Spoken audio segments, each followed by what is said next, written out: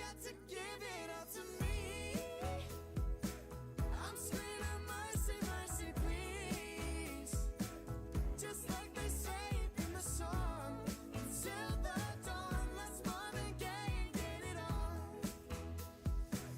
And when you leave me all alone, I'm like a stray without a home.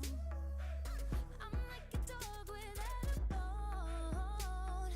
I just want you for my home. I got to have you, babe. Oh, there's love in your eyes that pulls me closer. It's so subtle, I'm in trouble, but I'd rather be in trouble with you. It's Marvin Gaye and get it on. Ooh, babe, I got that healing that you want, yeah. Like they say in the songs, on to the dawn, let's Marvin Gaye and get it on. Let's Marvin Gaye and get it on. You got that healing that I want. Just like they say in the song, until the dawn, it's Marvin Gaye and get it on, babe. You got to give it up to me. I'm screaming mercy, mercy, please. Just like they say in the song, until the dawn, let's Marvin Gaye and get it on. Just like they say in the song, until the dawn, let's Marvin Gaye and get it on. Ooh. Sitting on the top of the roof, the bridge is on mine. Steam engines roll by, the bridges fall down, and so do my dreams. Oh, you hear me calling your name. The bridge is your time, your engine rolls hot. If the bridges fall down, don't lose your head of steam. Young man, I'm counting on you. And whoa, young man, I'm counting on you.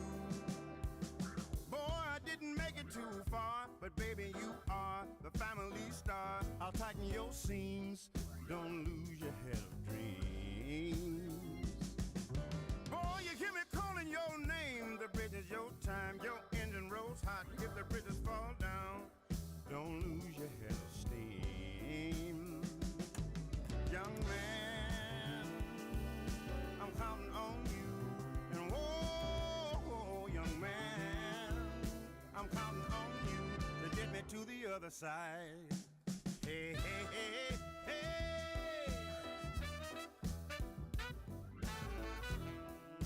Mhm. This foot pound pressure is new. Whatever you do is up to you. But do me this, don't lose your head of dreams. Young man, I'm counting on you. And whoa, young man, I'm counting on you.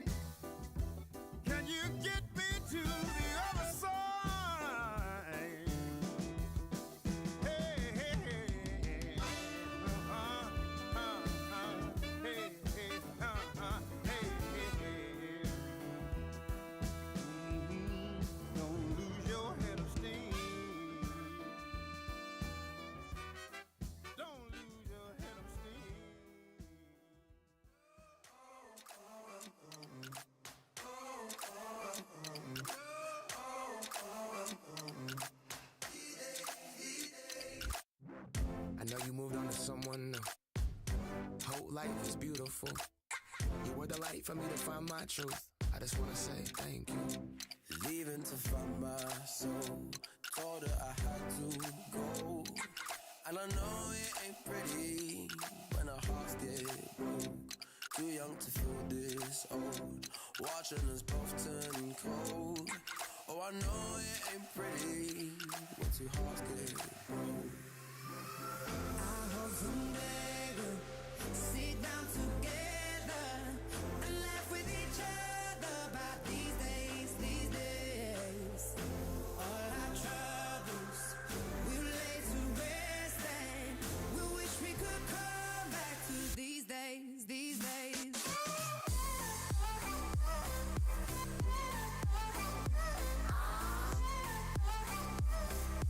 These days, these days.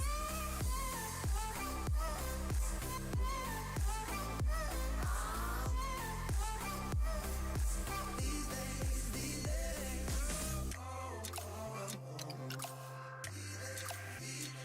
3 years of ups and downs, nothing to show for it now. And I know it ain't pretty when the fire burns out. Calling me when I'm drunk, remind me of what I've done. And I know it ain't pretty when you're trying to move on. I hope someday we'll sit down together and laugh with each other about these days, these days.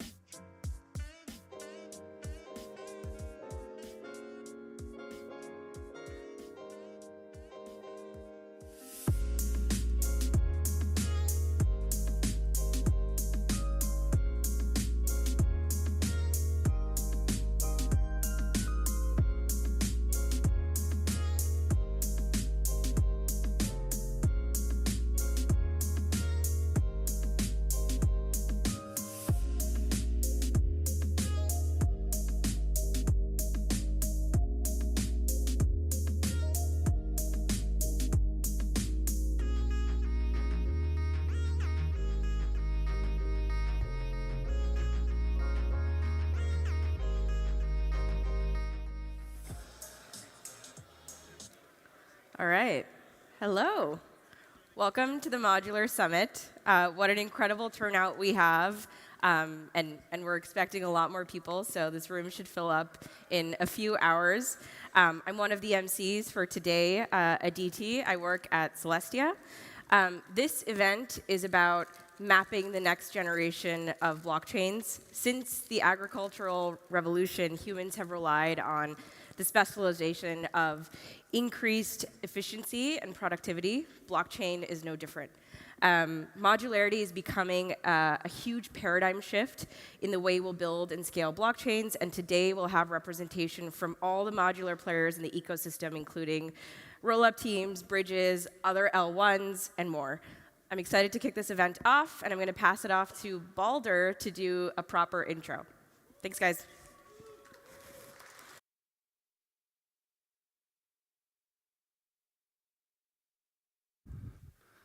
Little late, sorry. Yeah. So, hello everybody. Very, very warm welcome here in Amsterdam. I think everybody has so far has had a more than amazing week, right? I'm very surprised by the turnout this week during DevConnect and also the quality and the amount of people. Good lesson, we shouldn't start a crypto event at 9:30, right? That's clearly a little too early for a lot of people in the crypto scene. And also what's great is that I think Amsterdam weather is slowly sort of rug pulling the crypto scene, right? I mean, we've never had this weather, and now for a full week we've had 20 degrees and sunny skies. Normally it's like a lot of clouds and very bad weather here, so great to see. Come over more often. We're happy to host here. Very happy to kick off this amazing event. Celestia team and ourselves at Maven 11 have been working around the clock last 8 weeks to get you set up in this amazing location and start chatting about modular designs, modularity, optimistic execution environments, zero knowledge execution environments, like the DT said, bridges. And we, Celestia and Maven 11 team go quite a long way back. Matthijs and myself, I remember very vividly, we read Mustafa's paper at the time, called actually Lazy Ledger for the OGs in the room. And we were very excited about what he has obviously been doing at the time. So we go almost 4 years back. And I think I want to thank Mustafa for all the time and hours he spent with us in making us understand how this data availability and modularity should look over time. So without further ado, I would like to get Mustafa on stage, and I wish you a great day from the Maven 11 and Celestia side here today.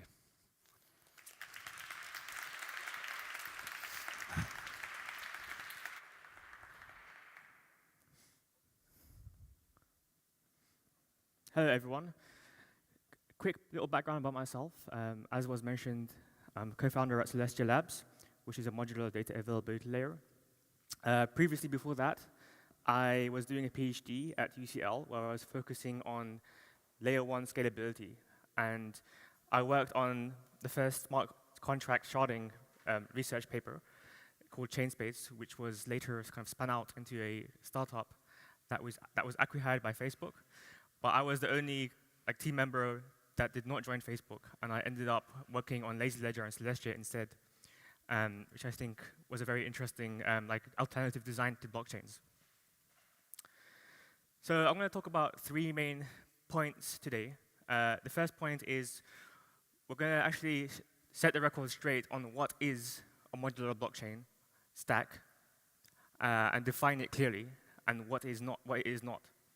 And then we're going to give some examples of configurations of blockchain stacks, and we're going to talk about the key benefits of modular blockchains. So when Bitcoin was first proposed in 2008, it proposed a model where it was a monolithic blockchain where effectively the full nodes and the validators, they do consensus on the chain, and they also execute the transactions on the chain. So they provide consensus and computation on the chain. And for the 10 years after Bitcoin, most blockchains followed the same model. So when Ethereum came around in 2013, it followed a very similar model to Bitcoin, except that it replaced the execution environment of Bitcoin with a general purpose smart contract environment known as the Ethereum virtual machine. But the actual architecture of the blockchain was similar architecturally, in that it was monolithic and full nodes did the same general tasks. But obviously the problem with this approach is that if a validator is effectively, and full nodes to verify the chain have to do effectively two things. The first thing is they have to check if the chain has consensus, and the second thing they have to actually process and execute every single transaction to check that all the transactions are valid. And that obviously doesn't scale, and is quite limiting, because obviously it doesn't scale if full nodes have to execute the entire state and transaction history of the network. But if you think about what is the most basic blockchain you can create, what is the most minimal layer 1, if you took Bitcoin or Ethereum and stripped it back to its core components, what would you get? And what is the core functions of a layer 1? If you remove the execution from a layer 1, what you would get is a blockchain where full nodes do two things. The first thing is consensus. They take transactions and they order them. And the second thing is that they ensure that the data of those transactions are actually available. And the reason why you want to ensure that the data of the transactions are available is because that's all you need to have to build an application on the blockchain to allow clients and users to know what's on the blockchain to compute the state of the application. And I wrote a paper about this in 2019 called Lazy Ledger, which was the former name of Celestia, where I proposed a paradigm for blockchains where the blockchain is only responsible for consensus and data availability, and all the execution happens off-chain, which I call client-side smart contracts, or client-side or off-chain execution. And that's basically the same model of how rollups work. So for the off-chain computation, you can use a rollup. ZK rollups were proposed in 2018, and optimistic rollups was proposed 3 months after I released the Lazy Ledger paper. And in a rollup paradigm, the rollup execution happens off-chain, but you're only using the layer 1 chain only for data availability and consensus, which is exactly what the Lazy Ledger kind of paradigm does. So in this kind of model, what you're effectively doing is separating consensus and execution. Whereas previous blockchains like Bitcoin and Ethereum, nodes did consensus and execution. In this new model, layer 1 nodes only do consensus and data availability, and the execution happens on a layer above the stack, off-chain, not on layer 1, either as a rollup or as a different kind of layer 2 solution. And this actually makes a lot of sense if you think about it.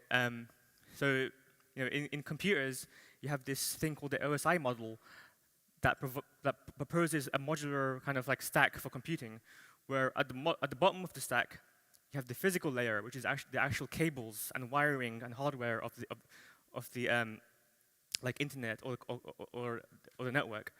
And then if you go all the way up the stack, you get to the application layer, like Facebook and Google. But in between, you have all of these different layers that can be swapped out. And I think blockchains are kind of shifting to this paradigm because it makes a lot more sense, and I'm going to talk about why. So let's talk a little bit about what are the actual layers in a modular blockchain stack once you decouple them from a monolithic blockchain. So the first layer is consensus. And the consensus layer is simply responsible for taking arbitrary data or arbitrary messages and then providing an ordering over those messages. So a developer would submit a bunch of messages to the network, and the blockchain or the consensus layer would tell you in which order those messages are serialized. And that's at a fundamental level, that's what consensus does. Then above that, you have data availability. And what data availability is trying to solve is once the kind of consensus node or the consensus layer has decided or determined what the ordering of those messages should be, they usually commit to that as a Merkle root or any kind of other commitment. But they also need to actually tell the network what the actual data in those messages are. And because if they don't actually publish the data that they agreed on, then users and applications would not be able to kind of know what the state of their application is, because they don't know what the transactions are in the application. And they wouldn't be able to generate things like fraud proofs in the case of optimistic rollup, for example. So with data availability, there's some cool techniques you can do, such as data availability sampling, which lets you verify that the entire data is available by only downloading a very small percentage of the data. Then the third layer is the execution layer. And the execution layer takes the messages that have been agreed on, ordered in the blockchain, and have been made available, and then does some computation or processing on those messages. So in this example, on the board, you can see you take a bunch of transactions in, and those transactions might be payments. And then once you actually compute those payments, you can know what people's balances are.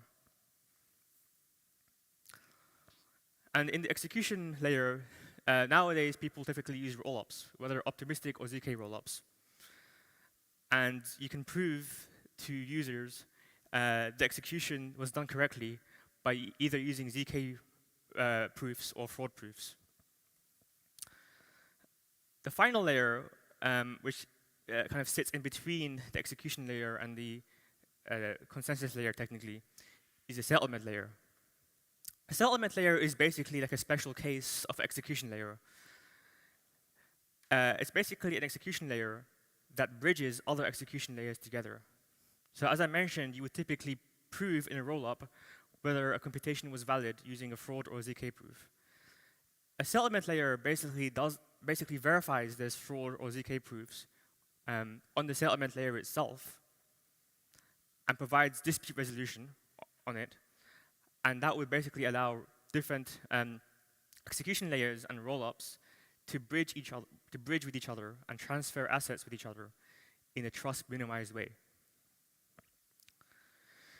Now, having listed all of the kind of main components of a modular blockchain stack, like how do we define what a modular blockchain is?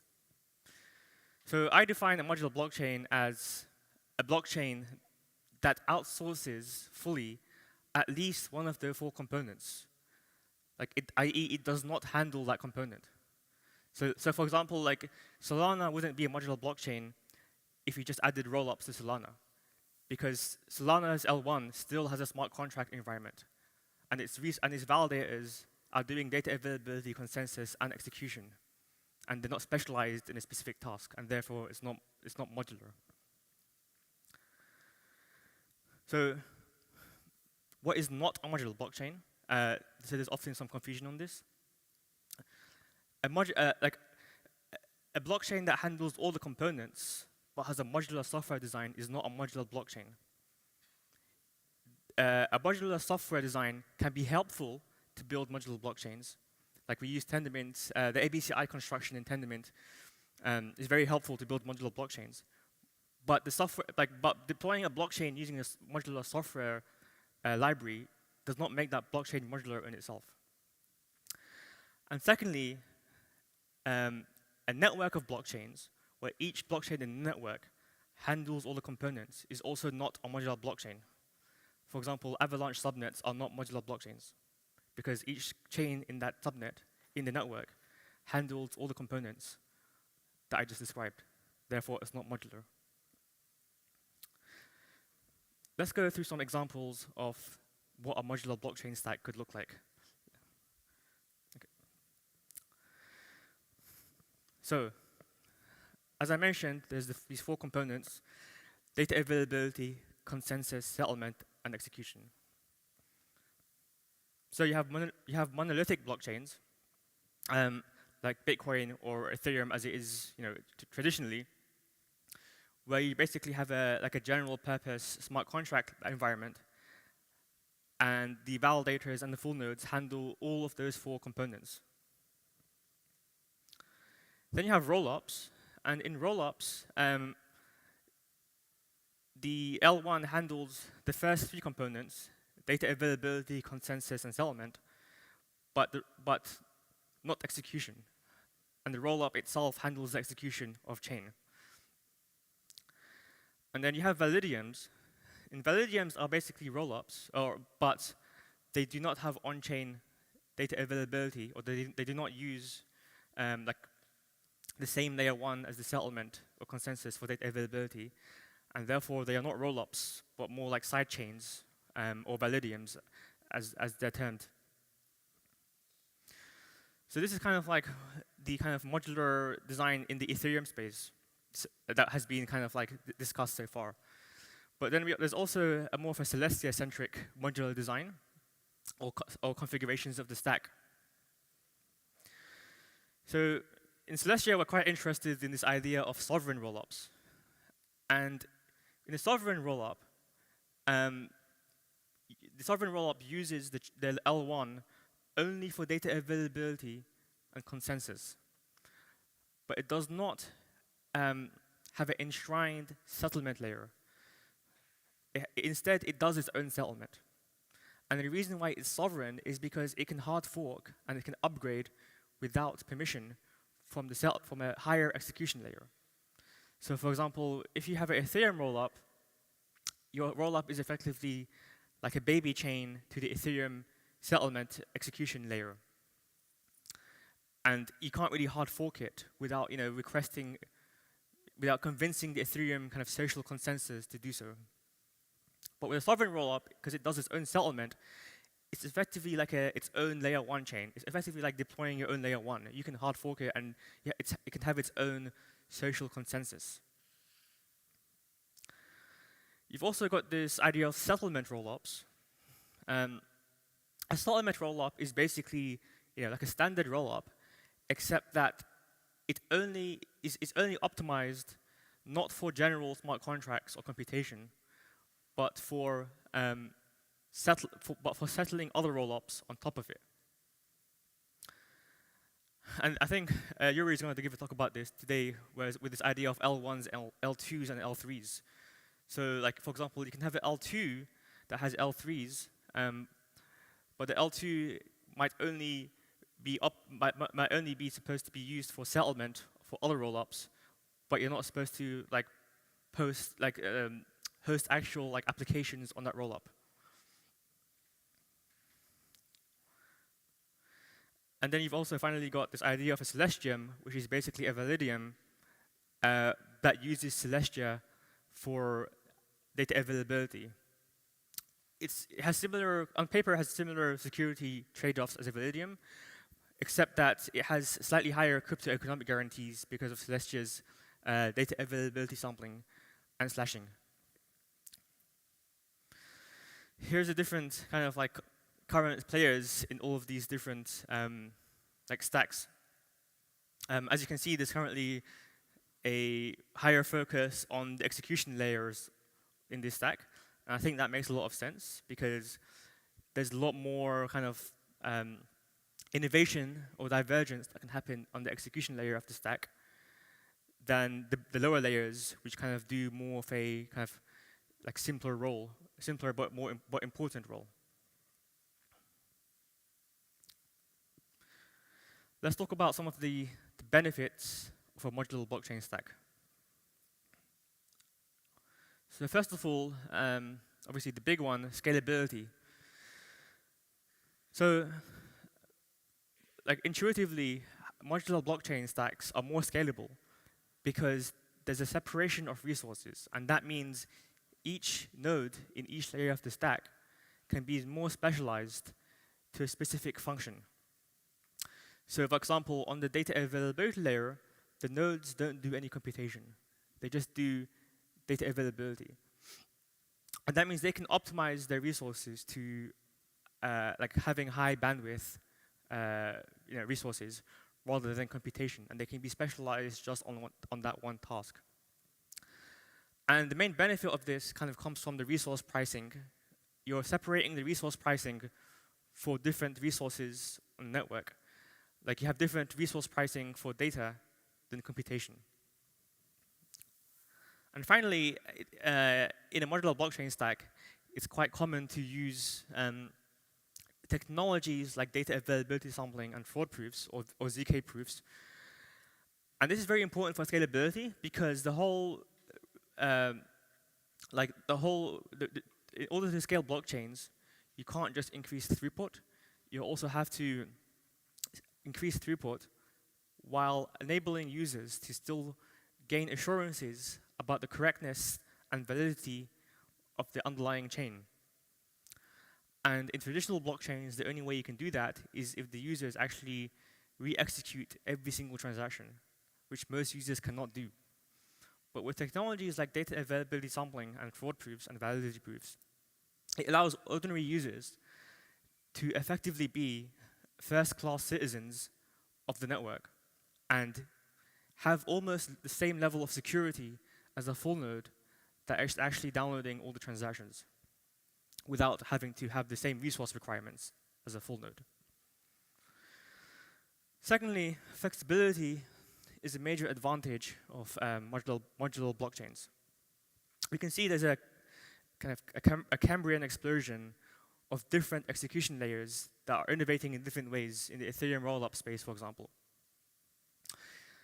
And these different execution layers have different advantages. For example, Fuel's execution layer is parallelizable, for example. And this is very important because if you think about the history of the web, before the cloud or virtual machines were popular, people used to just use shared web hosting providers, like DreamHost or GeoCities. And that really limited the innovation of the web because you were limited to whatever execution environment or programming languages that host provider had on their server. But nowadays, no one uses that. Nowadays, people just deploy virtual machines on Amazon EC2. And they effectively have their own operating system, and they can install whatever they like on it and experiment with all kinds of different programming languages and technologies.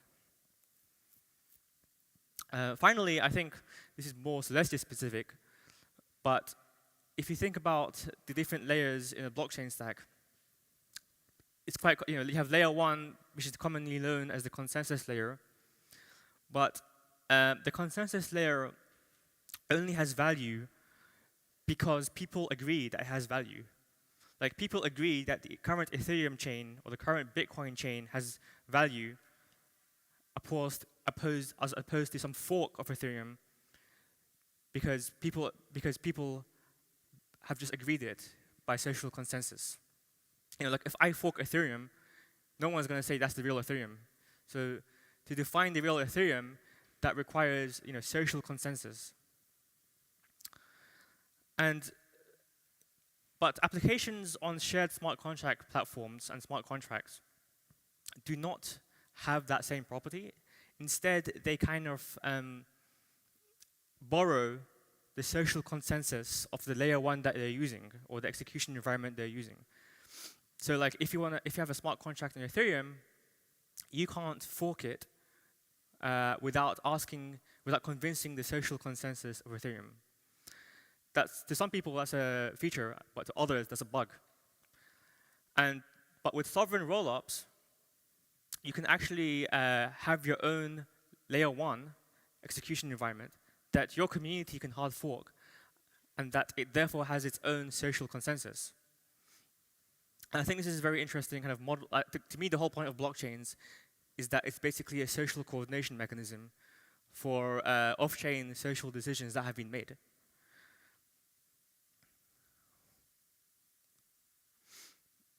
I think there's kind of 3 main values, from my perspective, of a modular blockchain stack. or blockchain, or the idea of blockchain modularism in general. Firstly, users are first-class citizens of the network, thanks to technologies like data availability sampling and ZK proofs and fraud proofs. Those technologies allow users to have the same level of security as a full node, or similar level of security as a full node, without needing the same resource requirements and hardware as a full node. And so you're allowing end users to actually be first-class participants of the network. Secondly, I think a second important value is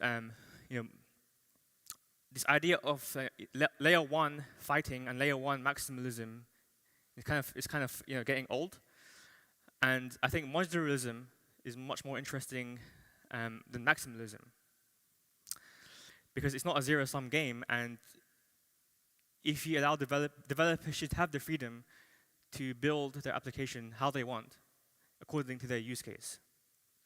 And the more, the more players there are in this modular blockchain ecosystem, the more value there is to be created.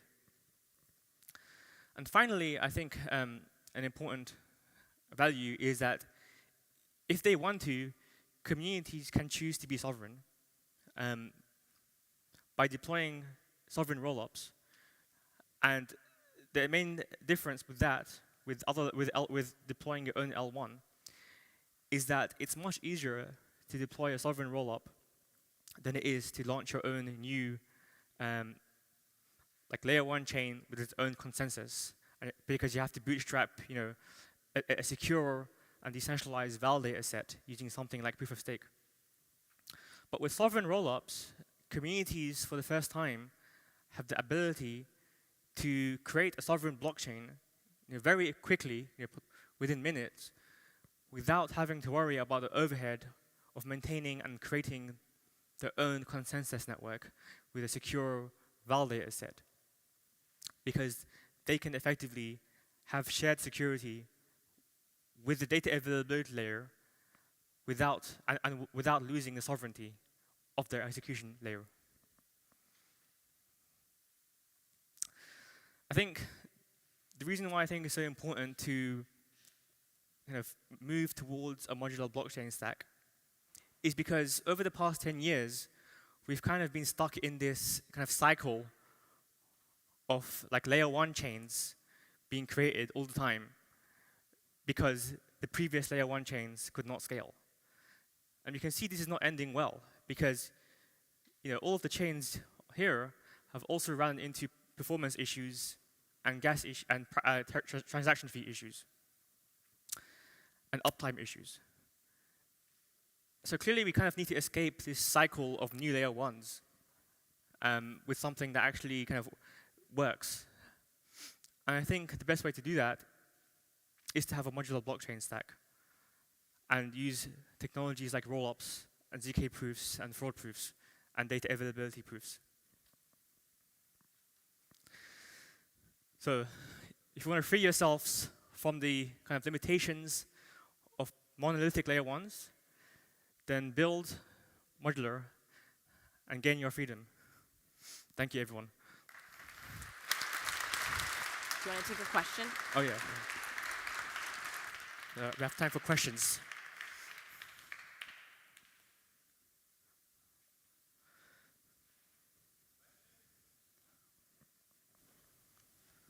Oh, cool. Okay. All right.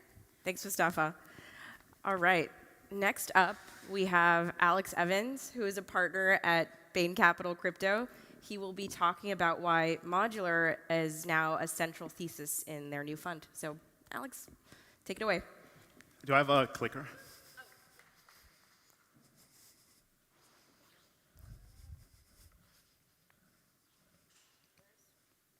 Oh, I think Mustafa took it with it. Thank you.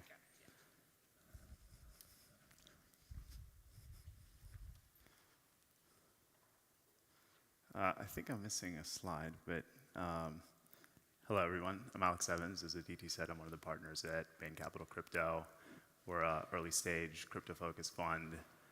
We spend a lot of our time on research, protocol design, engineering. We have a particular obsession with modular architectures and blockchain designs, and I guess in this presentation I want to share maybe some of that excitement with you. In particular, I want to talk about some of the scalability properties that Mustafa sort of alluded to carefully in terms of what types of scalability modular blockchains enable and what types of scalability they don't.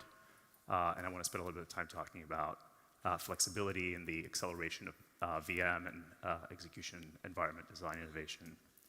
Where I want to start is not by defining monolithic versus modular blockchains. I think Mustafa did a great job doing that. But just to point out that the concepts of monolithic versus modular exist along a spectrum, and that most blockchain designs are positioned somewhere along that spectrum. Most smart contract platforms, as we understand them today, are becoming, or at least adopting, some of the ideas of the modular paradigm over time. So in some ways, you could see them becoming more modular.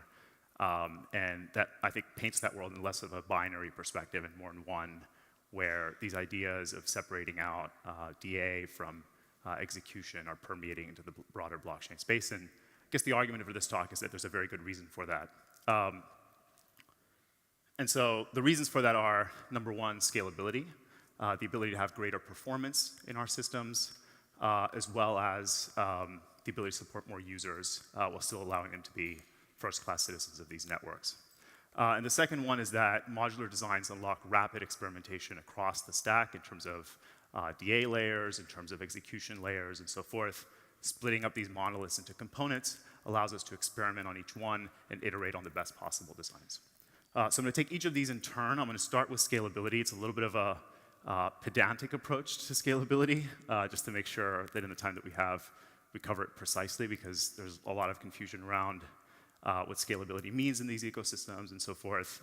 Just with a very simple, rough definition of scalability, we want to increase the capacity of our systems to handle more transactions cheaper, but we want to do so in a way where users are still able to catch up to the tip of the chain, are able to validate the transactions that have happened thus far, are able to reconstruct the state or request the state with very minimal trust assumptions, such that they're able to author their own transactions, validate the transactions of others, and importantly, do so without trusting anybody else in the system. That includes miners, it includes other nodes.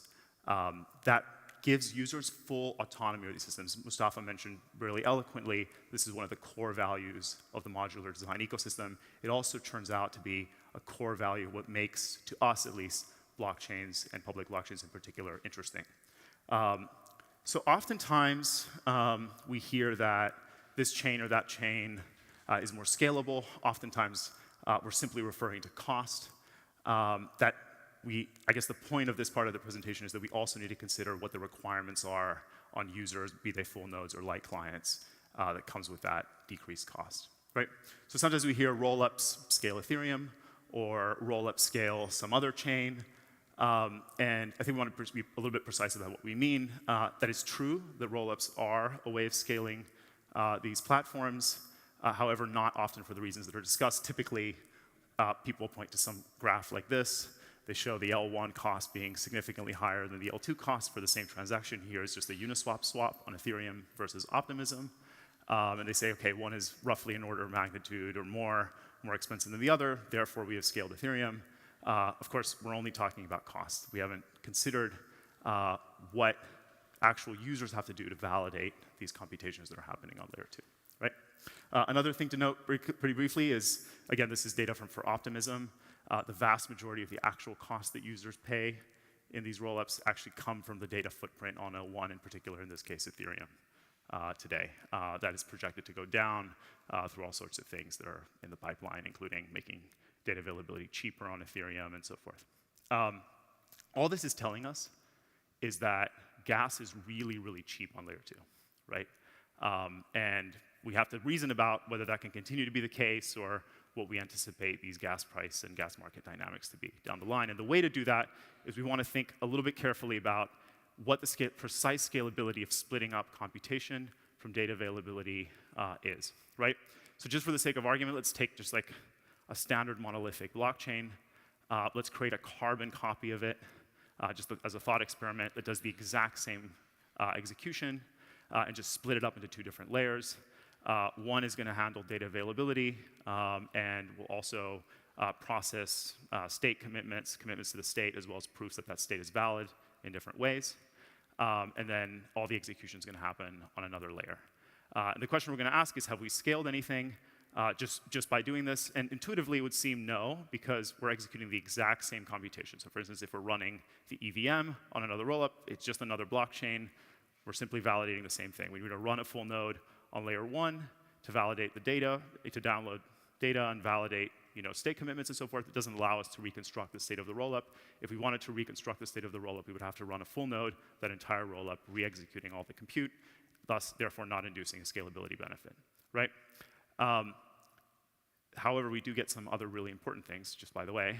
We do get cheap, trust-minimized light clients, right? We can just run our full node on layer 1, and if we just trust one of n nodes on layer 2, they can provide us that state. We can verify that it is indeed the correct state. It can allow us to do fast syncs. It can allow us to do trust-minimized bridges between rollups, and lowers the hardware requirements for users to participate in these systems meaningfully. But in terms of running a full node, so far we haven't achieved any scalability. The scalability comes from two factors that are a little bit more subtle than just the pure cost of looking at layer 2. The first of these is horizontal scale, and the second one has to do with resource pricing, right? So let's take these in turn. This is indisputably a more scalable system than a monolith, for the simple reason that it's essentially a form of sharding, right? So if I want to run if I want to validate ZK sync, I don't need to also validate a bunch of execution on optimism, right? So nodes are splitting the work between them.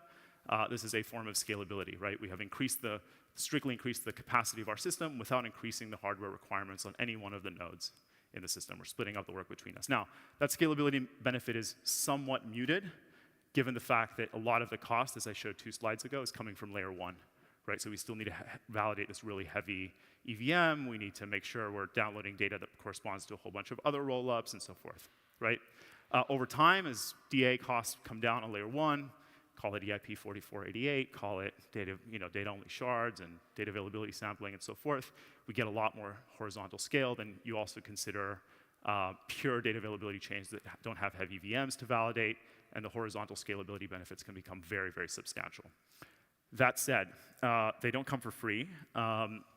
They often come at the expense, not always, of composability. What we mean by composability, just the fact that applications are co-located and can be atomically composed with each other. It's a really magical property of public blockchains, wherein as a developer, I can take different components from different underlying pieces of software and stitch them together into an end-user experience, such that the end user sees these applications almost as if they're functioning as a unit, as one, right? This is really magical. It's kind of what's enabled a lot of the innovation in DeFi and other areas of Web3 that we find very exciting. We don't take it lightly to compromise, I suppose, on this property. It's, as we understand it at least, one of the unique properties of building applications on public blockchains, right? On the other hand, we have a lot of benefits to splitting up execution and having multiple different rollups handle different tasks, right? Including this horizontal scalability, as well as sovereignty and flexibility in terms of being able to customize your execution environment to your end goal, right? So we have a pure classical trade-off as application developers inside of the modular world between composability and horizontal scale on the other side. And I guess the question is going to be, how do we navigate trade-offs like this? One is to take the Twitterverse approach, which is to take really extreme positions and say, hey, we want all applications to be on the same chain and not compromise on any composability ever. Of course, that will mean that our chain is going to be either really expensive to use or really centralized. And then the other approach is that every single application you could imagine should have its own layer 1 blockchain, right, or sovereign rollup, right? Empirically, we know that neither of these extremes are truly tenable, and that the reality is somewhere in the middle, and in fact, the optimal point is somewhere in the middle. And the question is going to be, how do we find that optimal point? Incidentally, by the way, monoliths can also do sharding, except that you need to pre-specify what each shard does a priori. The modular approach to navigating dilemmas like this and trade-offs like this is to let application developers, is to let users decide with their money, with their time, what trade-offs work for what applications. So you can imagine a game developer may want a very streamlined, self-contained experience, and they're very happy building a sovereign rollup or a layer 1 chain specifically tailored to the experience that they want their end users to have. Maybe a DeFi yield aggregator is going to want to co-locate with a whole bunch of DeFi apps. Might be a little bit more expensive as a consequence, but the composability they get out of that greatly outweighs any slightly increased cost to users, right? The modular approach is to run a whole bunch of these experiments in parallel, and for each application, iterate towards a more optimal design. When we find those designs, we can continue to iterate on them and continue to explore and run experiments and get better over time as an ecosystem. Okay, so this second scalability property of modular blockchain designs comes without that many trade-offs. It is essentially a pure increase in capacity that comes from more efficient resource pricing. So recognize that monolithic blockchains price resources as a bundle. So you get some gas. You can then redeem that gas for certain bytes of data availability. You may also redeem it for certain opcode executions, right? Those resources have a fixed price relative to each other. What does that mean? It means if demand for one goes up, even if supply and demand for the other does not go up, the price of it will go up, which strictly decreases the capacity of these systems, right? On the other side, on the modular paradigm, where you split up data and execution, if demand, for instance, for running certain operations inside of, I don't know, ZK Sync goes up, data availability for optimism does not go up, which is a reasonable thing to say because those things are completely orthogonal resources. So we strictly get more capacity in our systems through more efficient resource pricing without increasing node requirements in so doing. In fact, this property is the more congested the system, the more powerful this property is. It's another way to think about it is we have a constrained optimization problem to allocate resources in such a way to maximize the scalability of our systems. We simply remove a constraint from that optimization problem, right? With the constraint that the prices are fixed. Removing constraints from optimization problems very often, especially when constraints are hard and met. For instance, in a case where there's a lot of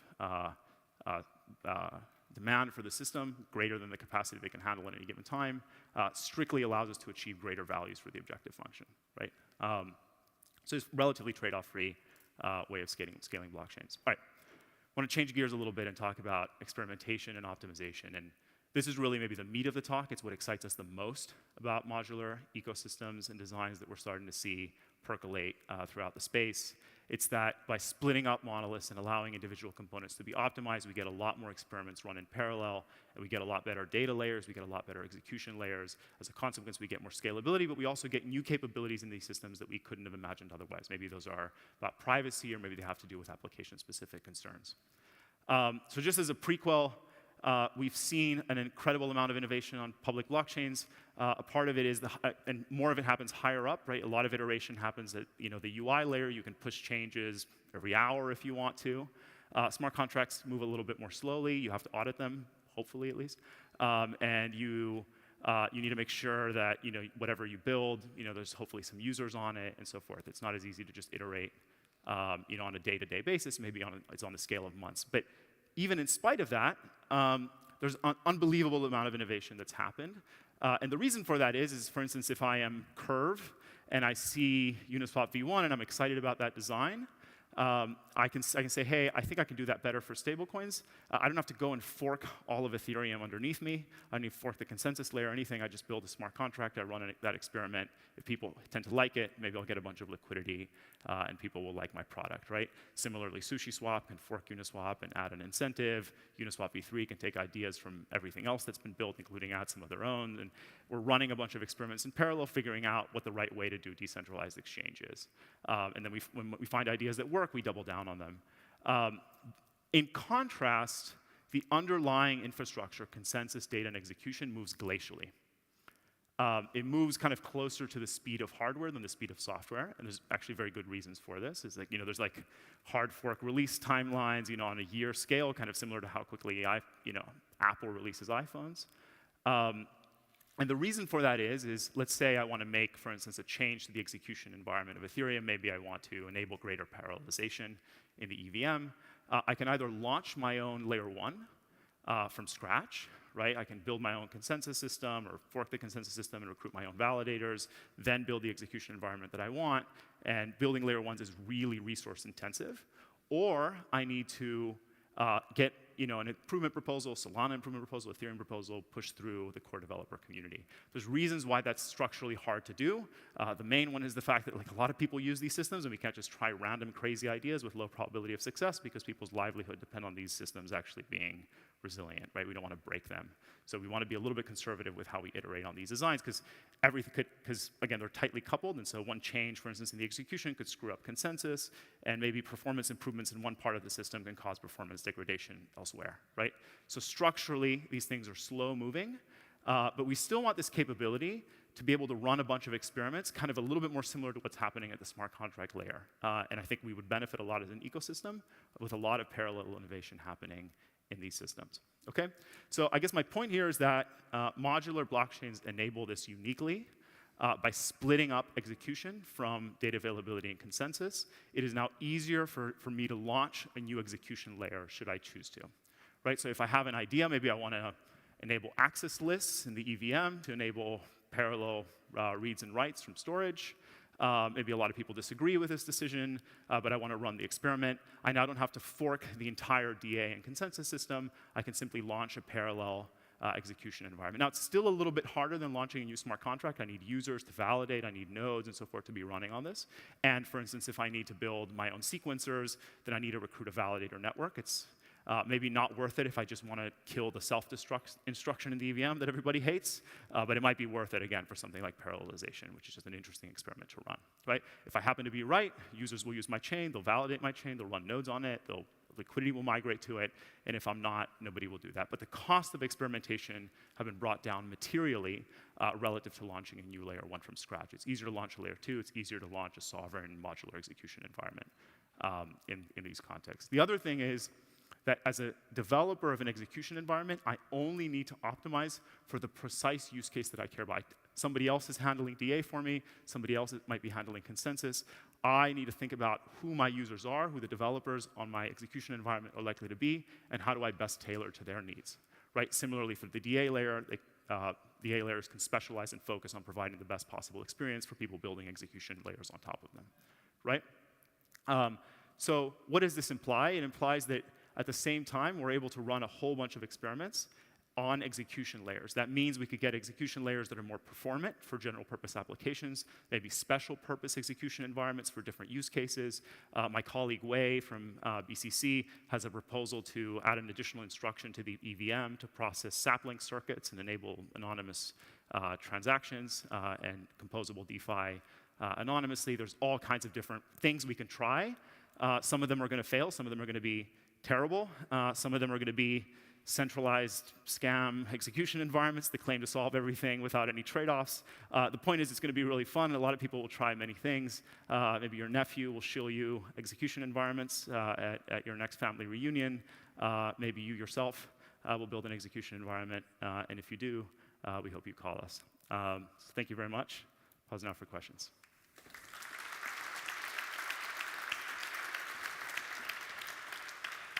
Do they need to get your mic, or? Yeah, there we go.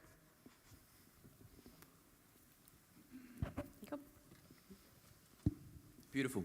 On the note of orthogonal resource pricing, if you have an L1 that supports, on the central planning when it comes to essentially creating efficient markets to maximize resource allocation for L2s, is it the case that you can get quite a lot of benefits when you have multidimensional EIP 1559, or you reduce central planning and you say like have individual opcode operations to be free floating? Or is that only a half-hearted solution and you really need to have complete orthogonal separation of orthogonality on the different layers versus to allow a free market for the usage of layer 1 resources by layer 2s? I think both of those achieve a similar thing, right? So like if you are able to price resources separately in every instance, and you have fixed absolute prices that are given by supply and demand for scarce resources, then you've accomplished this goal. It's just a simply much easier goal to accomplish in a modular architecture because in a monolithic architecture, there's other concerns to doing that, right? And even EIP 1559 is not trade-off free, right? And I'm not saying it's trade-off free in the modular world either. It's just it's a different way of exploring what those trade-offs might be by just running a bunch of experiments in parallel, right? It's a great question. And then quick follow-up, in terms of the trade-off between having dApp chains or very specific L1s for applications with limited composability, and then the other sense of having an extreme gas limit universal L1, for instance, that everything is operating on with limitless composability or far fewer constraints there, do you foresee there would be multiple optimal points rather than, say, a single optima? And then as time evolves and these interact, would you imagine it would converge to, say, a bifurcation or a single optimum point? Or do you imagine, say, there would be benefit for extremely low gas limit L1s to live alongside, say, for instance, very secure bridging in a dApp chain environment? Right. I think we're likely to see that. I mean, there's going to be different optimal points for different applications, right, by definition. Some will choose to co-locate. Some will choose, for instance, to break off. And then, for instance, they could break off and then start to build other applications on the same chain because there happens to be a lot of liquidity there. And then these optimal points are not fixed in time, like are not fixed across time. Right, there might be something that works now, and then there's a whole bunch of users tomorrow, and there's an optimal point in the future. It's just the experiments are running in parallel. We're already starting to see this, right? There's different rollups that are exploring different trade-offs. There's different L1s with different trade-offs. There's application-specific L1s. This is the world that we live in, right? And we're starting to see increasingly like what types of applications might work in one environment versus another. We haven't fully explored that space yet. That is for all of us here to do. Awesome. Great. Thanks. Any other questions? Oh, there we go. All right. These are pretty evenly distributed across the room. I know, right? Just to make you exercise. Here you go. Hey, you've spoken a lot about the technical benefits of a modular blockchain architecture, but if I were to build my own L1, one of the things that I want to do is hold value in my token, and for something that's going to provide me this data availability layer to replace the need for my consensus has to be paid for. Do you see that as being something where we're going to have a lot of different tokens, something like Terra, where you get fees paid in all the manner of tokens that are being used on the network? Or is that something you see more in the kind of Ethereum space where you're paying an ETH to write back to the chain? There's a couple questions in there just to make sure I understand it, right? So one is application developers or roll-up developers wanting to have their own asset, right? If there turns out to be some use for that asset, then presumably it has a reason to exist. Maybe it does sequencing or so forth that you care about. Maybe there's some property to sequencing that you care about. If not, then might not have a reason to exist. And so these are the debates we have on Ethereum all the time, right, with different applications anyway. And then in terms of, for regular users, I expect, so for instance, if there's a rollup that has its own sequencer where you pay in that native asset, then you just outsource it to the validators, right, to go pay Celestia or Ethereum or any one of these data availability solutions, right? So, or some of these operators have users paying whatever token they want, right? There's different trade-offs that have to do with UX, I suppose. My personal bias, obviously different people will have different ones, is just like to abstract some of the complexity away from users as they're transacting. If you're having to think about 50 tokens and the relative prices of each other, it's just not a fantastic experience. Does that answer your question? Yeah, it does. Thank you. I think for us, yeah, as you say, abstracting away the complexity, okay, you use our L1 token, but it's not an L1, it's actually provided by the data availability layer, and then we handle the costs and the gassing on the underlying consensus layer through the validators. Right. That makes sense, yeah. I didn't get that you could do that on the validator layer because obviously they're a bit more smart than I initially thought, so thank you. Yeah. Any other questions? I think you're done. Thank you. Thanks, Alex, yeah.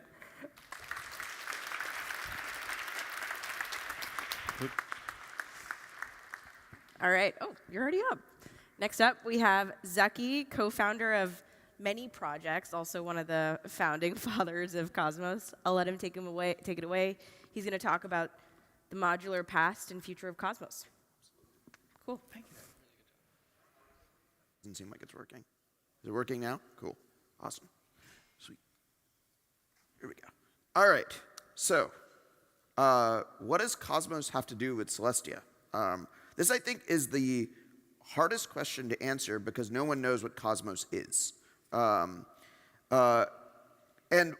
Cosmos is, my best way of describing Cosmos is the emergent properties of, are we going to die? Are we going to die imminently? Cool. Cosmos is sort of this emergent bottom-up effort, or like emergent bottom-up system that like emerged out of like a bunch of work on building blockchains in this modular way that started in 2014. And so, you know, I kind of am frequently the like face of explaining the system architecture to the world, but like credit to Jay for like basically foreseeing like a lot of the problems that like Mustafa and Alex just talked about, which was we want to run a lot of experiments. We want infrastructure to enable running a lot of these experiments. Back in the early days, we were extremely capital constrained. You know, how do you like? You could kind of understand the scope of the problem of how do you build like a global financial system, but like, you know, it was just like a bunch of people who were like, you know, it was like small groups of people who were coding. We had very little money. We had very little resources and to build all this stuff. How could you actually achieve the system? Another sort of anecdote just about like how this is all destiny. It was all destined. It was all foretold. The original idea that Jay and Ethan came to me with, which was their idea for a public blockchain, was called Supertanker. And Supertanker was basically the idea of have like one Tendermint chain where you write the block headers from other Tendermint chains to, and then you would do fraud proofs if those Tendermint chains, if those validator sets for those other Tendermint chains like produce an invalid state transition. So doesn't this sound like awfully familiar? But so my objection back then, this is 2016. My objection to the Supertanker design was we don't have a solution to data availability that scales. Like Tendermint blocks can only be so big. We can't write like the transactions for hundreds or thousands of blocks to the Tendermint blockchain. Like we should do something else. And so I kind of like was very much pushing a bunch of other ideas about how you would get sovereign interoperability that I found in like Mark Miller's work from the 90s. And that's how we sort of got to the architecture that we sort of launched in 2021. We had no idea that it would take that long, but you know, like there were many hijinks and adventures along the way. So Cosmos though has been this like, so like Mustafa mentioned ABCI. ABCI is sort of Cosmos's modularity. I'll get to a little bit of the origin story of that later. But largely, I would say the modularity that we built into the system has had a number of big success stories. So there are a number of chains that have used Tendermint to augment Geth, going back all the way back to 2016, maybe 2015, where like Kobe shows up in the Tendermint Slack and is like, I have Geth running on top of Tendermint. Let's call it Ethermint. And then like, you know, all of this code was open source. A lot of people ran with it. And you get things like Polygon and Binance, which are sort of elaborations on this original idea of augmenting Geth with Tendermint. You know, the sort of team, the Tendermint team, like focused on the Cosmos SDK, and we've had a bunch of big blockchains now that like have billions of dollars of value that use the Cosmos SDK chain, the sort of raw Cosmos SDK, and interoperate with the whole Cosmos SDK ecosystem of wallets and block explorers and all these pieces. And you get this like shared component architecture around the Cosmos SDK with strong network effects. So like Terra, Luna, Osmosis, Atom, that all works. Then we also have this like explosion of smart contract VMs that have emerged in sort of this ecosystem. So like you have Agoric, Evmos, Cosmwasm, and probably there's going to be more. It's very exciting. And then you have people who have built like entire alternate application frameworks like Oasis and Penumbra and Anoma and Nomic. So this to me is like, hey, like this is the shining example of like sort of the social and like adoption benefits and how sort of making these choices to build Tendermint through this ABCI interface as consensus separated from application has like yielded like enormous benefits to our entire industry. And so this is sort of, to me, like why modularism has been good, why I am really happy with like how we went about building Tendermint and Cosmos, because I think all of these things have been massive wins. So our sort of layers of modularity are ABCI and ABCI++, application blockchain interface. So when you build on top of Tendermint, you get this like list that's probably about a page of APIs that you have to provide in your application. And it's like sort of obvious things. It's like, okay, like begin a block. So like what should the application do when a block is when a block comes in? Deliver all the TXs, so execute all the transactions, end the block, commit the block. These are like the sort of standard APIs. It's pretty simple. They're like, if you like look under the hood of many other blockchain stacks, you see like the same design patterns where like basically the same application consensus interface. But what was unique about the Tendermint approach was that we took this approach of sort of standardizing that API. It hasn't changed that much since like 2015, 2016, though ABCI++ is a new thing that's coming out of the Tendermint team to sort of enable all of the things that we didn't foresee. And like, you know, hats off to Dave Oja for like sort of like really extending the API in a general way. But this has like enabled things like Optimint and Celestia to use like ABCI in this really powerful way. But like all of those people on all of those chains on the previous slide are all ABCI users. The Cosmos SDK has like also this modular interface where you can extend it with various modules. This has allowed like very diverse use cases like Thorchain, Axelar, like all of these things like really have like very different systems interfacing throughout this modular architecture. We also built IBC, the sort of built-in bridging protocol to the Cosmos and Tendermint ecosystem in a modular way where you could actually pull out, where you can actually extend the client interface, so like the transport layer, like how do you authenticate like a message coming from which blockchain. So we actually could have multiple security models. And then we've always had like support for many different signing algorithms and many different sort of cryptographic primitives inside of the Cosmos SDK.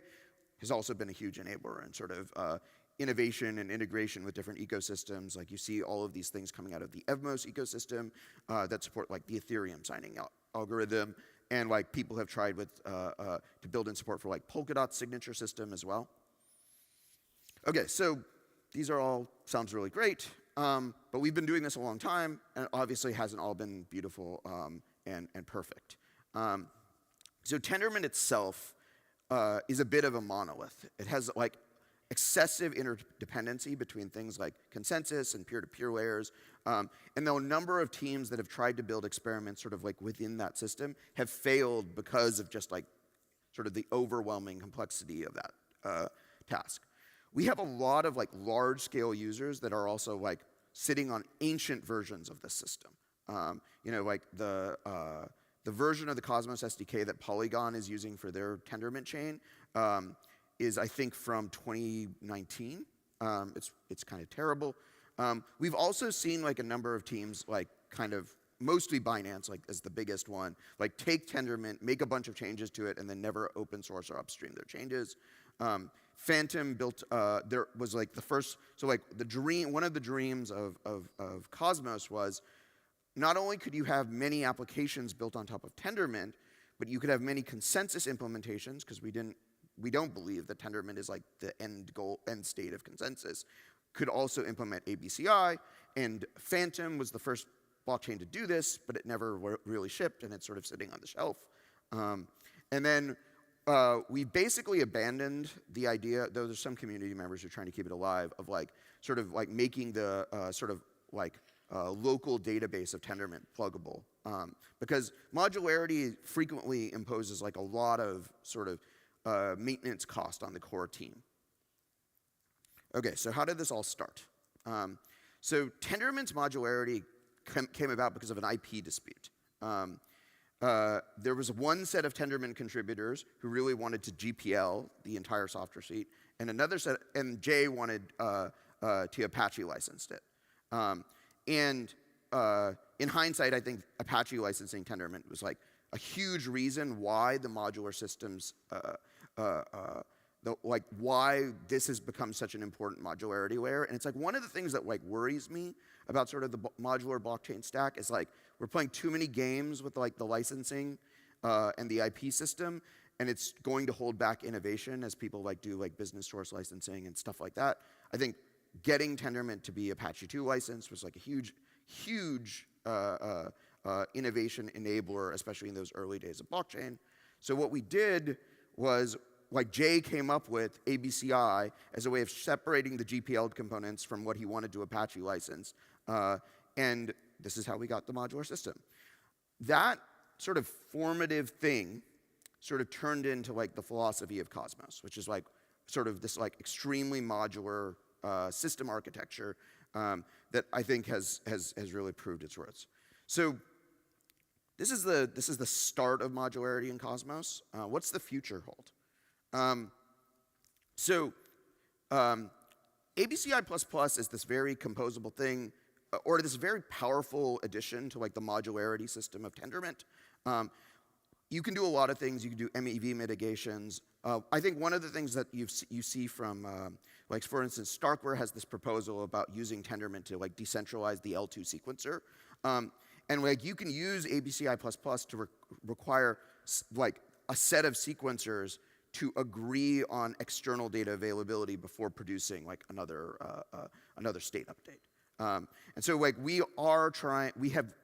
sort of somewhat intuitively, somewhat informed by all of these emerging requirements as like sort of the modular stack evolves, and we want to meet the needs of the modular sort of builders of modular blockchains. We are like building these functionalities sort of into core Tendermint to like sort of enable people to do this without forking Tendermint. One of the other questions that we've been thinking a lot about, and there's been a lot of conversations, is can we extend IBC itself to be sort of fit within the rollup paradigm? IBC is this it's currently like somewhat trustless in the sense of, hey, like we have this thing where the packets are authenticated by the validator set of the sending chain. So like if you already trust those validators, which you needed to because you were using that blockchain, there's no additional trust assumptions. But we could build, and we've sort of always wondered about like approaches to building like actual state machine verification. So you actually could move away from trusting the majority of like a minority of those validators to just being able to say, hey, like the bridge itself authenticates or has fraud proofs. And all of this stuff actually composes very nicely into like sort of the overall design of IBC. And I'm very hopeful that like one of the things that emerges out of the Celestia work is sort of like an IBC ecosystem that does sort of trustless settlement or like state machine verifiable settlement, but across like in the sort of like multipolar IBC world rather than in this like sort of like hierarchical like settlement layer up world. We've been, going back to the supertanker story, we've been thinking about fraud proofs for the Cosmos SDK. Also, like, if you go back to the historical split between Polkadot and Cosmos, it was like, we wanted to do like interoperable multi-chain blockchains, and Gavin and Rob were like, yeah, we want to do all that too, but we want fraud proofs, though they didn't end up actually doing fraud proofs. But I think we have like a relatively good architecture for like adding fraud-proof support to the Cosmos SDK, and that'll allow it to sort of start like you to build applications in the Cosmos SDK. So, open questions. We still really haven't, like I've been like working in the zero-knowledge proof ecosystem for many, many years, but we still haven't been able to figure out exactly where zero-knowledge proofs like fit in the Cosmos ecosystem. And I still think that's like an open question. It continues to be like a sort of a constant area of discussion. I like talked to the MENA team about using Tendermint for data availability. We talked to the StarkWare people about using Tendermint for sequencer decentralization. It seems like there's some piece that like Tendermint is supposed to plug into like the zero knowledge ecosystem, but we still haven't actually figured that out yet. So a little bit of predictions about the future. Modular and monolithic blockchains are going to coexist for a very long time. There are still, like, there is a kind of purity to being able to like reimagine your entire system from the ground up. And there are things that I don't know how to build in the modular paradigm that I still think are useful in the blockchain space. But modular systems will outperform on decentralization. I think like one of the coolest things about Cosmos is the sheer number of teams that contribute at every layer of the stack. And it is going, what you will see, what I expect to see with Celestia, is now you will start seeing teams that are building settlement layers and Rollup SDKs and like zero-knowledge proof, execution environments that are all built on top of Celestia, but they're also going to contribute to like the core data availability layer. They're also going to find bugs. They're going to improve the because like as you build these modular architectures, it's very friendly to sort of modular organizational structure because you can have different organizations like own different parts of the stack. They kind of can like, and like you also have incentives because you're building at one layer to like fix problems or improve performance at other layers of the systems. Finally, like I have a project called Sommelier, and Sommelier is to me like the best example of a thing that doesn't work in the modular environment. Like it is a blockchain that is sort of coordinating DeFi strategy execution on other blockchains. And really the only way to do this is like if you own consensus up in like sort of your core application stack. And so this would be my like counter argument to like the modular blockchain thesis is going to rule them all. There's still going to be a place for monoliths. I certainly have a lot of experience building them, and that will be that. Yeah, and the other thing is I think stuff like sort of like the direction that like many of Mustafa's co-founders on Chainspace have kind of gone down with like Mistin and Sui is another great example of like how you are building like highly like very interesting monolithic systems are still to be built. So thank you very much. Questions? Do you want to do questions? Take some questions, yeah. Any questions?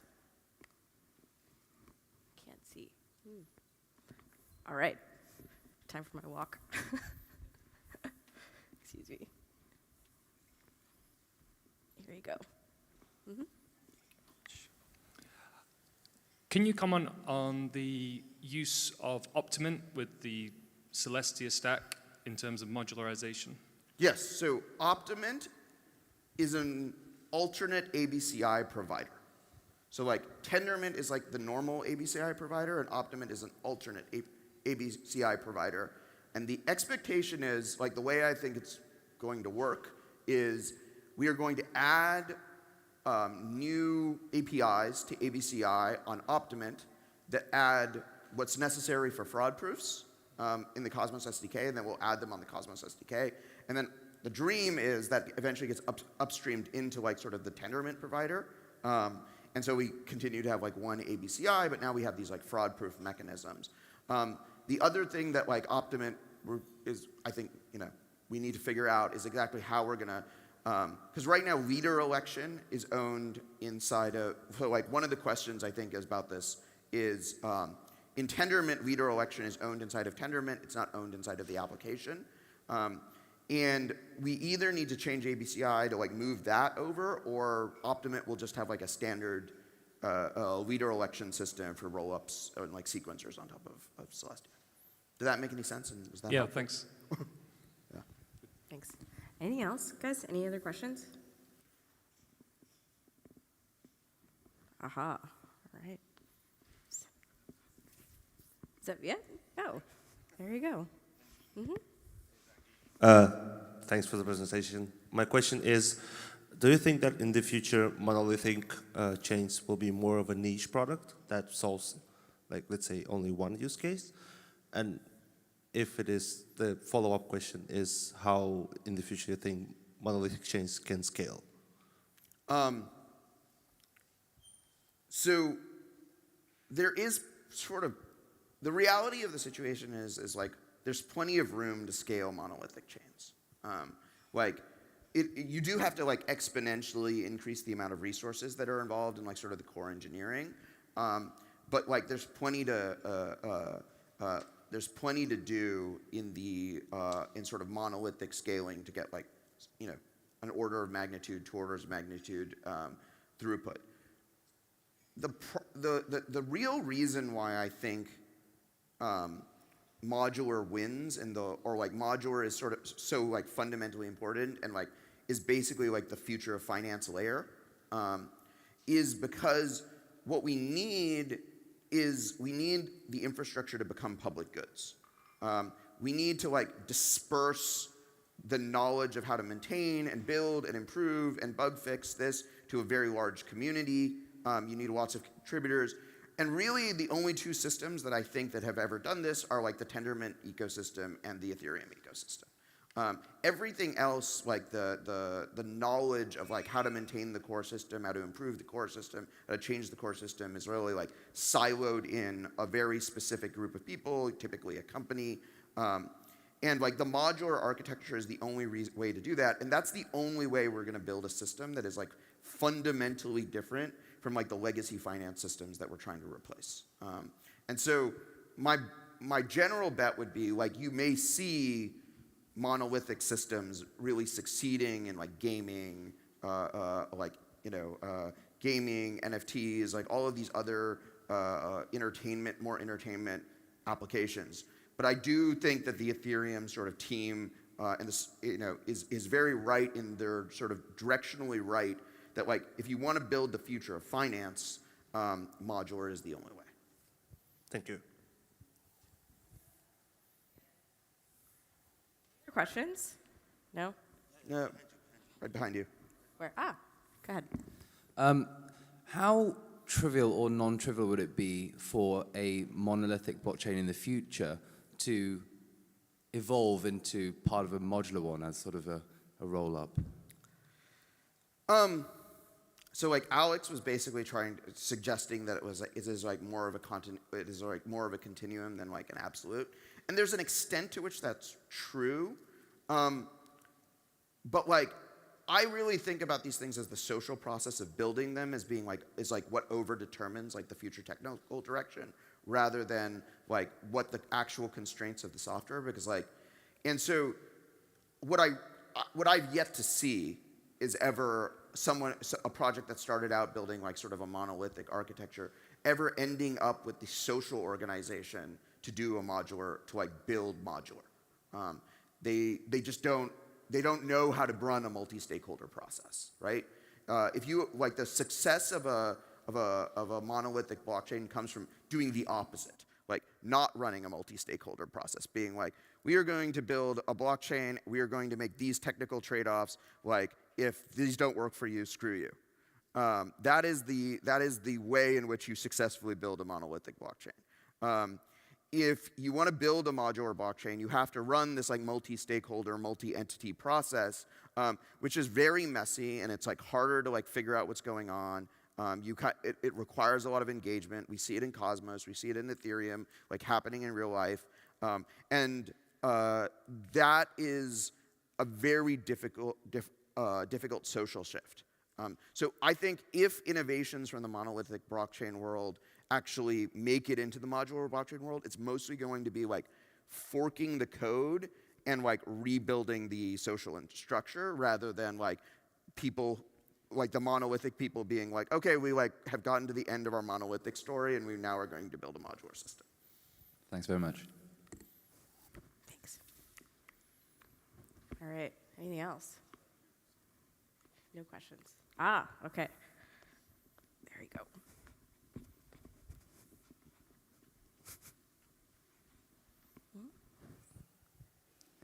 That was really interesting talk. I wanted to ask you, you mentioned that there are some features or functionality in monolithic blockchains that you think would be, or you don't know how you would build in a modular blockchain. So I was interested in like what are the most challenging things to build in a modular system that currently exist in a monolithic?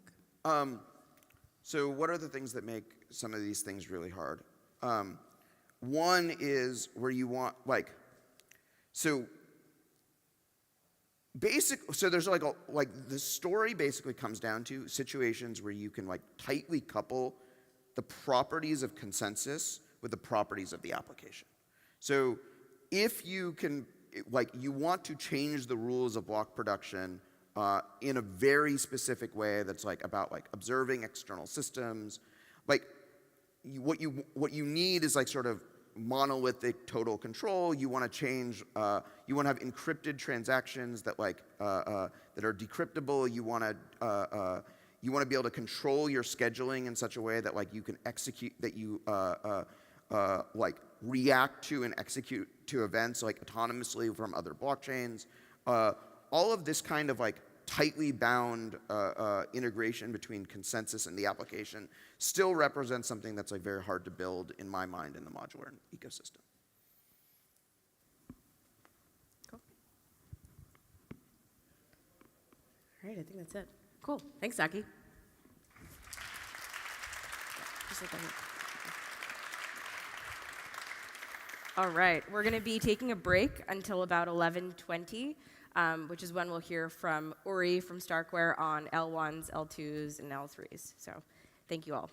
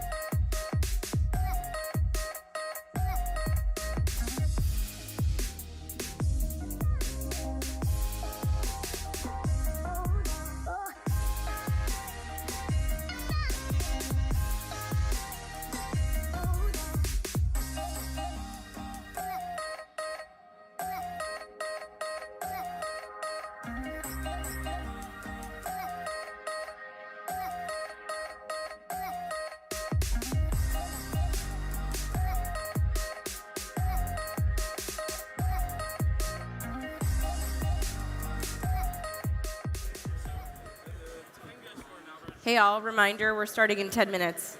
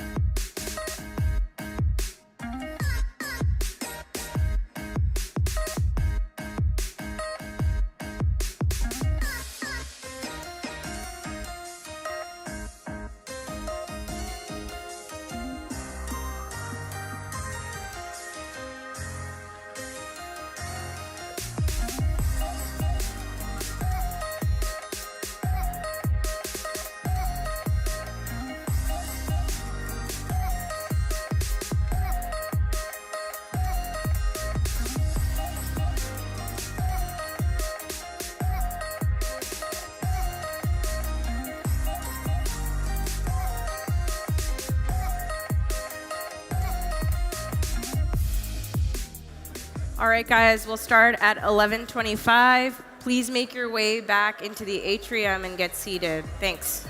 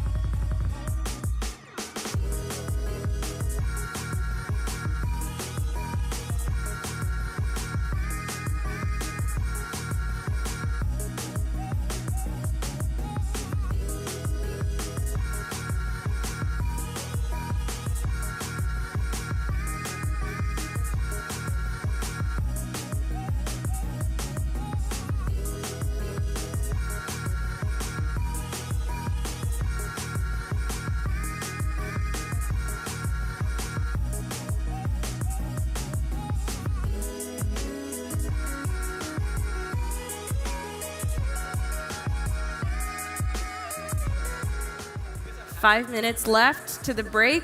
Please make your way back into the atrium. We'll start at 11:25 with Uri.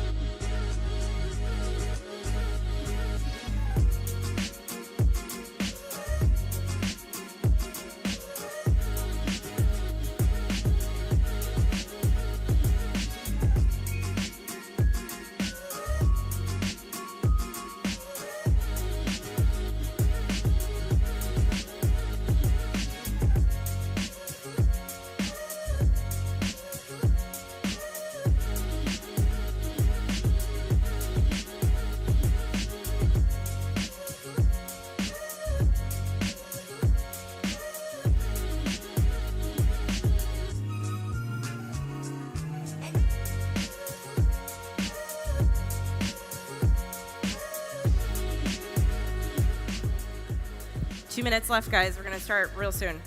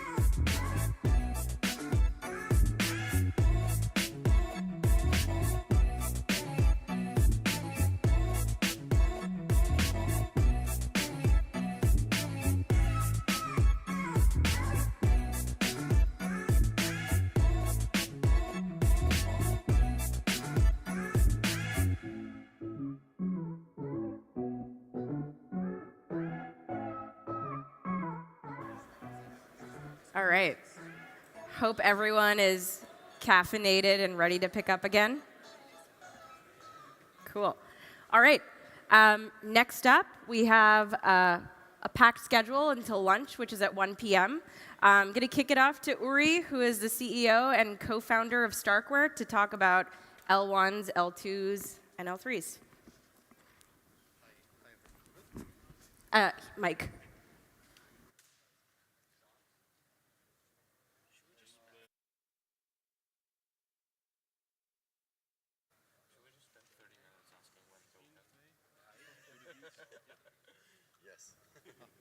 Can you? Yeah. Can you hear me? Do I need this pacemaker? No? Does it make me look slimmer? So, 3 tokens to the guy. So, okay, so from layer 1 to layer 2 and on to layer 3. Hi. So first there was nothing, right? We were all wandering aimlessly, and then Satoshi showed up, and some people were doing some useful stuff, but not many. And then Ethereum showed up a few years later, and with this beautiful concept of, for the first time, allowing general computation on a public ledger.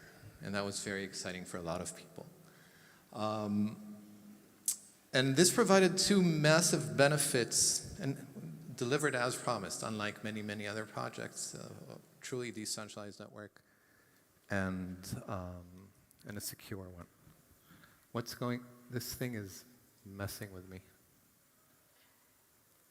Okay, so can you hear me now? Oh. There we go, so I want to donate this to science. Thank you. Okay, so delivered on security and decentralization, so that's good.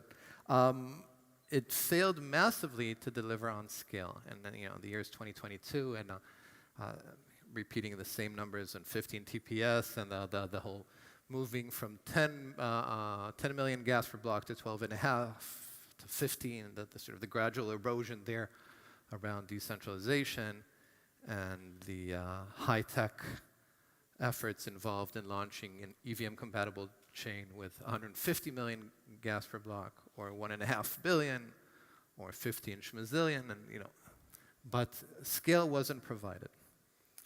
So layer 2s were born, and so layer 2 was introduced as this new concept that conceptually says, let's try and solve scale. And of course, the base layer, or Ethereum, was retrospectively renamed layer 1.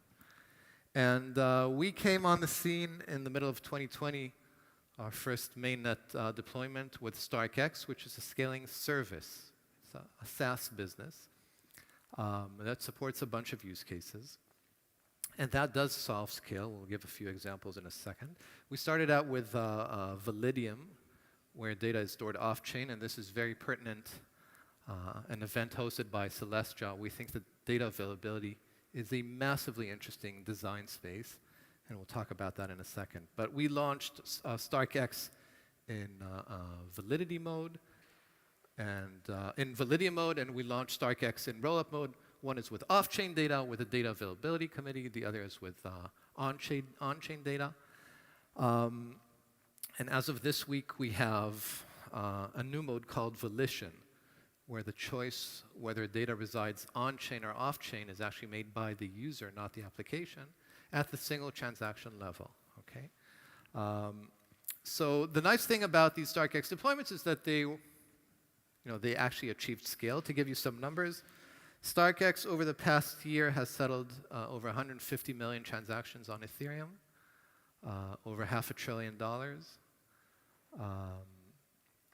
In terms of scale, we've reduced, say, DYDX's gas per transaction from 300,000 gas per transaction to 480 gas, so a 700x reduction. We're talking about tens of millions of transactions on Ethereum mainnet. This isn't crypto Twitter, and this isn't some testbed. And for Sorare and Immutable, for example, we reduced the cost of minting NFTs from about 200,000 gas per mint to less than 10 gas per mint, so a 20,000x reduction. So scale, that was demonstrated in a very sort of powerful way. But a few things were sort of not achieved in the process. So first of all, this isn't general purpose StarkX. StarkX supports a bunch of use cases out of the box. So payments and transfers, spot trading, minting and trading of NFTs, perpetual contracts. Now a new use case called DeFi pooling. There are actually folks in the crowd here building a business around that. But not general purpose. And not composable. You could think of these StarkX instances as these islands run by these businesses, DYDX, Sorare, Immutable. No composability, so this beautiful vision of composability was not achieved. And of course, not permissionless. You have to sign a contract with us. There's an actual legal document in place. So all these things were not achieved. Now, for StarkX, we developed a programming language called Cairo. There were about 5 druids on the planet who could take a given computational statement and translate that to a set of polynomials, all of them on the StarkWare payroll. Guess what? They were terrified of their own occupation, because when you said, how about we modify the business logic from this to that, they said, well, let's not do that anytime soon. Okay, so, or maybe the other guy can do that. I don't want to touch the uranium and the core of this nuclear reactor. It's just too dangerous. We need a programming language. We need to turn this from sorcery into just plain good old programming. And that's when Cairo was born. And StarkX is powered by Cairo. Now, the minute we had Cairo and we said this thing is becoming increasingly higher level, increasingly more secure just by merit of sort of being battle hardened, the obvious idea was to say, well, let's externalize this to everyone, everywhere. And so StarkNet was born. We announced this in January of last year. The public testnet went live in June of last year.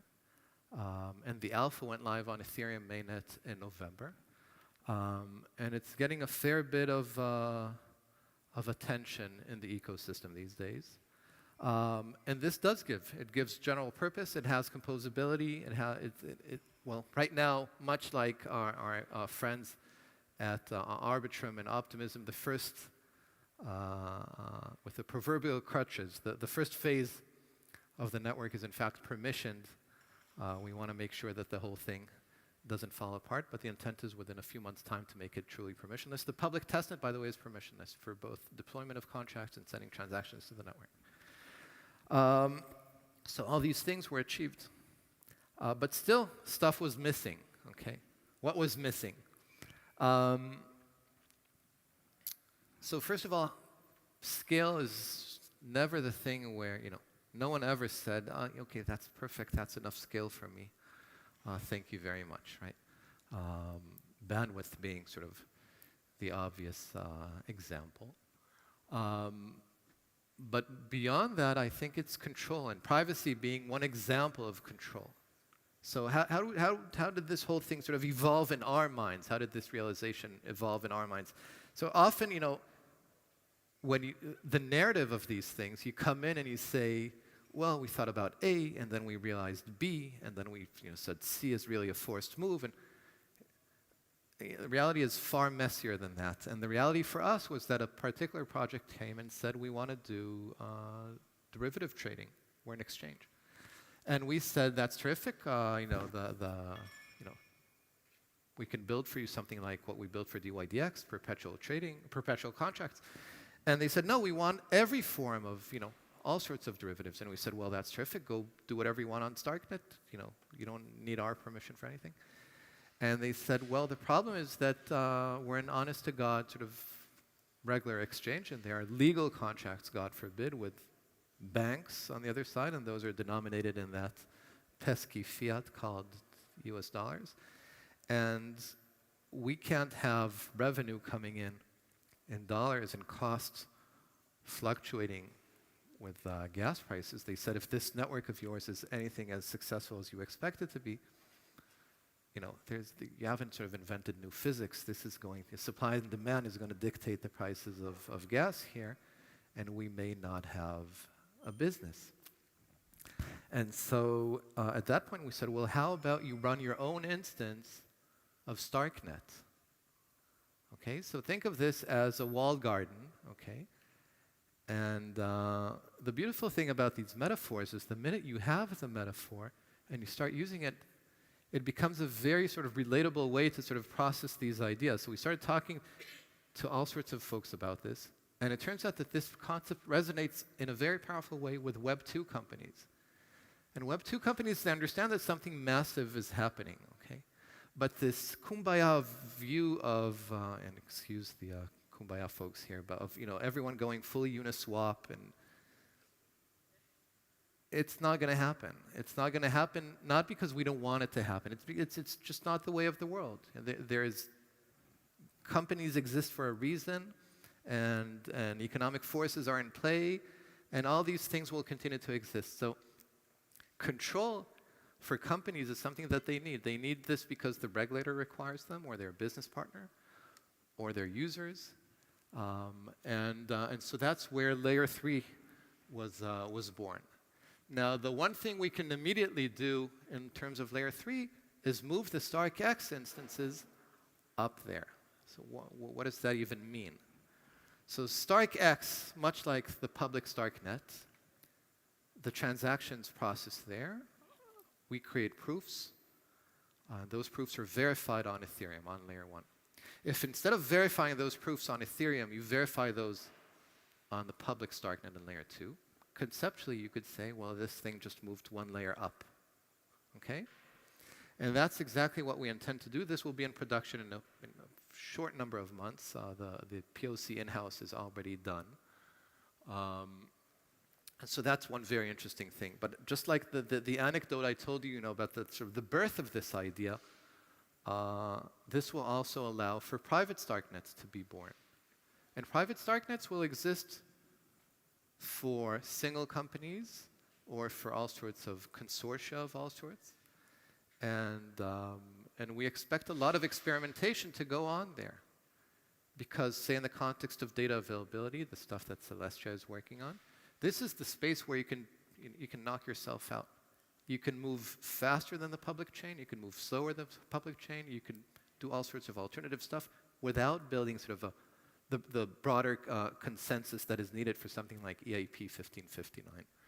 And we firmly believe that that kind of experimentation is actually critical for this ecosystem to succeed. Okay, in my opinion, if that doesn't happen, then this whole experiment will fade into the haze. So, of course, you can have multiple instances of these things, as many as you want. You would have, all these desired properties. You can, of course, recursively apply this and say, let's go higher up if you want. There are, of course, trade-offs, right? The final settlement on the base layer gets delayed the further up the stack you move. And the final step is to basically say, well, just like we're settling on Ethereum, just like there are trade-offs in the context of data availability for different applications, so on and so forth, there are going to be trade-offs in the context of the base layer. Not everyone and everything needs security, the security offered by Ethereum.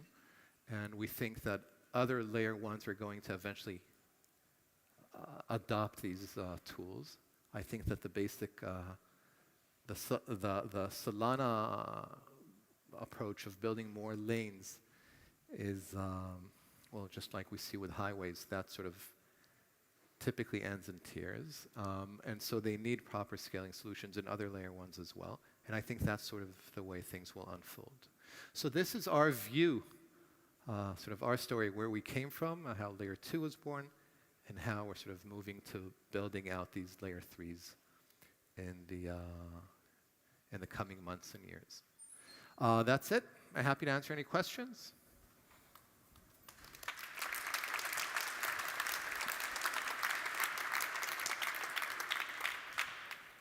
Any questions? Aha. All right. Take it away. Thank you very much for your presentation. At which layer does it stop? How high can you go? There is no. So, what does it mean, a layer 3 in this context? It means that I prove a computation that takes place at layer 3, and instead of verifying that proof by a verifier smart contract on Ethereum layer 1, I verify it in a smart contract that's deployed on the public StarkNet. Now, you can build this as high as you want. You know, at some point, the question is, why are you doing this, sir? But do you then think that layer 3 is sort of the general optimization point for layers, or? I say this with a fair bit of caution, and these things go in waves, right? So Zaki, a few years ago, he described basically this notion of, you know, these different ecosystems have different names, but Zaki, in 2018, I was new to this space, this view of these autonomous environments and the need for those, you know, he articulated that several years ago. And then sort of everyone went sort of fully Uniswap. Composability is the only thing, that's the only. And you know, when we started servicing DYDX, some of our investors who actually became investors of DYDX later said, the walled garden, once again, that metaphor, that's so 1990. That's gone. There are no walls. And it turns out there are walls. And sometimes people, you know, want them at different heights. But that's sort of it. It sounds like a human need. The metaphor I heard from one of the Web2, they refer to this as noisy neighbors. I thought that was a cute expression. They don't want noisy neighbors. Thank you. Yep. I see you. Hold on. From L1 to L3, what do you think is the most underappreciated, impactful economic force? What is the most underappreciated economic force? Something that might be decisive, so say like in Kosa's theory of the firm, how he identifies transaction costs as leading to large companies and small companies and the dynamics there, and why everything might not be decided on an open market and you might want to internalize transaction costs. So for instance, do you think that there's something other than transaction costs such as privacy, MEV, that might be decisive in the L1 to L3 landscape, or the possibility of higher level roll-ups that we're not quite paying attention to?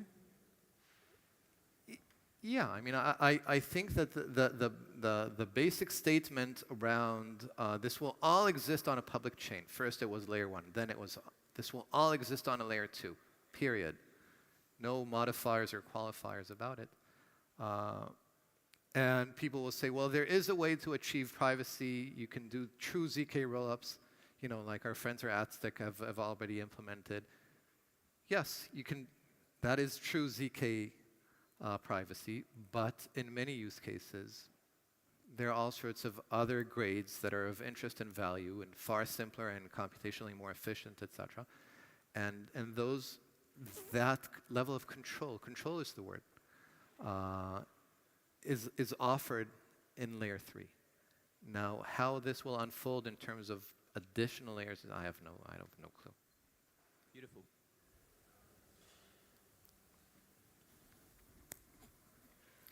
Thanks. Any other questions? Cool.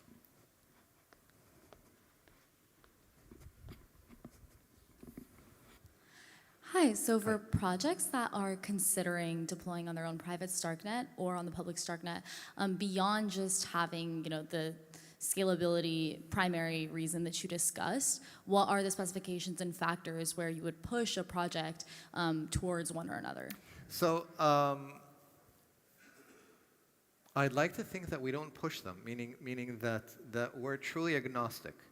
And I think the intent is to build a software stack that turns that into reality, meaning it would be perfectly fine for you to spin up your own private StarkNet. And then if one day, because you've concluded that composability for your business is in fact not terribly important, interoperability is good enough. You don't need the synchronous calls. The async stuff is fine. And in fact, you have a beachhead. You exist in layer 3, but you have a beachhead, which is your smart contract on layer 2 for the stuff that you do want to be composable. And then your business changes, and you say, well, I actually need to be part of the public network here. And you basically plug the logic, everything is implemented in StarkNet contracts. You can, at the switch of a button, become part of the public network. So the intent is to reduce those switching costs to the greatest extent possible.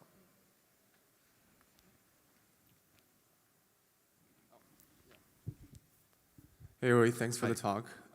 Could you talk a little more about recursive rollups and hyperscale when it comes to L2 and the limitations that exist? Sure. So recursive rollups are actually intimately tied to this concept, and I'll explain the concept of layer 3, and I'll explain why.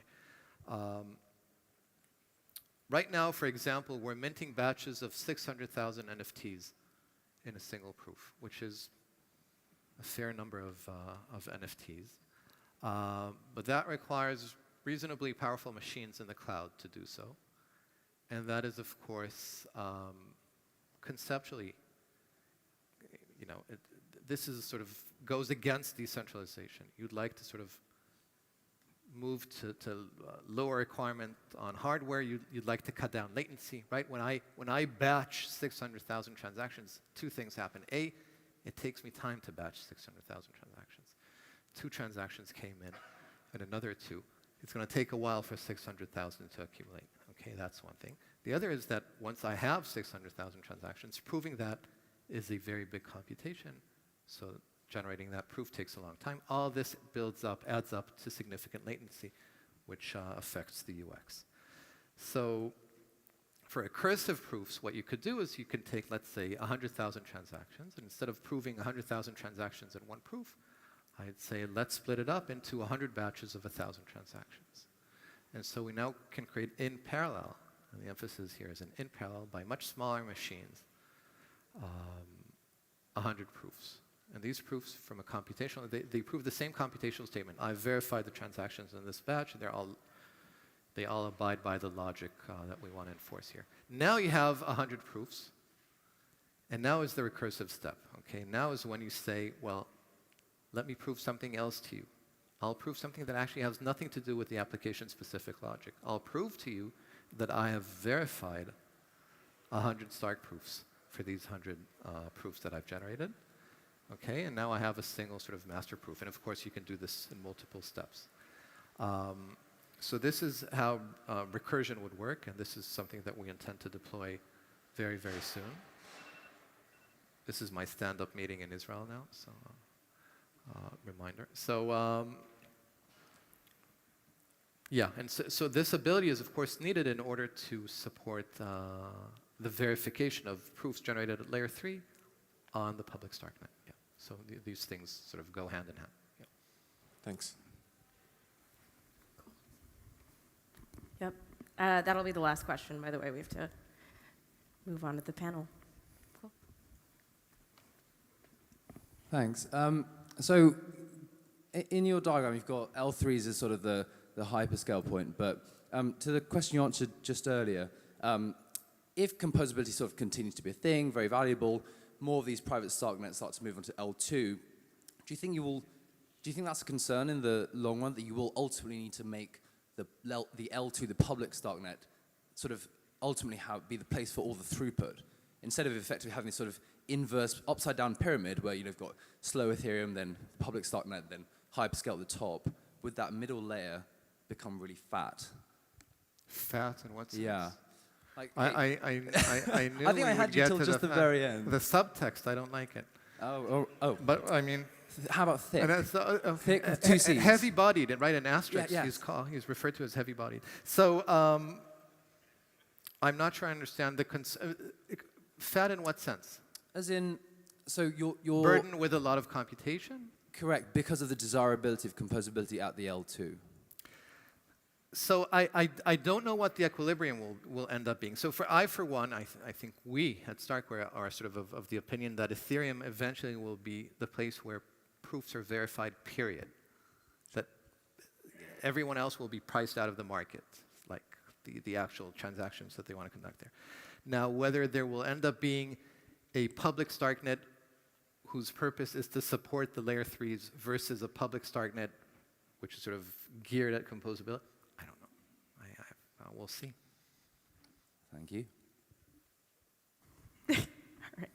Thank you. Thank you very much, everyone. Cool.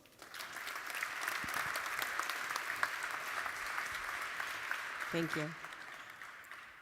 All right. Next up, we're going to have a panel on scaling zero-knowledge execution layers, moderated by Zaki, with Alex from ZK Sync, Louis from StarkWare, and Tarun from Scroll. All right. Sweet. Hey, guys. Yeah. How's it going? Hey. Hi, Zaki.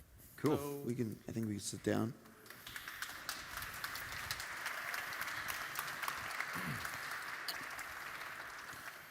Cool. So I've known two of these people for many years, but Tarun, it's really nice to meet you. Nice to meet you too. Yeah. Welcome to the back to the conference circuit. You know, how's it going? All right. Why don't we start out with like introductions? Who are you, and a little bit about ZK Sync and Scroll, and I think Uri gave a good introduction to StarkNet. So. Sure, happy to start. My name is Alex Gluchowski. I'm CEO and co-founder of Matter Labs, which is the company behind ZK Sync. We have a specialized ZK rollup on mainnet now for payments and swaps. But now we're working on the EVM-compatible ZK rollup for which is the version 2 of ZK Sync, which we have now live on testnet. So it's the first ZK EVM live on testnet. I'm Tarun Maharamov. I work for Scroll. I'm a senior researcher there. So what we do is we're building an EVM equivalent rollup, a ZK rollup, which uses ZK EVM, which is implemented by us and Ethereum Foundation as a collaborative effort. And we're planning to launch the testnet somewhere around the end of the year, and hopefully the mainnet by next year. So I'm Louis. I'm the ecosystem lead at StarkWare. I'm going to repeat still what my overlord Uri said before. So StarkWare is a zero-knowledge company. We do scaling through the usage of proof systems, specifically Starks. And we have been, settling over $1.5 billion. Wait, what's more? $350 billion one or two order of magnitude through our customers, DYDX, Mutable, SoRare, and Diversify, and we have been launching the first production-ready ZK rollup in production on Ethereum today. So if you want to try it out, have fun. Awesome. Yeah. Okay. So let's kind of get into it. One of the questions that we were discussing in our chat is this question of decentralization, and I think Uri sort of started this question with this. StarkNet has a single sequencer. How do each of you think about the sort of trajectory towards not just having scale but decentralization in sort of general purpose zero knowledge execution? Maybe we can begin with the question: what is decentralization? Why it's important? So Sure, absolutely. For us, at ZK-Sync, we are following the philosophy of Bitcoin, Ethereum, the decentralized public blockchains, where decentralization is important to ensure that no one has complete control over the network. There is no single point of failure. There is no single point of leverage. So we don't want the blockchain world to devolve into something that happened to internet, which began as a decentralized network of networks, but now it's essentially controlled to a very high degree by like 5 corporations. Because of like natural process of centralization of power, of amassing of resources. So we need to prevent that. And the way to prevent that is to put the control of the system in the hands of the users and making sure that the community always have the leverage over the developers of the protocol, over the operators of the protocol.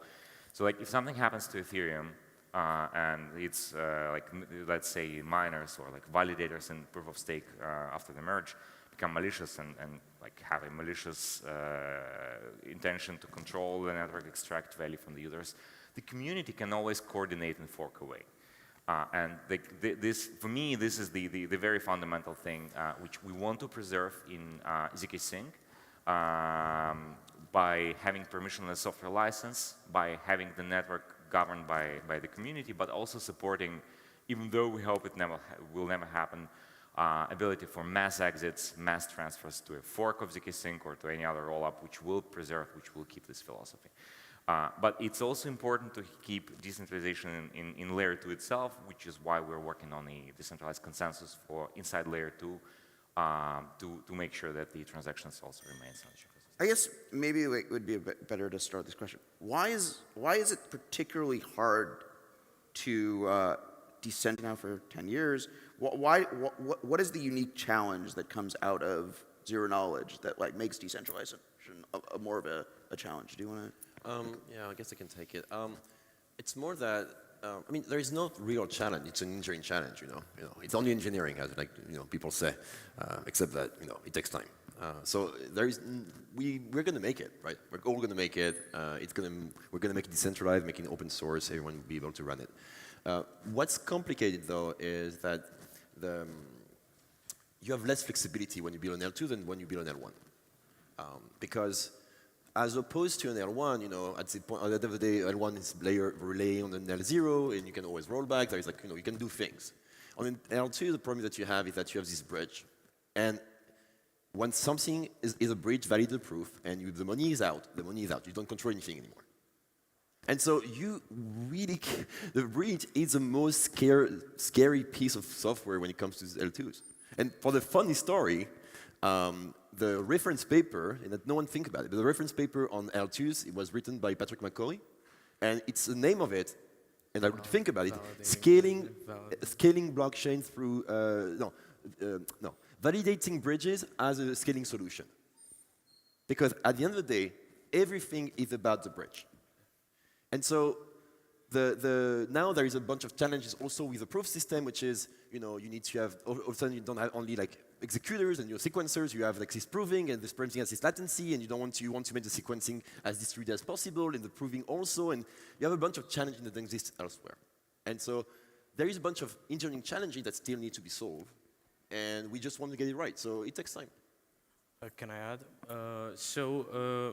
I think the problem with L2 specifically is that because we're already outsourcing the consensus to an L1, the goal of an L2 is to minimize the overhead, which is consumed by the consensus. So adding a consensus on an L2 doesn't really make a lot of sense because it just will add the same overhead that you already are trying to outsource to an L1. So the point is, how do you decentralize in a way which also minimizes the overhead? And it's quite difficult to achieve, especially with ZK rollups, because the prover efficiency is not great, so it consumes quite a bit of computational energy to compute the validity proofs, and we need a way to make sure that the system remains efficient, but at the same time, people can just join in and participate without an issue. So, yeah. I just want to add, we're here at the Modular Summit, so we should think about the decentralization also in a modular way. there are multiple layers that can be decentralized with regard to layer 2. The first is obviously the bridge itself and like the general ability to control it, to upgrade, to exit, and so on. Then there comes execution, which is actually easier to decentralize than layer 1s. We have less challenges because we can always tap into Ethereum as a court of a final appeal to resolve disputes. So our consensus mechanism is actually simpler than the one required for layer 1. And we can also have some significant advantages. We can reduce the number of validators because we don't depend with zero-knowledge proofs on them for security. So we don't need, we don't need such a large number. We can have delegated proof of stake, so we can reduce latency a lot. And we can have very fast confirmations for transactions in layer 2. But then there comes also zero-knowledge proofs generation, which is a layer on top of that, which can be decoupled from the execution layer, which can happen asynchronously in some time, which is probably going to be like much lower than what we currently have. Like it's going down like under a minute, like some seconds, but it still needs to happen, and it needs to happen in a decentralized way. We don't want to depend on a single provider, on a single cloud, or on a single powerful player for generating the proofs, not to have it in the supply chain as a point of failure. Well, so do you imagine that there's going to be economic incentives eventually in these systems for generating proofs? Like, how are we going to convince somebody to spend, a huge amount of money at AWS? I'm going to troll my colleagues here. So we have a StarkNet research group internally where we discuss those things. And, this question about how you decentralize this has been an open, making joke, we have ideas and direction, but an open question for 9 months. To a point, I dropped the meetings. Just for a joke. But no, there will be obviously incentive. Like there would be, today we only pay the sequencer, either through leader election, through proof of work, or proof of stake. But there will be the same kind of mechanism. Now, you're perfectly right. The challenge there is, for instance, let's give you a random idea, which is, let's make a competition. And then if you make a competition, that's great. It's like, just the fastest gets to the network. We're all happy, whatever. So the main issue you get with that is that it basically brings down to centralization, because the fastest guy, the most efficient guy would always win, and there is no incentive for the others to make it. And so all of a sudden now you're relying on one or two single point of failure, and your system is not redundant. And while he cannot, of course, steal money because it's a zero-knowledge proof system, whatever, because of the bridge, it still can store the system, and you don't want that property. And so you need to come up with new design find the right trade-off on this latency decentralization, which still is an open question to some extent. Cool. But to come back to the original question, if there is a work that needs to be done, if there's something people need, and they were willing to pay for, there will always be found some market mechanism to provide this value and to get compensated for this. Absolutely. I think,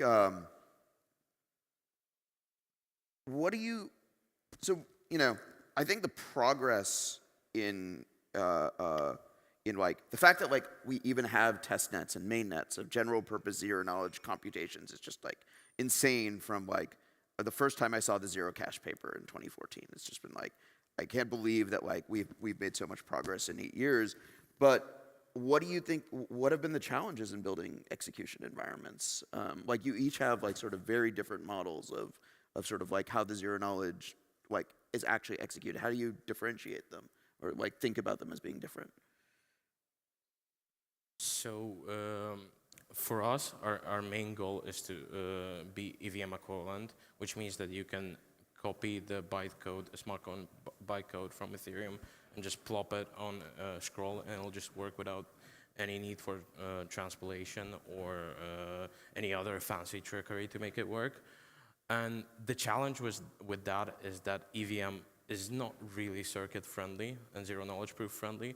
So a lot of the opcodes and a lot of the functionality inside EVM needs to be made in a way which minimizes the overhead inside the circuit.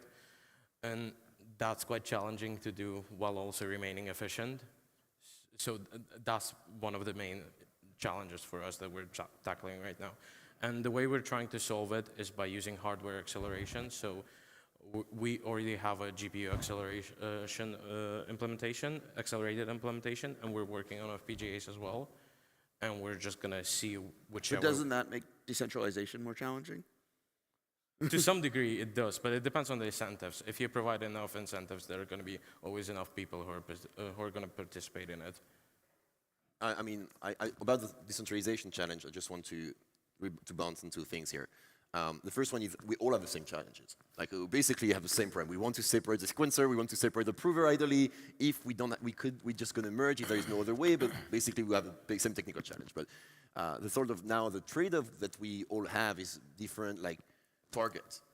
You know, the StarkWare just took a different bet to say, you know what, EVM is great, we all love it, but seriously, it's a piece of crap. And let's do something that is optimizing for proof, right? I mean, I'm going to rephrase that. It's a great software, and it could be improved. And making jokes, but yeah, it's StarkWare just decided to say, you know what, ZKPs have a different computing paradigm. Just deal with it. Like, just accept it and embrace it and be as fast as you can using that paradigm. And then you can retrofit stuff if you want afterwards, but optimize for the performance. And Scroll obviously is going for pure EVM, like EVM compatibility or like ability to actually prove blocks on Ethereum. And DK-Sync is optimizing for simplicity of developer experience based on previous experience. If I summarize it perfectly, I would let you guess bounce on that. But the question now about decentralization is the decentralization, as we say also, is less important for ZK rollup than it is for Ethereum or for an L1. And because decentralization matter on ZK on the L1 because you need it for consensus. You need to know that the state you're holding is a true one. You need that. Otherwise, everyone could lie to you. When in a ZK rollup, you're like, I just need for censorship resistant. I'm not going to be lied to because they cannot lie to me because of the proof. So I just need like a bunch of incentivized people. Probably, I don't even give numbers because we want as many as possible, but it could be smaller, and it's not necessarily a big deal. So I think the ZK Sync CPU target is kind of very unique. You want to sort of explain? Sure. So as Louis correctly said, we've chosen the middle ground between the two extremes of having EVM equivalence and having a completely separate, like from scratch execution environment. What we're trying to maintain is a balance between not a balance. We're not making compromises. We're like, we want to get the best of both worlds of the super efficiency which zero knowledge proofs can provide if you make them, if you optimize for them specifically, and having a fully EVM compatible chain where you can take essentially any application written for EVM chains in Solidity, in Viper, and other languages. Just port it on ZK Sync, and it will work out of box with full Web3 API access, with your deployment scripts, with all the tooling that you depend on. It must just work.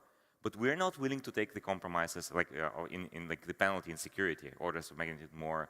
Sorry, not security, performance that you would do if you went for full EVM efficiency.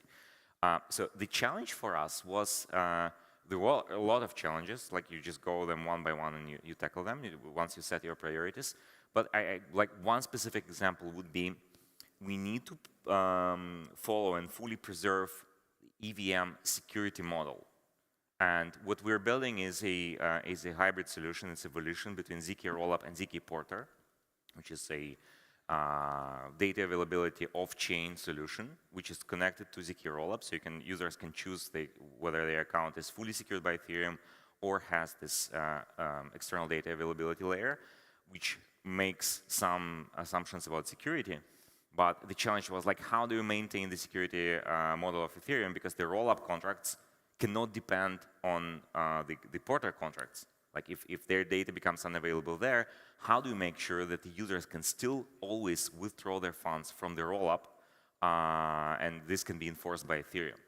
So there were multiple layers of thinking there. One is that we need to ensure that every transaction is executable in zero knowledge proofs, even if it fails. We don't only accept transactions that are valid. We can accept invalid transactions as well without coming through priority queue on Ethereum. And we will always execute them no matter what, and just if they fail, we will prove that they fail. But there was also a challenge of like, how do you design this interaction between Rollup and Porter in such a way that to protect, to like 100% secure Rollup users no matter what happens on the Porter. We found a solution, and we're going to be happy to present it once Porter is out. So, Louis, the challenge with having your own sort of CPU target is you've had to build a developer community around zero knowledge, right? So, how is that?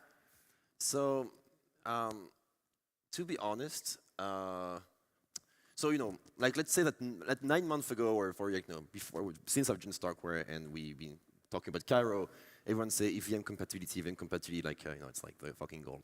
And the truth is, like, it was at first we were very worried. Like, of course, we have to start a community from scratch. And the counterintuitive thing is that it actually helped. The counterintuitive thing is that, we are not gathering. I mean, the whole thing we're going after today is not to cater to the let's say 20,000 Solidity developers worldwide, 30,000 different Solidity developers. We are all the new guys. They are, willing to accept something new. They are trying something new. And even worse, they feel that they're bounded by fire because Cairo is hell. And so Cairo is our CPU and a language. So the truth is, we have seen a surprising interest from the dev community, from people who came from existing Solidity dev, from other places in the world, just popping up and learning it and improving the tooling and having extremely dedicated community. And without sort of buying their way, we just explain them, talk to them, give them ideas. Fostering the community basically helped and worked. And as of today, I would say that worldwide right now, on a daily basis, there is around 300 to 500 dev 9 months after inception. So that's pretty successful, and the growth is not stopping at all. So for now, we are consider pretty safe with our bet to say people are willing to learn new things. I certainly see you tweeting some new exciting thing like every single time I wake up in the morning. Yeah, I know. I mean, at this point, I'm like a cheerleader, like a echo chamber. Like I have to say, if you're a dev and you want to, I always tell to the dev who wants to actually break into the space that the most important thing they need to do is, I have two things that I tell them. The first one is, it's better to be early than to be great, which means the following thing. You're better off being early in ecosystem than coming from fucking, DeepMind and going to make Solidity dev right now. Why? Because you are all of a sudden facing people who have been doing that stuff for 5 years. And you're like, you don't know the foot guns, you don't know all that stuff, and you're going to be like competing with people that are just, better than you because they've been around. On the other hand, if you come early in an environment that is a bit hellish, but at least the fundamental is very interesting, then the competition is a lot easier. Everyone is new. No, there is no great dev. There is no sort of magic trick that you know.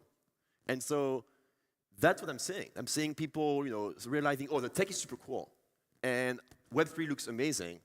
But Solidity is already kind of a crowded place. It's not fully, but it's a kind of crowded place. Here I am. There is 500 people worldwide. If I'm bad, I'm better than anyone else. And so that's the second one. And the second one is, I always tell them, whenever you do something in this space, you're going to break in by being visible. And the only way you do that, and that's magic of crypto, is that everyone is on Twitter, and Twitter is a very easy marketing tool. So every time I'm telling them, you do this paper from Paradigm, just tweet it and retweet it, and the community is being what it is. It's basically retweeting and a lot of excitement. And, I got like at least 5 or 6 people getting hired just because they posted 3 tweets. Higher OpenSea, higher various places because they just become visible. So, yes, I've become an echo chamber, and I don't do much in my life except tweeting. So people should just follow you. Actually, don't. I think you should follow all 3 of them. Yeah, you should, but it's going to be boring. Not him though. No, not me. It's very boring. It's like it's advertisement. Just don't do that. But if you're bored in your life, feel free. Okay, I think we're supposed to get off the stage around now, right? You have time? Okay. Yeah. Yeah, I thought we were going to transition, so now I have to come up with we can take questions. Let's do questions. Cool. Yeah, any questions? I have one question for Louis. Oh, okay. God. One There's time. token. I saw you first. I'll give it to you. Wait. Sorry, guys. Hey, so we discussed at some point ZK over consensus, right? So like one of the properties that we have for off-chain computing is that we're not time constrained. So we can perform any proof data and just use this in the chain. So for the consensus, this is more complicated since we're time constrained. And maybe we cannot even benefit from some state-of-the-art techniques such as recursions. So how do you guys see that? Should we expect like some improvement on the current state of the research or the implementation to make this feasible? So to summarize the question, I mean, if I may, you're asking about ZKL1s and recursion as a tool for improving what? I'm saying consensus. Consensus, okay. Anyone wants to take it, or do you want me to take it? I think those are actually orthogonal problems. Like you don't improve consensus, you improve other things. You can significantly improve decentralization if you implement L1 fully, like let's call them fully succinct L1. What Mina protocol is doing, for example, right? So like it's a lot easier for everyone to verify for full nodes. You don't have to re-execute all the transactions. You just verify 1-0 knowledge proof, which will take you 30 milliseconds or something. And the rest is just data availability, right? So like it's a great approach if you can like the challenge would be to compete with big established ones, but at least that's something where you can differentiate from them. But I don't see it affecting the consensus mechanism as such in any way. Also, bear in mind that a lot of consensus mechanisms are synchronous or partially synchronous. And when you use validity proofs don't have a sense of time. So there's no way you can use validity proofs to optimize consensus in most cases. Yeah, but I mean, like the added time to prove statements for the consensus. So the proof is far more expensive than the verification. So like to verify is trivial, to prove it's not. So that's the main problem. Like so as Alex said, the proof generation can improve some bits in some proof of work stake, like weeks. There might be something about the weak subjective weak checkpoint or weak subjectivity checkpoint or something like this. Weak subjectivity. Yeah, thank you.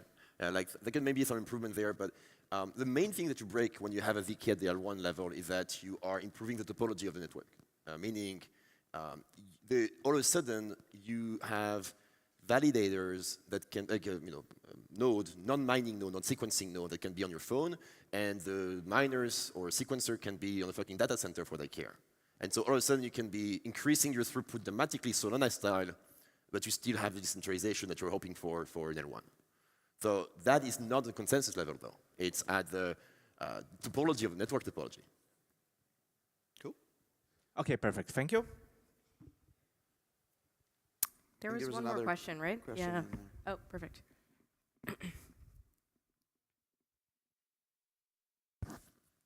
Yeah. All right, thank you very much, guys. This question is for Louis because you were dunking on EVM. What would you change about EVM?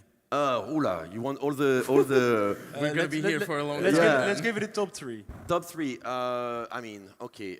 You win 256 as default. Kitschak as default hash function, which is like why from the get-go. I mean, this is not technically EVM, I guess, but hexadecimal tree for storing state. Top 3. Those are all on Vitalik's list too. So what? Those are also on Vitalik's list. Right. I mean, that's. What he regrets, I mean, so. I can rest in peace. Yes. You just copy paste. Exactly. No. I mean, they're the top 3, right? What else? The choice of 80 bytes addresses is a mistake. RLP. RLP. That's something I don't even know, right? Like there is a bunch. You can continue there. But okay. Yeah, I mean, I'm not even the expert in VVM, just the top 3 that come, because when you work on ZK, you're like, why did they use Kitschak? Why did they do that? Like, could they use like SHA or oblique 2S or something simpler, like, or standard? Preferably Poseidon. Yeah, but like, whatever. Like, actually, we don't use Poseidon for the story. We do. Huh? We would have. Yeah, no, we don't. Otherwise. For the story about that, actually, the hash function. So StarkWare is very conservative in its primitive function choices, and so you have to understand that the biggest thing the hardest thing to prove, or the most consuming in the proof, is usually the hash function. And so most of the industry have been using Poseidon, and we are using Pedestal hash, which is provably secure, but 10 times worse to prove. And so we kind of like to shoot ourselves in the foot with like being conservative sometimes. So here's one example. Conservative doesn't mean like better or different. It's just like it's different. It's just such a choice. And I mean, I kind of hope one day that I will convince my engineer that Poseidon is fair, is good enough. We can adopt it. But for now, we're still struggling with that. So we gotta wait for someone else to settle like $1 trillion on Poseidon hashes. And then right, exactly. That's kind of the story here. Yeah. Anyway, so just the answer. All right, thank you very much. My pleasure. Any other questions? Virgo, you had a question. Yeah, okay. Yeah, right there. Okay. I see Alex, interesting Sogor's question. This is a question for all three of you, or four, if Zaki you want to throw in. What proof systems are you guys kind of like most, I don't know, interested by, or kind of like where it could go, take it bulletproofs, Marlin, Halo, the list goes on. Like what of those ZK proof systems are you kind of most stoked about? Yeah, I mean, I saw it. I think we know your answer. It's on your shirt. Starks. Starks. I saw Ariel yesterday, and I was like, "You won!" Like everyone is using Plonk, like except for the Starks people. And the arithmetization inside of Plonk and Starks is very similar. So it's just like really the last step of the verifier. But yeah, congrats to Ariel for winning Stark Timber. I mean, no, just a very. I mean, I just want to react to this. It's a very interesting question. My answer obviously Stark, but obviously that's not the answer for everyone. It's obviously a trade-off. What people don't know though is that every time they talk about Stark versus Snarks, they always care about like the theoretical differences, like the trusted setup or the non-trusted setup, the quantum resistance or not. The reality of actually why I care more about Starks, to be honest, is because of the proving time. Proving like by default, and which is like why Scroll, I mean, you said so, they are looking into acceleration is because it's a lot harder to make a Snark proof because it's n log n, but it's n log n elliptic curve operation. When a Stark proof is n log n, but it's a hash function. So the constant here is pretty significant and does have an impact on the proof generation. So this is also why I believe that Polygon basically went only the Stark route because they believe that it's more scalable, at least in the short term. But you should also bear in mind that long term, we're probably going to be limited by data availability rather by proving times. Well, I mean, we'll see. I mean, I'd like to say, I like to quote Keynes in these cases. In the long term, we're all dead. So from there, I don't know. I'm just a normal guy. I don't know. I mean, of course, I'm not dunking here at all. I'm just saying that this is why I kind of care more for Starks. Cool.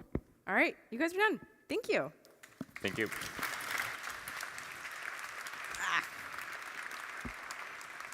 Killed it. Good job. All right, last panel before we break for lunch, which will be at 1 right here. We have Sean from Medikek, Tarun from Gauntlet, Alex from Flashbots, and Guillermo, who's en route from BaneCap Crypto to talk about MEV on modular blockchains. So you guys can welcome them up. Here you go.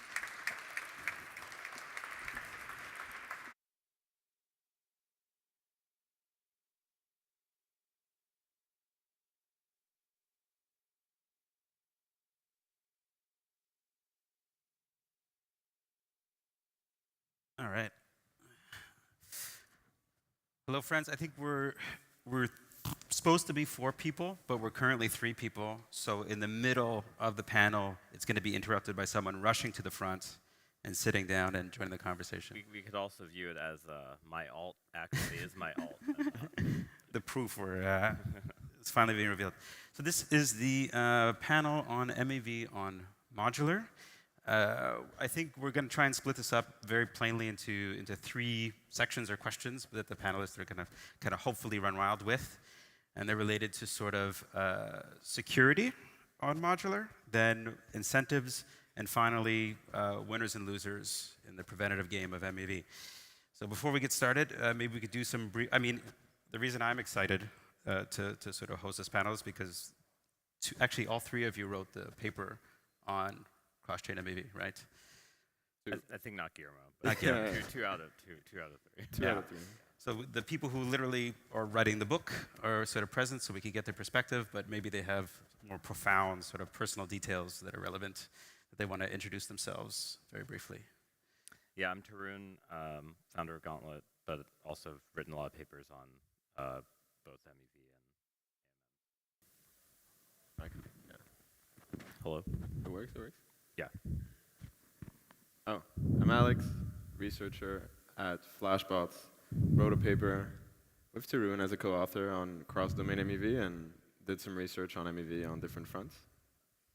Yeah. Before cross-domain MEV, I was looking at proof of stake and MEV on proof of stake chains, on Ethereum in particular. Cool. Well, so what we wanted to do to start the panel, even though we're kind of midway through the day, is start out with sort of some definitions of modular, just so we all use the same words when we mean the same thing, or mean the same thing when we use the same words. I think that'd be helpful, and we want to sort of do that in the context of security. So, I guess the biggest, we could start with like the worst case of MEV is these sort of long-range time-banded attacks that are sort of hopefully prevented by some kind of economic security. So maybe we could start there with asking, like, what is the model, like, what does a modular blockchain do? How is it secured? What are the assumptions? And what does that have to do with the overall stability of the system? I think the best way to think about modularity is sort of the classical computing analogy of you have many different computers, they have different resource access, so they have different compute and different sort of state that they're executing, and they have some method for communication. That method for communication might be some type of message passing system. It may end up being some type of deferred computation system, but effectively they have a way of communicating yet operating somewhat independently while synchronizing. Anything I missed? Because you wrote the definition for domain in that paper. So yeah, no, I think that sounds good. I saw there was a talk earlier by Mustafa, and I think you were defining what a modular blockchain is in your context. So I don't know, there's like multiple definitions floating around, and I'm not entirely sure which one we should Let's use the simplest one.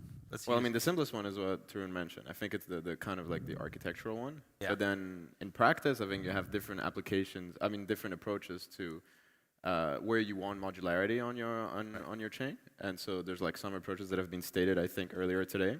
Then there are other approaches as well. I think what Tarun is referring to some extent, is the modularity even in like parallel computing, right? Where you have like multiple threads. To some extent, there's like modularity there and how you manage communication between these threads. Sure. I think like if we had slides and we don't, there'd be like some kind of diagram and there'd be the layer. Actually, the last presentation from the guy from ZK Snarks had this photo, where you have like, and there's a transaction and someone executes it, and then someone agrees on the order, and they're not in the modular architecture. They're not necessarily the same people, right? Which of course you could start to envision how there'd be sort of a different, as soon as there's communication, as soon as there's asynchronous, as soon as there's layers into things, that's kind of where MEV lives, sort of at the intersection of varying security models, or at these layers, you could say. So talking about security now, we have an idea, like of, if we were on Bitcoin, and hopefully no one's using that anymore, you'd have some notion of like how expensive it would be to rewrite the network, right? And it would get more expensive. Do those security assumptions hold true in the modular? Does the modular architecture, first of all, say anything about that? Is it indifferent to sort of proof of work, proof of stake, or whatever? Or does it really imply certain new security assumptions? I guess each unit has its own local security assumptions, but then there's sort of some synchronization guarantees that are, held between the different units. So, and maybe it's because I'm older in this space, but I think of everything in terms of like old school parallel compute. And you know, when you write kind of like multi-threaded code or you write multi-processing code, you oftentimes will have this sort of notion of like independent units that have some amount of minimum shared state, and they're only allowed to kind of communicate through that channel. And one of them could flood that channel and then halt execution somewhere else because it kind of DDoSed the other chain or other process. You kind of have the same issues here, where effectively you need to ensure that the communication channel is sort of resistant to some extent to being DDoSed, that it's expressive enough that it can actually send all the messages that are needed to be concisely communicating between the two chains or two processes. So you basically have three sort of, in any pair of communication, you have three security kind of models. You have one for each of the two sides, the two processes, and then you have one for sort of the synchronization mechanism. One of the biggest, you know, if you look at something like the wormhole attack, you know, these kind of like mint bugs come from the fact that like the two sides may not agree on the security model for the communication layer, and that's usually what's exploited. But you could say that in some ways the offering of a project like Celestia or one instance of this modular architecture is to kind of share security, so that there are sort of like some component that does the data availability, and then state machines and executions are kind of separate from that. And there's this idea that maybe if security is cheaper, right, you could do more things. You could push innovation to other layers. So in this modular stack, you could have one layer that is maybe super secure and but not very useful in general sense, and then other stuff that is like much more useful and doesn't have to worry about security. But from an MEV perspective, you could imagine that at some point someone has to decide on the order, and that's the bit that I would imagine you would want to be, let's say, the most secure. Yeah, so if we actually think a little bit back to Linux's development, it took almost 10 years for Linux to actually have reasonable SMP, which is like its multi-core, multi-processing unit, so that when you write some piece of code, the Linux scheduler could decide how to sort of like shard the memory that for each process and allocate the processes to each CPU, manage the page tables, all of that stuff.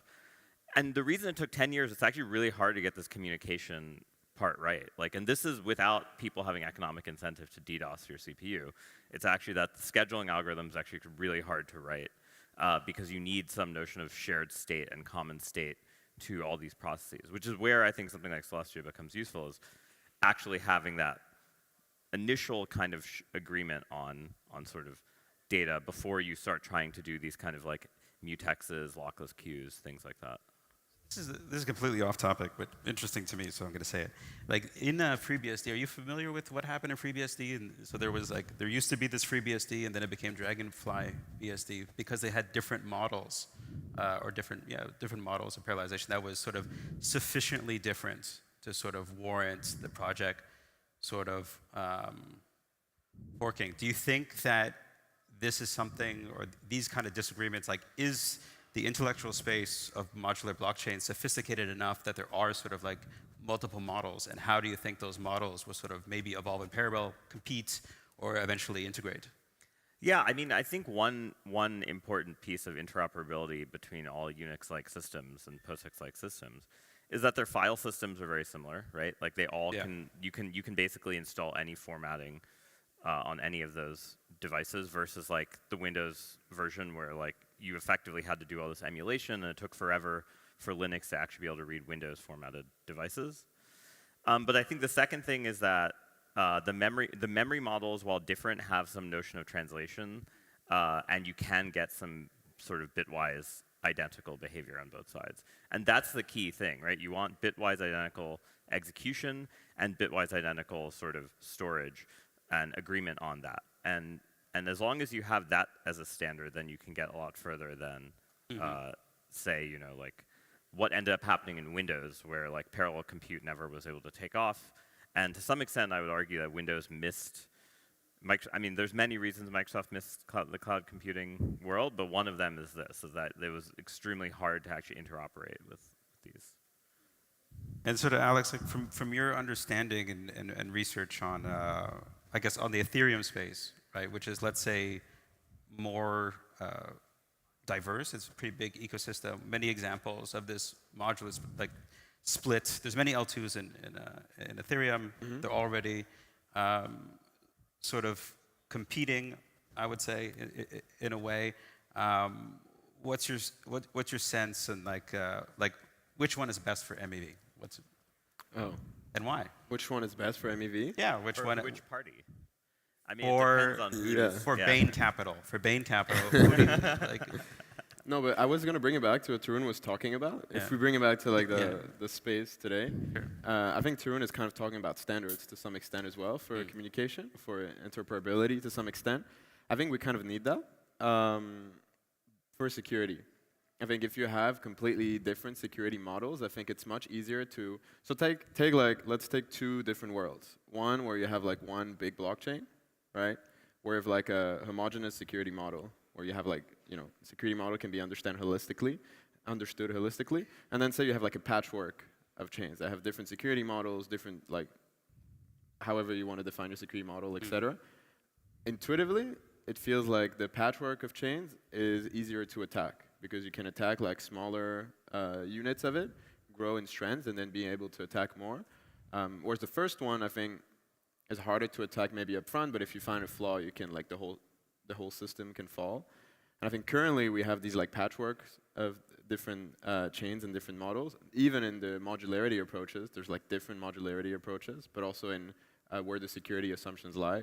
Same thing for like the bridges, whatever. This is all over the place right now. And I think it makes it much easier to attack. To a sophisticated attacker that wants to like attack the overall system.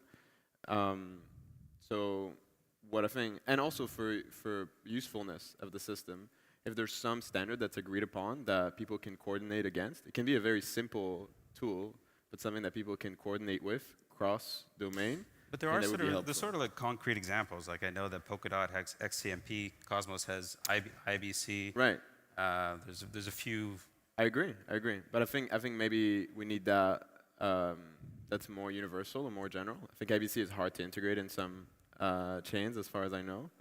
As hard as integrating a light client, yeah. Light clients are, non-trivial. So maybe that's the thing related to MEV, right? The more you modularize, the more your stack is complex, the more there's like new attack vectors that emerge, and the more there's complexity in being able to reason about the economic security of that stack. I think that's important. In the case of modularity, where you use something like Celestia as your data availability layer, there's also the security budget you need is kind of dynamic, right? So the more like domains you add on top that use Celestia for data availability, maybe you have to think about how that affects the security of that layer. So I think it's also dynamic in that sense. And to me, trying to reason through this, the more simple that is and how we reason about the security of these different domains and how we compose the security together, the more I think we can build like a strong, resilient system. But what are the sort of like, to switch topics now onto sort of incentives, like as like an L2 creator or a Rollup, like like if you were just launching, I don't know, SushiSwap clone as a Rollup, like beyond the incentives of like the settlement layer being sort of secure, you wrote a little bit about how there is this competition from fees to move between the base layer and the sort of Rollup or the application or higher up the stack. So how, maybe you could elaborate a little bit, like how do you see like value accrual sort of evolving with, potentially deeper stacks, L3s and so on, and what impact do you think that will have on sort of stability, like not just having something secure at one point, but sort of long-term security, predictable security? So maybe two answers, and I'll pass it to Tarun as well. One, in terms of like value accrual, from a perspective of designing the system, you want value to be where you need like security, right? So like value related to security budget. So I think there's like some relation there of like where value could accrue. And then the second thing is like owning order flow and owning where the customers are. I think to some extent there's like value there because you own the touch point that creates economic activity. So these are like two ways to look at it. So to some extent, the order flow part is like whoever runs the UI that users interface with, because then they can redirect your transaction to some other stack very easily. But at the same time, a stack that isn't secure won't be used for long, and so you need that stack to be secured properly. Whatever that means in terms of value that has to back it, how much has to be staked on it, how much does it cost to attack it relative to the economic value that's on top of it. Is there an incentive to attack it because you make more money by the value that you secure on top of it, etc. But there's also cases when the protocols are incentivized to sort of like be attacked, like in the sense, like if you're a DEX or whatever, and you're trying to bootstrap, you're trying to get liquidity, like, you know, you want to pay the liquidity provider as much as possible. If someone is sandwiching or adding more value, like people are sandwiching, attacking, consuming the spread, technically that money is going from users to LPs, right? So there is this incentive play where it isn't always clear, and it probably changes over time. Like, hey, there he is. Hey. You need to have a little more of a rocky run. Oh, well, I was expecting music while I was coming in, but clearly that didn't work out. What happened? Yeah, right, welcome. sorry. No, very nice to meet you. Sorry, yeah, I guess I'm just a paid actor, actually, so I'm not really, I'm in stand-in, really, so it's great. Anyway, sorry. No, but we were talking about incentives, but I think I interrupted Tarun if you wanted to speak sort of about the incentive question. Yeah, I mean, one very high-level view of like sort of the game theory difference between single-chain MEV and multi-chain MEV, and obviously this is a stylized, simplified version of this, is that in a single-chain MEV is really a congestion game. There's just like a fixed number of opportunities. There's a bunch of people who are all competing to basically capitalize on those opportunities, and auctions can be designed to be like a reasonable way of dealing with congestion in like most economic situations. However, in the multi-chain world, it actually really becomes like a routing problem, right? Of like, how do I go between these different chains and maximize my value? And the routing problem is actually a much larger sort of state space of like possible ways that things can go wrong, which means you need to coordinate the incentives along the whole chain. So like, let's suppose I have a sandwich attack that's a sequence of sandwich attacks across bridges that on each side use an AMM. Well, then I actually need to make sure all the LP, to your point earlier, I need to make sure that all the LPs kind of end up having like similar incentives. But there's not really a great way of guaranteeing that in a sort of multi-chain world, right? You actually would have to synchronize those constantly across all of these. Or just take the risk. Like, it could be atomic, and then you say, oh, I assume that I'm using flashbots and that I zero risk. But if you're like, again, Bain Capital or someone with serious money or like a market maker, oh, sorry, you're here, I forgot. You'll just execute the trade. Your short-term prediction model will say whatever is going to happen, and you'll do it, and you're going to be right, you know, enough times to be Bain Capital. You know. So here's a fun little alpha leak, actually. Here you have a model of that's probabilistic. Yeah. Turns out that problem is convex too, so actually you can solve it. But anyway, sorry, I didn't mean to detract. Maybe that's too much of an alpha leak. But I guess the point is like you have to coordinate these incentives a lot more, right? And right now we don't have, you know, the fact that like flashbots can be isolated from the incentives that people are using to bootstrap pools is not really possible when you think about it in terms of modularity. So is that to somehow suggest that smaller players are going to have a harder time in this fragmented liquidity world? Absolutely. Yeah. You need more capital to be able to do this, right? Yeah, it's kind of rough because I was talking with Zaki about this, and like it was like, oh, when you have like 1 million FMO-based chains or whatever, maybe not 1 million, like let's say 1,000. And we were trying to ask this question, like, oh, will it actually be possible to do this kind of things? And it was like, do you think like Jump Capital would have any problem putting $1 million in 1,000 plays? I don't think so. No. I think that most market makers are big enough to like make the spread, to take the inventory risk, and sit there and get like the juiciest part when it arrives. So if someone is writing this complicated model, and like even if they like say everything is connected over IBC, and you actually there is sort of some kind of secure transmission between these things. Like it's not like an exchange where they can like stop withdrawals or something. It's like an automated, permissionless interop thing.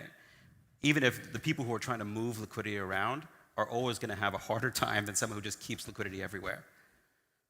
I mean, I guess this gets to Alex's point about like who owns the order flow owns a lot more than you think. And the question is, in this multi-chain world, will the order flow actually be owned by an aggregator, or will it be multiple kind of like separate front ends that end up fragmenting the order flow? And then right now it looks like the latter, right? No one's actually built a very good cross-chain aggregator. And part of the reason is that the front ends don't want to take the inventory risk, right? Like the market makers do, but the market makers also don't make products. So they're not like getting user flow. But it could be just because it's just not worth it yet. Like the markets might be too, or I don't know. There's some bridges that are backed by market makers, right? Yeah. Wormhole being, notable. For sure. I mean, we get a sense of the size of their ambition that by the fact that there was a hack and the next day they, paid 350 million back to the bridge. But they also raised that again right Sure. after. No, let's not forget that it did get covered in a future fundraise like but 3 I weeks think later. the order flow cross-chain is at the bridge level, in my opinion. I think when Jump started Wormhole, there was kind of this sense amongst people that like this was their version of like the microwave tower, and like you want to win the New York Chicago microwave tower. There's a really horrible movie that if you want to watch on the history of this called The Hummingbird Project. Worst acting I've ever seen, because it's a movie about like HFT, so it's like can't be good acting. But like honestly, Jesse Eisenberg is in that. Yeah. Yes, exactly, and still a horrible movie. But I liked it. I don't know. But it is factually accurate that like the bridges, the effective war we see with the bridges now, in the normal world converge to one thing. But here it actually seems like it's not going to be true, right? Like it really does feel like there's going to be quality of service versus bridge security trade-offs, and you're going to have like the spectrum of that, and then people are going to allocate to that. And that'll have a totally different microstructure than normal markets. Yes, I think that makes a lot of sense. But even in a permissionless system, like some people use bridges, but not everyone needs to. And I guess the question is, when is it eventually going to or will it happen that the bridges will sort of, like if you wanted atomicity across a bridge, you just have to be two. Like if you're validating, like who's to say that you can't operate on multiple networks simultaneously? But as like an infrastructure provider, I guess like I'll talk from the Cosmos case because that's what I'm most familiar with. A lot of validators operate on multiple networks. There's no reason if the blocks are like the leader election, the person who proposes the block is predictable. If you could predict the time on both networks, right, then you could actually do a risk-free cross-chain thing and go around the whole bridge dilemma. So how do we think about the incentives for not just Jump, but even hopefully smaller validators, smaller operations to start doing multi-chain operations that sort of benefit from multiple or simultaneous order flow?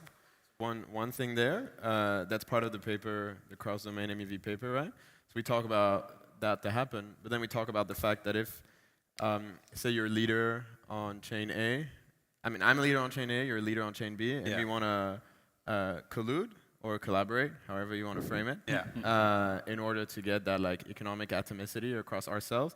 We don't trust each other, so we need a way to trust each other. We also need a way to communicate, right? I think you can model all of that as some like additional economic cost that a player that is the leader on A and B at the same time doesn't have.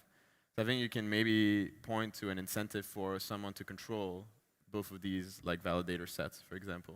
And that's what's problematic, because maybe the pursuit for alpha is such that the system equilibrium doesn't go towards many smaller validator sets that actually have a way to collude with one another trustlessly at minimal overhead, but rather a very large player that starts owning more and more of the validator sets on many sites so that they get these leader election slots and they can reduce the overhead of communication. There's still some communication, but it's internal communication, and you don't have that trust cost as well because you can trust your internal systems to work to some extent.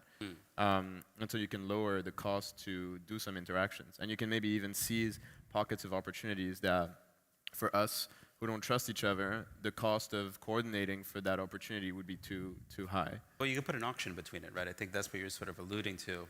Yeah, I just think like the lack of atomicity actually changes the outcomes of these auctions, right? So you sort of have to like have an auction where you coordinate like let's just even in the simplest case of like I have two first price auctions of like on both sides, and I go across the bridge. I actually have to coordinate that the reserve price and the floor price and stuff like that, the initial setup is the same across both places. And there is a cost to that. Like if eventually you still have to pay some amount of money to synchronize those things. And that might go to zero over time though. Ideally it does. I think ideally we want it to.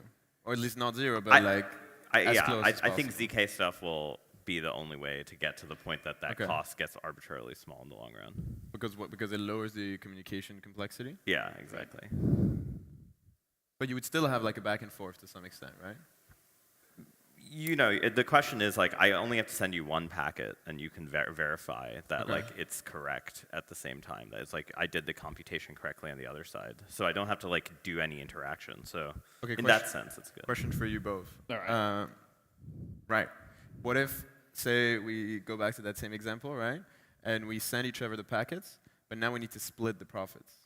How do we split the profits? I mean, that you can have as a contract on both sides, right? The profit, you store the final profit on one side, right? Right, it's always on one side. It can't be on both you sides. Have a contract that's doing that. You could also do like, I mean, the question, I don't know if the question you're getting at is like, how much profit do you split? Yes, This is like the cake cutting how problem, do you set the optimal That's profit point. split? Yeah. So this is actually a well-studied problem in game theory, which is called the cake cutting problem, the pie cutting problem. Depends on who you ask and what your aesthetics are. So you could actually, there is like a weird set of equilibria that you can talk about here. And often they're actually quite stable too. So it is surprising depending on who the first person is who's like taking some of the risk. Okay. But and how do we think about like adversarial things where like say we're splitting and like we agree on 50-50, but maybe there's someone else who's willing to do 60-40 or maybe over time, if you, like in an iterated game, instead of this particular opportunity, it starts making more sense for me to own more of the network rather than split with him, right? Because then it's like 100-0 instead of 50-50. I mean, this is why proof-of-stake networks that have, that draw the entire validator set over an epoch before the epoch where you know the blocks like are just, you can't avoid this problem. Right. Because you already see this in Solana and Avalanche, right? Where like people are basically just paying validators ahead of their block number and co-locating like for liquidation. It's just and that type of stuff. Yeah. I mean, even DEX are. People are just basically paying. Do we need to avoid like any kind of leader election that's in the future? Do we need like proof of work like leader election? Yeah, like and that's a ZK thing, right? Okay. The single secret leader election kind of type of stuff is only enabled by like homomorphic encryption and ZK stuff. So I think this cost goes down if cryptography gets better. It's not a purely economic thing. Can't you use the like Algorand leader election model that's like VRF based or something with like the that? committee? I mean, there's still these like poison committee attacks that are known. So. You can also still often grind too. So Sorry to cut you guys off. Do you guys want to take one question from the crowd before we get off? Oh, Super interesting conversation. I just want to open it up a little bit to if anyone's been waiting, has a question. I don't know how this works. Do I just point to the person and then the mic goes? Yep. Yeah. Yeah, guys, we have lunch at 1, so this will probably be one of the last questions. Where was the person? There you go. This is a question for Alex about Flashbot's architecture and how you see it changing in context of multi-layers and modular blockchains. So like Flashbots right now and the way it's designed is very practically helping democratize MEV on Ethereum with like enabling many searchers to participate and miners. But in context of like what you guys were talking about with like, you know, people with the most capital being able to get MEV on like cross-chain worlds and multi-layers and modular blockchains, how is Flashbots intending to like change its architecture to help further democratize MEV? And yeah, in context of like, obviously you guys are also trying to like become censorship resistant and decentralized. So you seem to have a lot of like competing priorities, but I think this is like a big one coming up. So curious to know. Yeah, great question. We think a lot about the risk that I mentioned earlier, this like centralization of validator sets across many domains and how this kind of world can be attacked. We also see it as like, it's inevitable that the world, at least for the next few years, is going to be like multi-chain or whatever. Even if you focus only on Ethereum, you have many layer 2s that have raised like hundreds of millions are going to be able to subsidize activity for a while, even if it's artificial. And so we need to prepare for that asynchronous world and what that means there. I don't know if looking at it as simply as like, oh, players need more capital to participate makes sense, because even today on Ethereum, there are flash loans, but if you use flash vaults today, flash loans are not gas efficient compared to having the capital directly, so a lot of players need the capital to be able to execute a lot of opportunities. So does that change massively in the cross-domain world? I think what changes is maybe like the inventory management logic that you need to have, and also the maybe economies of scale, that if you have more capital, you can warehouse risk a lot better. And so you can maybe take more opportunities or take more risks. So we think a lot about that. We think a lot about like this dystopian future of like very centralized blockchain world in general, where you have like a few validators that run validators on like 100 different chains and run bridges where they provide liquidity to users. That's like the worst thing for us, and we need to adapt, right? For what I just mentioned now, we're gonna announce more on this relatively soon, so you'll have like extra details there. But we're worried about the same thing that we were worried about when we started Flashbots a year and a half ago, which is we want to keep the system decentralized. We want to keep it transparent as much as possible, because the more you have opacity, the more it's difficult to understand what happens within it. Yeah, what else do we want to keep it? We want to keep it like accessible to most individuals. Yeah. I guess I'll add one point on the fairness aspect, which is that even though these bridges that have synthetic assets tend to be the ones that get exploited first, synthetic assets and like staking derivatives, especially in proof-of-stake networks, do actually lower the cost of capital for the actual validator, because validators basically, smaller validators can lever up around opportunities that they want to kind of subsidize. And so one real question is going to be, how do we balance this centralization effect versus like, should we allow like more kind of derivative assets across bridges? And that's obviously going to be this big security question, because Wormhole is the greatest example of like what happens when the staking derivative blows up. But it is clear that that actually does lower validator centralization. So yeah, in the long run, there's going to always be this kind of trade-off between like how much we want derivatives for equalizing access versus. Why does it lower the cost? Yeah, so like let's say I'm a small validator and I have like 1% of stake. I can borrow against my stake and basically, at least for a short amount of time, get to say like 3x leverage on my existing stake. And now I can go restake that, get 3%, increase my number of blocks, and try to basically. But surely if you own 50%, you can borrow 3x leverage as well, right? No, you're actually, how do you borrow 3 times 50? Oh, you said there's no liquidity for it. There's no liquidity for it. So there's this kind of liquidity versus security trade-off that naturally comes up in staking derivatives. So it's always going to end up being this war between like, how much do we want these kind of very hard to price derivatives that can blow up versus how much do we actually want centralization? Cool. I think that's a great place to end it. Thank you very much, panel. Cool. All right. All right, guys. That wraps up our first half of the Modular Summit. Lunch will be in the overflow room, so right over there. Yeah, go ahead and enjoy. It's going to be an hour-long lunch, so we'll meet back here around 2.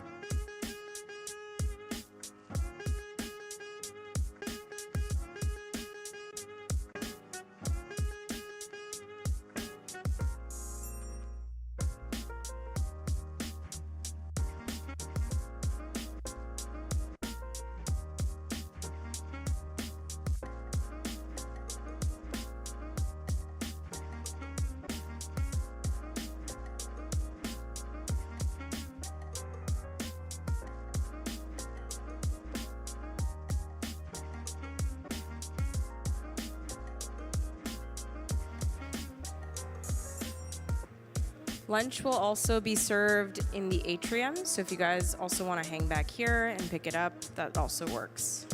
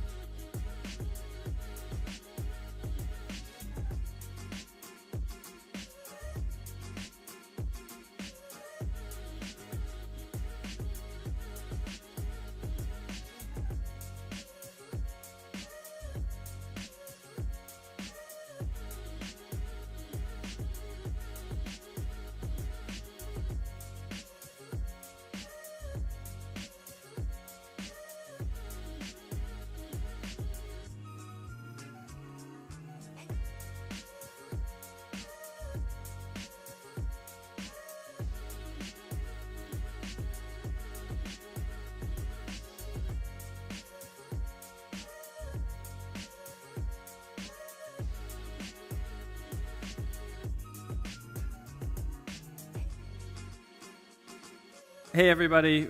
We're about to start up the second half, so please come and sit down.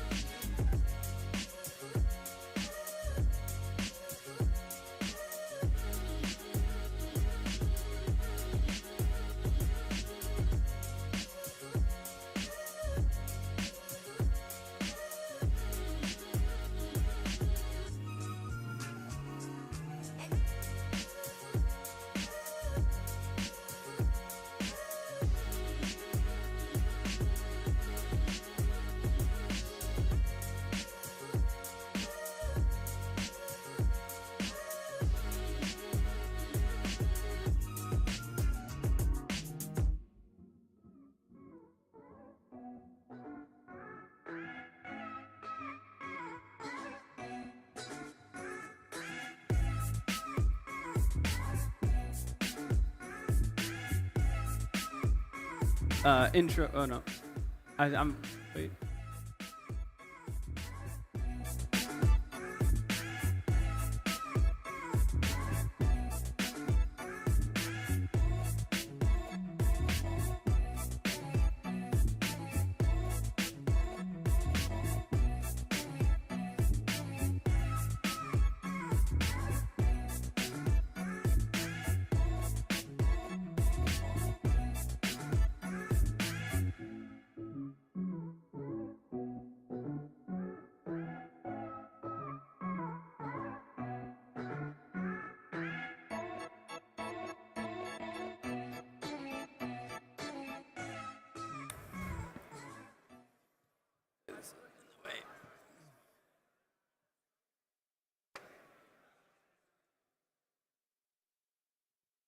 Hey, everybody. Come and find a seat. We're starting up the second half of the Modular Summit. I'm Nick White. I am COO of Celestia Labs.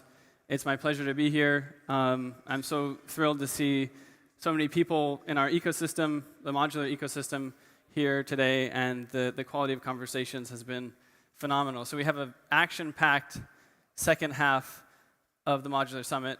I want to make a few announcements. One is that there's a research track in a room over here, and we have a lot of really, if you're more like research-oriented and you want to see some of the most cutting-edge things with rollups, interoperability, data availability schemes, that's happening over here. But don't walk through here. Go around the corner, past the bathrooms. So hopefully some of you go there because I don't want them to be in an empty room. Aside from that, we have networking drinks at the end of this segment, so at 5:30. And we'll also be handing out T-shirts. So I hope you guys stay around until the end and hang out and talk to us. So what do we have coming up? We have a bunch of really cool stuff. We have a data availability landscape panel that will feature Ethereum, Polygon Avail, Celestia. We also have a debate between Mustafa and Anatoly from Solana about modular, or monolithic. And that's going to be right up until 5:30. So anyway, it's my pleasure to announce or introduce the next guest. He goes by a few different monikers. Some people know him as Altcoin Slayer. Some people know him as Erica the blogger. But he is really one of the most insightful shit posters on Twitter. Yeah, so without any further ado, I want to introduce Eric Wall. He's going to talk about Rollup security paradigms. Thank you, Nick. Thank you so much. Hello, everyone. My name is Erica, combination of those. I'm a Swedish crypto fund manager / blogger / VC, but I'm also a recovering Bitcoin maximalist. And I've been recovering for about 3 years now. And I want to tell a story. I think this is the story of why I'm here on this stage, and the story of how I grew out of Bitcoin maximalism, and why I think this is one of the most important things that is happening in the blockchain space right now, and why I couldn't think of any more crucial place to be. So I want to congratulate all of you guys that are here, and I want to share my story with you with how I came to that conclusion. So, like Nick said, I used to be called the Altcoin Slayer. In this picture, you see some of the coins that I supposedly killed. They're still out there. I mean, it's really hard to kill coins, but supposedly I killed IOTA, Neo, Header Hashgraph. And in this journey of killing altcoins, I always had this belief from the beginning that Bitcoin was going to be the currency that was going to, the network that was going to power everything else in the blockchain ecosystem. And the rationale for that is that if you go back, we're going to go way back in time now. We're going to go all the way back to 2014, when the company Blockstream was founded. So if you read the vision statement of why Blockstream was created, it is actually kind of beautiful. It's a beautiful story. So it reads that the altcoin approach of creating a new cryptocurrency just to introduce new features creates uncertainty for everyone looking at cryptocurrencies from the outside. There seems to be no natural stopping point. Each fork can be forked again ad infinitum. This creates both market and development fragmentation. We think that for cryptocurrencies to be successful as a whole, we must build network effect, not fragmentation. We believe everyone should enjoy freedom to innovate too, without seeking permission from us or anyone. We need a different way to get there than by attempting to disrupt our own success. It's kind of beautiful. To accomplish this, we propose technology to enable new cryptocurrency networks that do not need new cryptocurrencies. Delivering on this vision will require continued investment and in cooperation with the Bitcoin ecosystem as a whole, along with the full-time support of many people with broad and specialized backgrounds. We felt that in the Bitcoin ecosystem and in the world at large, there is a shortage of companies working on trustless cryptographic infrastructure. That's why we, along with our other co-founders who share our vision, came together to establish Blockstream. So this was the picture that they shared, like their vision for how the blockchain ecosystem would grow. And I like this picture so much. This used to be the banner picture of my LinkedIn profile. I was so hyped up about that vision for blockchains and for sidechains to interact with each other. And these sidechains they weren't originally proposed as what we see today, where there's proof of authority chain with a bunch of validators. These were supposed to be merge-mined sidechains, reusing the proof of work strength of Bitcoin to secure the transaction order. So, and you have the developers here speaking like, yeah, merge mining is an option. You could also have proof of stake and proof of authority, but merge-mined sidechains that you reuse the hashing power of Bitcoin to secure these sidechains were a crucial element for this vision. And you can even go back and you see Greg Maxwell here talking about using snarks to interpret the programs running inside of sidechains, which is basically what we have today with ZK rollups. So this was already envisioned back in 2014 by the Blockstream developers. And what was the purpose of being able to run a Snark to interpret other programs? Like, what was the vision? Well, it was the vision already then to build things like DEXs, to build trustless peer-to-peer marketplaces, options contracts. All of those things that we see blossoming in DeFi were already the vision back then. And in 2015, they said, in the coming weeks, we're going to publish a proposal for a fully decentralized two-way peg. The peg is how you transfer an asset from the main chain into the side chain and back. That would be completely decentralized, and the side chain itself would be merge mined. But it never materialized. But in 2018, I still believe that this was the vision for Bitcoin, that we would see this ecosystem of sidechains emerging around Bitcoin that would be trustless, merge mined. So I would go around writing these Twitter threads saying, like, in architecture, it is a no-brainer that every structure of importance that we build, whether it be religious monuments, skyscrapers, pyramids, starts with the establishment of a rock-solid foundation to persist through the test of time and with the millennia to come. So I was really in this vision that Bitcoin, as the strongest, most solid consensus engine, would power everything else. And around that point in time, we were thinking in terms of drive chains. Drive chains were the latest iteration of how to build these hash rate-backed side chains to Bitcoin. And this is a pretty funny quote here. So I believe that the only way to compete with Bitcoin is by figuring out how to make a more decentralized, robust consensus engine. And the problem that I had with all altcoins was that all of them were competing in Bitcoin in the exact opposite way. So they were trading away their core robustness and simplicity for smarter contracts. And this is before I understood the concept of modularity. Because if you think about Celestia, Celestia really is an even more simple base layer than Bitcoin is. Bitcoin bundles settlement, execution, data availability together in one monolithic piece. Celestia is that piece that abstracts the data availability and the consensus away and focuses on just that most simple piece. But this was before such constructions existed. So anyway, I was really hyped up about drive chains. I wanted to drop everything that I was doing at the time to build a drive chain. And even the Bitcoin core developers, a lot of them were on board with this vision. They wanted to also see drive chains come into fruition. They thought it was a good idea. But something happened. This is just 1 year later. Just 1 year later, something changed. And I think it was the block size wars that got so intense. And what a lot of Bitcoiners realized is that the miners are not our friends. The miners had previously been involved in every upgrade in Bitcoin. Using their hash rate, they signaled their support for upgrades, and the miners were working together with the community.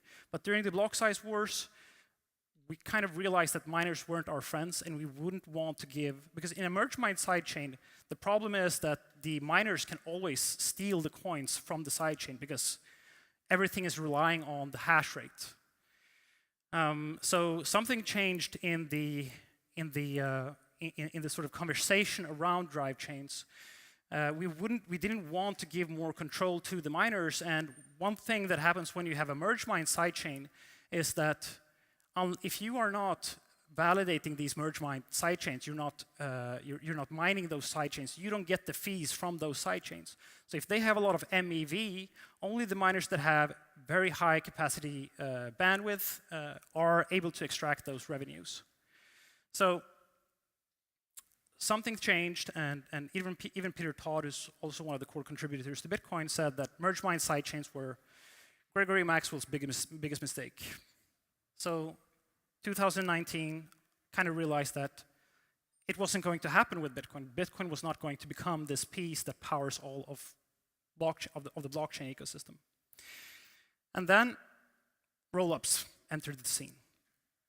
And the powerful thing with rollups, the really intelligent part, is that the rollup, the miners and the validators that process the base layer, they don't need to validate the rollup. They don't need to process the transactions, they can only look at the fraud proofs and the validity proofs to make sure that those systems are safe. So this, if you are a Bitcoiner and you're thinking that the only problem that we have with drive chains is that they cause centralization around mining, rollups are that exact mechanism that you need to get away from that problem. So I sort of wanted to bring this to the Bitcoin community and say, hey, look at the Ethereum researchers. Look at what they have come up with. That actually solves that core piece that we've been looking for all along. This should be a very interesting architectural design for how to build blockchains that can scale, that can have different execution environments, that does not cause centralization for the validator set. So I try to convince other Bitcoiners, like, look at this, look at the architecture of this thing, just look at the construction. If we can just learn from this mechanism, we can integrate something similar into Bitcoin, and then we would be able to realize that vision that was what the Blockstream company was built on. That core vision was now within reach. It didn't go that way.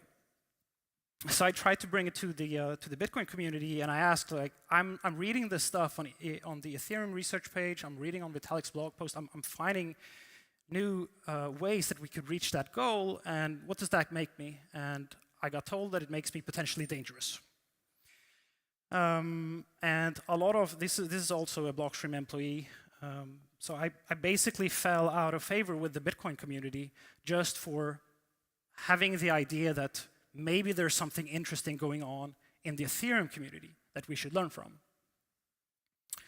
So people were starting to make bets around how long I would last in the Bitcoin community. And this vision that was originally proposed about how Bitcoin would power these sidechains, what it all came down to at the end was just this. The only sidechain that Blockstream ever created was a single proof of authority chain that had no crypto-economic guarantees.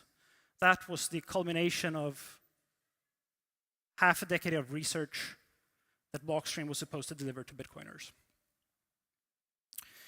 So Eric, the altcoin slayer, turned into Eric, the potentially dangerous shitcoiner. And I was feeling miserable at this time. I started to write my own eulogy. It was kind of a sad time where I didn't know what to do, because I had been building up my reputation and my community, my friends within the Bitcoin community for 7 years. And this is what it all came to. But I found new life in the rollup design space. There's so many things that you can do with rollups. You can experiment with completely new VMs. You can experiment with the sequencing logic, the fee logic, the MEV. You can make combinations of ZK rollups and optimistic rollups. It opens a whole new paradigm for innovation experimentation.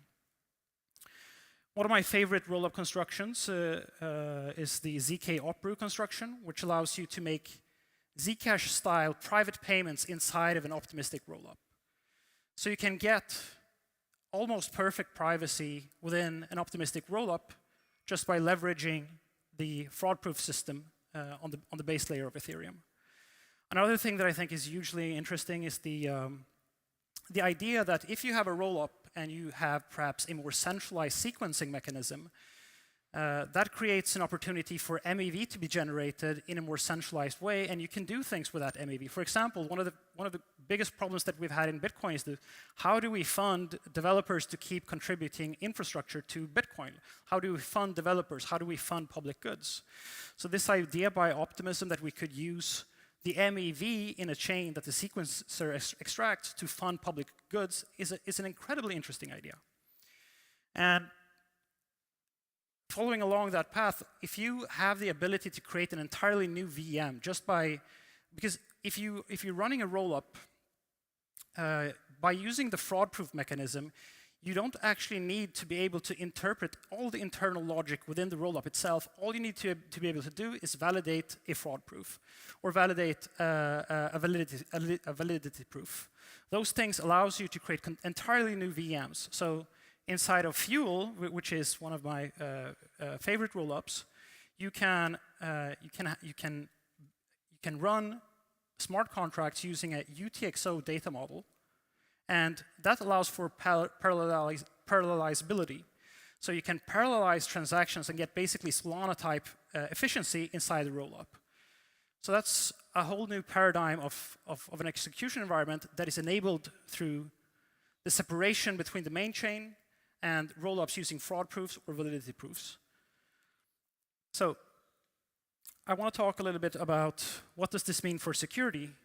So there is a difference between rollups and sidechains. Even the merge-mined sidechains that we had, rollups are superior because, like I said, in the rollup paradigm, what you can do is you don't need hash rate to secure a sidechain because the fraud proofs that get posted to the mainnet and the validity proofs, that's the only thing that you actually need to validate for the validators or the miners to do their job. So rollups present a way more attractive security model inherently than sidechains were ever able to produce. But they still come with some drawbacks. There are some people who say, well, rollups, they're layer 2, and the layer 2 inherits the security of the layer 1. That is roughly accurate. It's not 100% accurate because there are, of course, some things that there's some level of complexity that comes with a rollup that creates security risks. So it's not like one-to-one perfect equivalency between the security of the layer 1 and the layer 2. There are some differences there, and I think that it's good to perhaps get a grip of what those differences are. So I mean, the most obvious one is that of course you're going to run into some implementation risk. The rollup has a rollup node. That rollup node has its own software. There can be bugs in that software. It's just no way to get around that. If the rollup isn't implemented properly, even on the contracts in the layer 1, a bug can arise. Like if you look at most of the hacks that have happened to sidechains, only a few of them actually happen because someone compromised the keys. In many cases, there are simple implementation bugs that can cause complete failures for the rollup system, for a sidechain system, for any type of system. So every time that you use an external software component, that can have an implementation bug, and you can lose your money by using a rollup this way. There's no way to get around that. The nice thing is that we can theoretically move away further and further away from that risk by improving our systems. With a sidechain, for example, you can never get away with the inherent risk that either the miner steals the coins, or in a proof of authority sidechain, you can never get away the risk that the validators steal the coins in the sidechain. But you can get away from that risk if you design a rollup really, really well.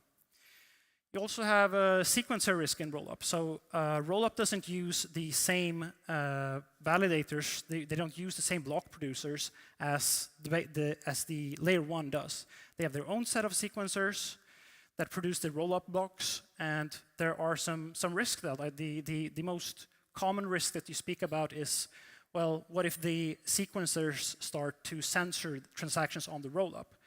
Now, for optimistic rollups like Arbitrum and Optimism, there's a way around that. You can post transactions directly to the layer 1 contract on the base layer, and that makes the rollup process those transactions. So you can get away that censorship.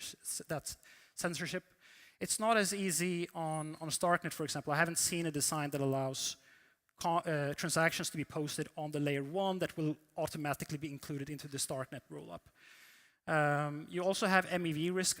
I actually prefer to think of the MEV difference here as an advantage, like I showed with Optimism, that you can actually use the fact that you have a different set of sequencers that can be permissioned or have priority, and they can generate MEV, and they can decide that this MEV is going to go to benefit the overall system. But there are still differences in how MEV works inside of a rollup compared to the layer 1 chain.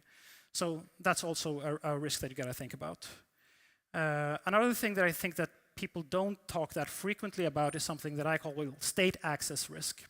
So a lot of people believe that, well, in a rollup, all the transactions data are posted to the layer 1, and because you have full data availability provided by the layer 1 system, that means that you're never going to have a problem to access the state.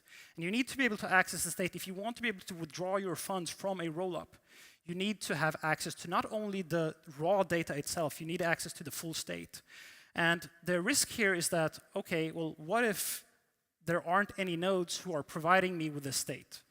The risk then is that and if you haven't produced that state for yourself, if you're not running a rollup node, which in a rollup, their execution environments are designed to be more performant. So it's going to be more resource intense to run your own rollup node versus running a layer 1 node. So if you're not doing that, which most people won't do, and for some reason there is no other node that is providing you with what the state looks like, then you can run into a situation where you actually have to generate that state yourself. And if the state takes a very long time to be computed, then let's say, for example, you're getting liquidated in another rollup, and now you got to withdraw your funds from that rollup into the other rollup, and that takes time. Now you got to regenerate the state. The time that it takes to generate the state is a risk. It can cause you to get liquidated. It can cause you not to access your funds in time. Maybe those funds lose value, like maybe there's something happening in the cryptocurrency space and your assets are losing value. You need to be able to get those out and sell those. If that takes time, well, then that's a risk. I'm coloring these in yellow because these are not like catastrophic risks. They're more like mediocre risks. And then in most of these rollups, the reason that these two are white is because these problems are not inherent to rollups themselves, but it's something that we're likely to see with most rollups. So most rollups in the beginning are going to have admin keys, the ability to make emergency upgrades. That, of course, is a risk. The idea is that we will move away from those training wheels with time, and we won't really have these admin keys that can change the entire rollup system once these systems are mature. But they're probably going to be with us for a couple of years, these types of admin keys. And a lot of these rollups are also planning to add governance tokens, and governance tokens also provide an attack vector. Like if the governance tokens has the ability to vote on something crucial for the system, then if someone is able to acquire a large amount of those governance tokens, well, they get control of a part of the rollup. So that's also a risk. The most secure rollup would probably be a rollup that doesn't use, like if we had no implementation bugs, then the most secure rollup would probably be a type of rollup that had as little as possible of these types of admin keys or governance tokens, or at least limit their ability to do anything material to the system at all. So those are some inescapable things that you sort of get with rollups that make the security different from the layer one itself. So then there are also differences between ZK rollups and optimistic rollups. I'm not going to go to get too bogged down into this, but it's good to have at least the basics of it. I think that most people in this audience probably do know the basic security assumptions, that trade-offs that you make between a ZK rollup and an optimistic rollup. The ZK rollup, of course, uses Starks or Snarks. Those have significantly higher complexity and a lot fewer people that actually understand those systems in detail to be able to audit them to a level where we have an assurance that the system is going to work as intended. So they are more complex. The probability that they have implementations bugs are significantly higher. Even though in a system like Arbitrum, for example, the Arbitrum virtual machine is also quite complex. There's also an added risk of complexity there. But I don't think it's fair to say that these risks are comparable. I think it's probably fair to say that the ZK rollups do add a more material layer of risk. But in the optimistic rollup, you have the assumption that someone is watching the chain, that someone, if the sequencers post an invalid Merkle root, then a Merkle root commitment, then someone needs to be able to produce a fraud proof and invalidate that update. So Rollup has this other trust assumption that you need to trust that someone is watching the chain. Either that has to be you or that has to be someone else. And ZK rollups don't really have this assumption. And then if you are using another system or another component to provide data availability, then you're always exposed to the underlying risk of that system. We used to say that validiums, for instance, a validium is a ZK rollup that does not actually post the data on the layer one. it uses another entity or a federation of entities to guarantee that that data is there. We used to say that that these validiums had a lower risk profile because the only thing that they could do is freeze the funds. They could freeze the system, but they couldn't steal the funds. But we've sort of come to the conclusion that if you're able to freeze a rollup, it's very easy to turn this into a ransom situation where you're ransoming the funds, and even if you have emergency keys, which allows you to roll back the state of the validium, that opens up another attack vector, which allows the attacker to double spend their funds, because when you roll back the attack, then no one can, then the attacker can just do that attack again. So you create a double spend risk. So no matter how you want to wrap the burrito, if you're using other data availability systems, you're always going to run into this issue that you sort of have to trust that those components are functioning correctly. So I also have this picture. I saw that Mustafa had this one earlier. I want to make a joke about this. This is the modular conference, so we're outsourcing other people's diagram skills to the ones that are most suitable to create those. So that's my excuse for using other people's diagrams in this talk. So we sort of covered everything except these two so far. We're talking in very broad strokes, but I don't think that you're going to be able to learn everything about every single trust assumption between different rollups in a 30-minute talk. But let's talk about the broad strokes here. So if you're running a rollup on Celestia, there is a difference between sovereign rollups and settlement rollups. So the sovereign rollup has its own settlement and execution environment. So that allows for a lot of flexibility because you can hard fork or soft fork the rollup itself and change the rules of that rollup without having to depend on any other community. Celestia is not going to stop you for changing the execution environment of your rollup. So if you want to change something inside the execution environment, you can in a sovereign rollup. That gives you flexibility. That's why they're called sovereign rollups. But that does mean that the rollup can change as long as the rollup community decides that the rollup should change. And that means that if it's a small community, if it's a small rollup and they are malicious, they could hard fork and perhaps steal your funds from that rollup. So you have this different risk profile in a sovereign rollup versus a settlement rollup. The benefit of a settlement rollup is where you share an execution environment where many different types of rollups can settle their fraud proofs and validity proofs. And if they are all batched together in one layer, then one rollup can't go rogue and hard fork their system, because that makes them incompatible with all those other rollups that they have enjoyed the ability to interact with. So if you're using a settlement rollup for the compatibility with other rollups, now you can't hard fork one of those. So it sort of ties all of those rollups into that specific settlement layer. So using a settlement rollup with many rollups sort of batches their security together in a different way. Last thing, I wanted to steal another diagram here from Maven. Rain and Coffee made this excellent chart, I think, that shows a little bit easier how these different rollups interact with the Celestia system. So on Celestia, you can have these. You can have a sovereign optimistic rollup. You can have a sovereign ZK rollup, and then you can have these restricted settlement layers for rollups like Sevmos, but you can also have other settlement rollups like that on which you can build other rollups. That sort of gives you a better picture of what the ecosystem looks like, I think.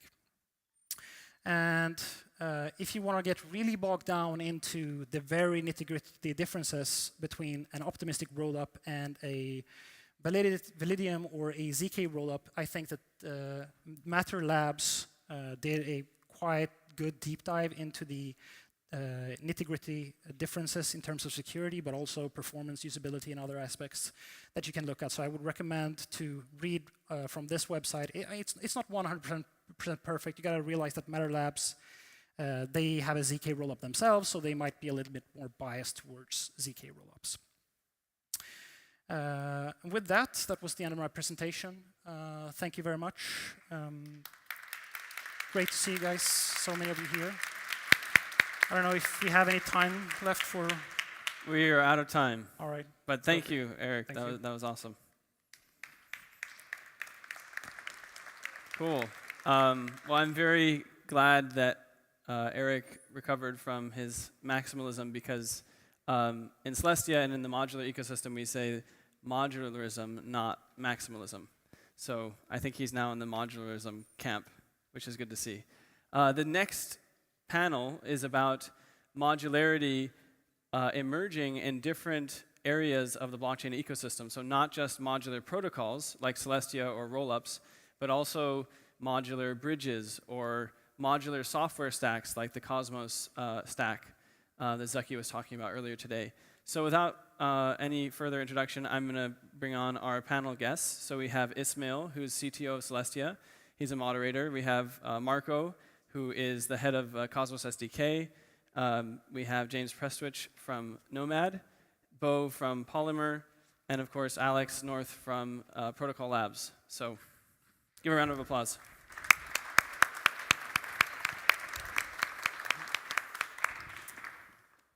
Hello, can you guys hear me? Yes. So why don't we start with a brief round of introductions? Marco. Yeah, I'm Marco. I work at Interchain GmbH, and I'm the current product owner of the Cosmos SDK. I've worked from Tendermint all the way to the Cosmos SDK, so just having fun with it. I'm James Prestwich. I'm currently CTO at Nomad, which is a modular bridge focusing on smart contract chains and arbitrary message passing. Hi, I'm Bo. I'm co-founder at Polymer Labs, and we're working on a universal IBC interoperability hub. Hi, I'm Alex. I'm an engineer at Protocol Labs. I've spent the last 3 years or so working on Filecoin as a software and protocol engineer. Thank you. So Mustafa made this very clear distinction this morning, what like a modular blockchain is and what like modular software is, and where the distinction, he drew a clear line. So let's also like briefly summarize what like modular design in general is. Like a modular design means that you basically break up a system into smaller parts, so-called modules. They can like be used in other contexts, that can be changed, or yeah, basically you can plug them into other systems as well. And in modular software, or like modular programming, you basically subdivide your program in modules where the modules only execute the part that you care about. So, and yeah, modular blockchains is when you basically outsource core functionality of a blockchain. I think that was made very clear throughout the day. So I wanted to ask the panelists, like, where do you see like modularity emerging, basically in your in the fields that you work on, like in the Cosmos SDK? I think Zaki took most of it away in his talk, but maybe you have more for us. Yeah, unfortunately, I didn't see Zaki's talk, so I don't know if I'm going to say something wrong now.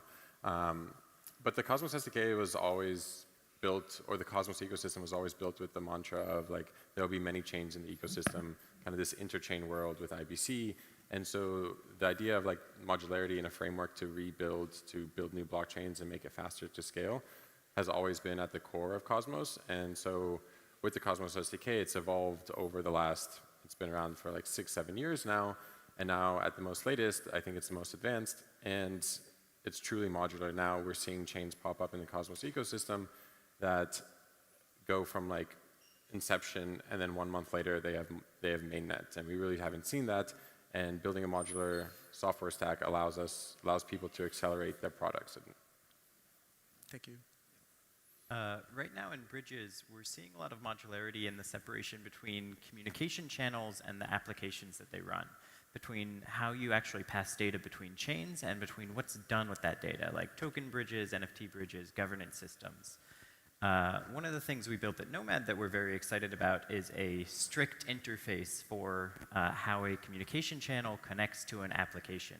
And this should let applications like bridges swap out IBC for Nomad channels for anything else they want.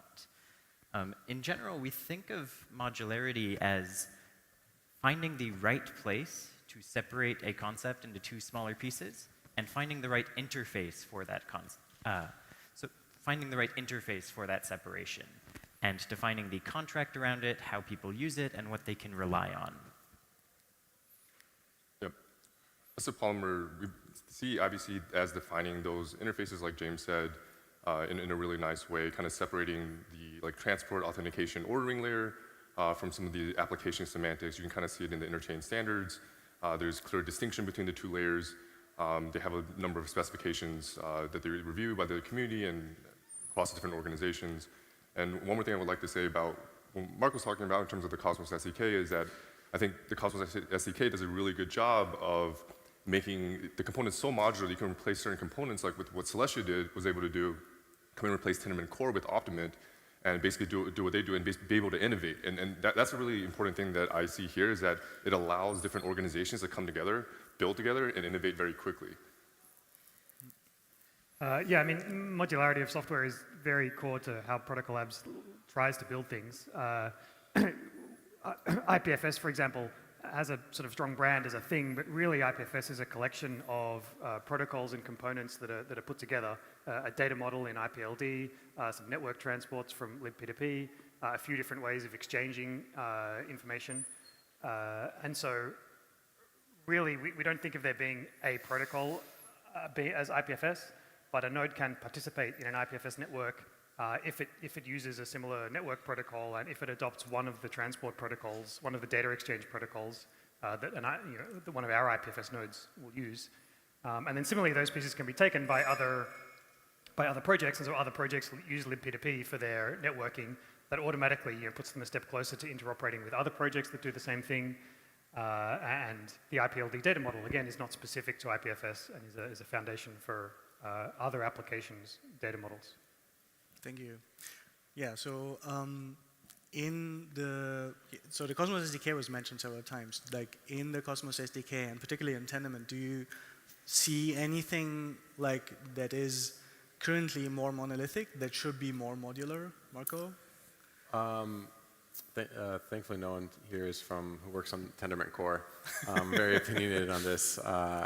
Tendermint was always built as a library, so kind of when Jaquan and Ethan Buckman wrote it, the idea was you have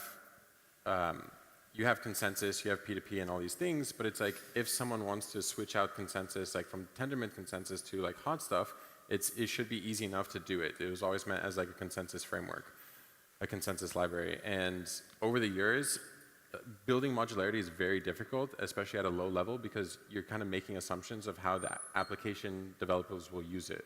How the clients will use it is somewhat easier for application developers. The deeper they go, the more freedom they need in developing their software.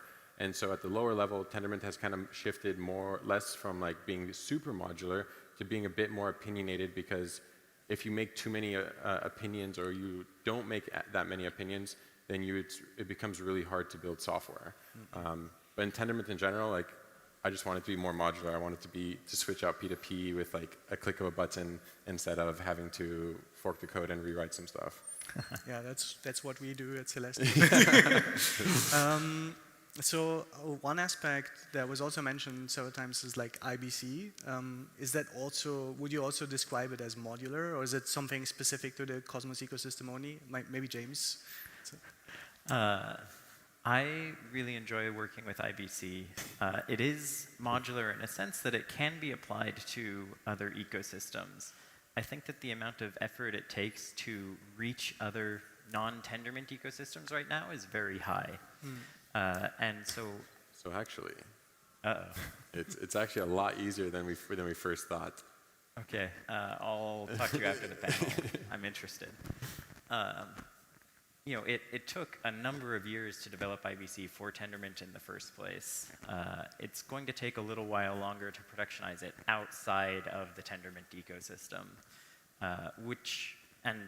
in like the ETH2 model, where they have a proof-of-stake system that admits some reorgs, we have a lot more work to do to parameterize IBC and make it work for the Casper-based consensus system, which is why we focus on not just the IBC connection, but what applications can we build today that can be eventually connected by IBC once it's ready, and what channels can we build that can be used today that can be swapped out for something more secure or faster once it's ready.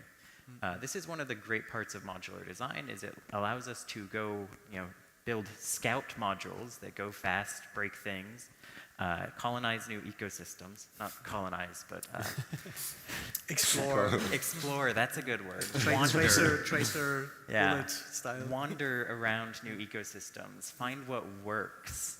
And then we can bring in these heavier and better things like IBC in the long run once we have figured out what an application developer wants in a specific chain ecosystem.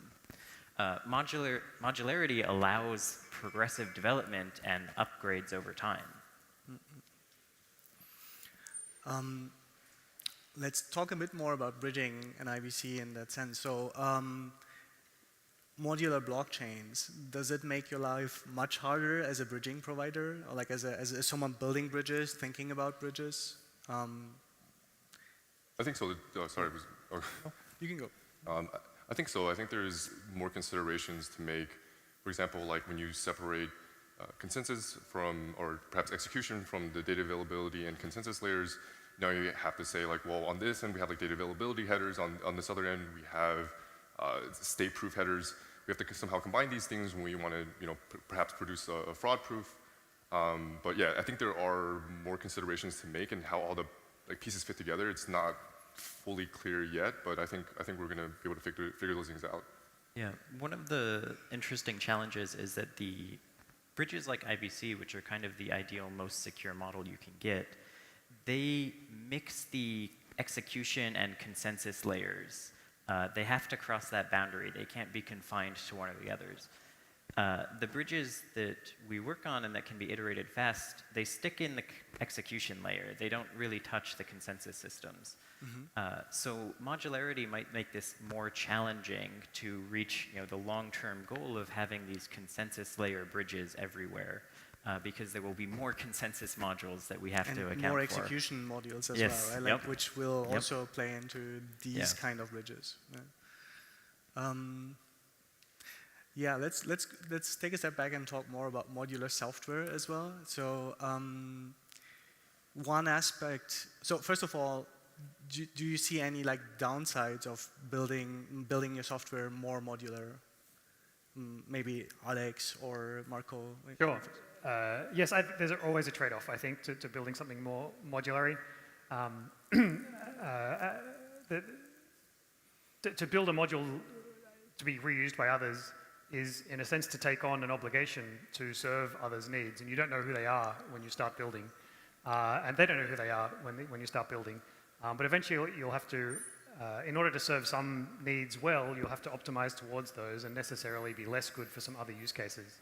And so at some point, someone else coming along with a new novel application, wanting to plug it together out of modular pieces, will find that they just they can't get the performance or the features that they need.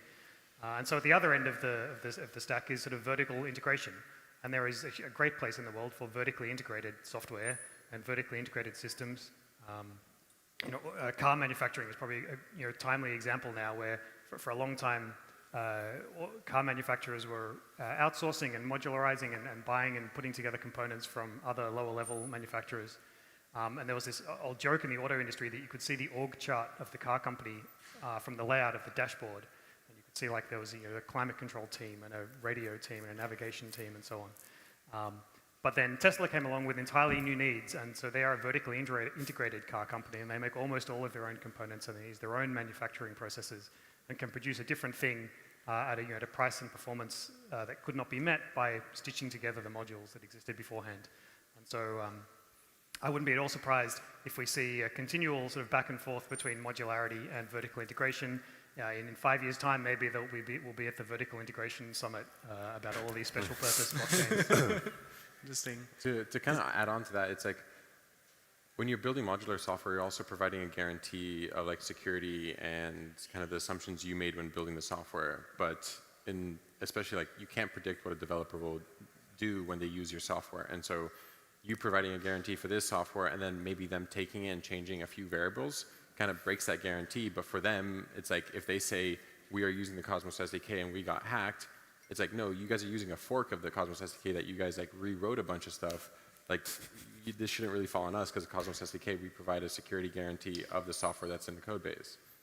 Yeah, you kind of have to teach developers not just about the system that you built, the module itself, but about the interfaces and the boundaries of that module and what they have to do to keep the module working with other modules correctly. So there's a lot more developer mental overhead for these things. Yeah, and like you end up talking with a bunch of users, like how are you going to use the software? And I think in the current blockchain space in the past year or something, we've kind of run into this cycle of like we're kind of rinse and repeating many similar products. And then so it's like you build your modularity to like serve these products, then you all of a sudden get a team that like does something out of the box, and you're like, okay, wow, this is where we want to be going because this is like pushing the boundaries. This is like something that's next. This is the place that we're comfortable in right now. Yeah, I think that brings up an interesting point that I want to connect to Alex over here is we always like start off building bundled projects. Everything's integrated in Ethereum, and it's because we just didn't know how to do any better at the time. Like we built Ethereum the way we did because we had no idea what modularity was or what the right boundaries between different parts were or where the consensus Bitcoin is layer. even more extreme to that. Like it's more monolithic, like more integrated. We built it monolithic because we didn't know what the right module boundaries were. Now that we know, we can build modular systems. And then eventually, once we have modular systems everywhere, people are going to want to go back to monolithic to eke out those, those little gains they can get by eliminating the edges between modules. Yeah, it's the typical problem of like replace what Alex. Architecture. Yeah, exactly. Like in web development, we've seen it go from monolithic services to microservices and back to monolithic because people get frustrated with whatever the current model is. Yeah, that's basically what Alex also said previously. There will be a constant back and forth. Yeah, we're in a great space now where they're like it's all about the pace of innovation, and modularity is fantastic for you can quickly plug together a few things, and maybe you take some trade-offs, but you can learn really fast. But once we really know what we're doing, James is right. We didn't know what we were doing to start with. IPFS is just the same. libp2p didn't birth as an independent project. It was extracted from IPFS, and so were some of the other protocols over time. And then we realized what we're doing and what we want to plug together. And then when someone really knows what they want to do, they're going to go and do it from scratch in a vertically integrated way again. When they're going to sacrifice the ability to change it later. Yeah, and we had to do it that way because we didn't know any better. Totally. We had to experiment with it first as a monolithic thing to figure out the right way to build modularity. So some theme kept popping on, like recurring theme that was mentioned on the panel is like the interaction with users and people using your modules potentially different ways that you didn't anticipate maybe. So one thing that I wanted to ask, and like I don't have an answer to it at all myself, but like how do you basically maintain these modules from like a governance point of view?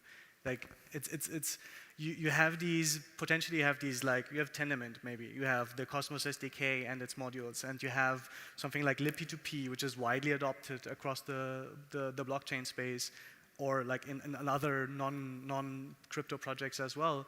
It's like, how do you make sure that this is is it like in any other open source project where you basically maintain it and you discuss things on GitHub, and this is like you submit RFCs and you discuss and eventually you come to an agreement and you implement this or that feature or this and that addition to the protocol.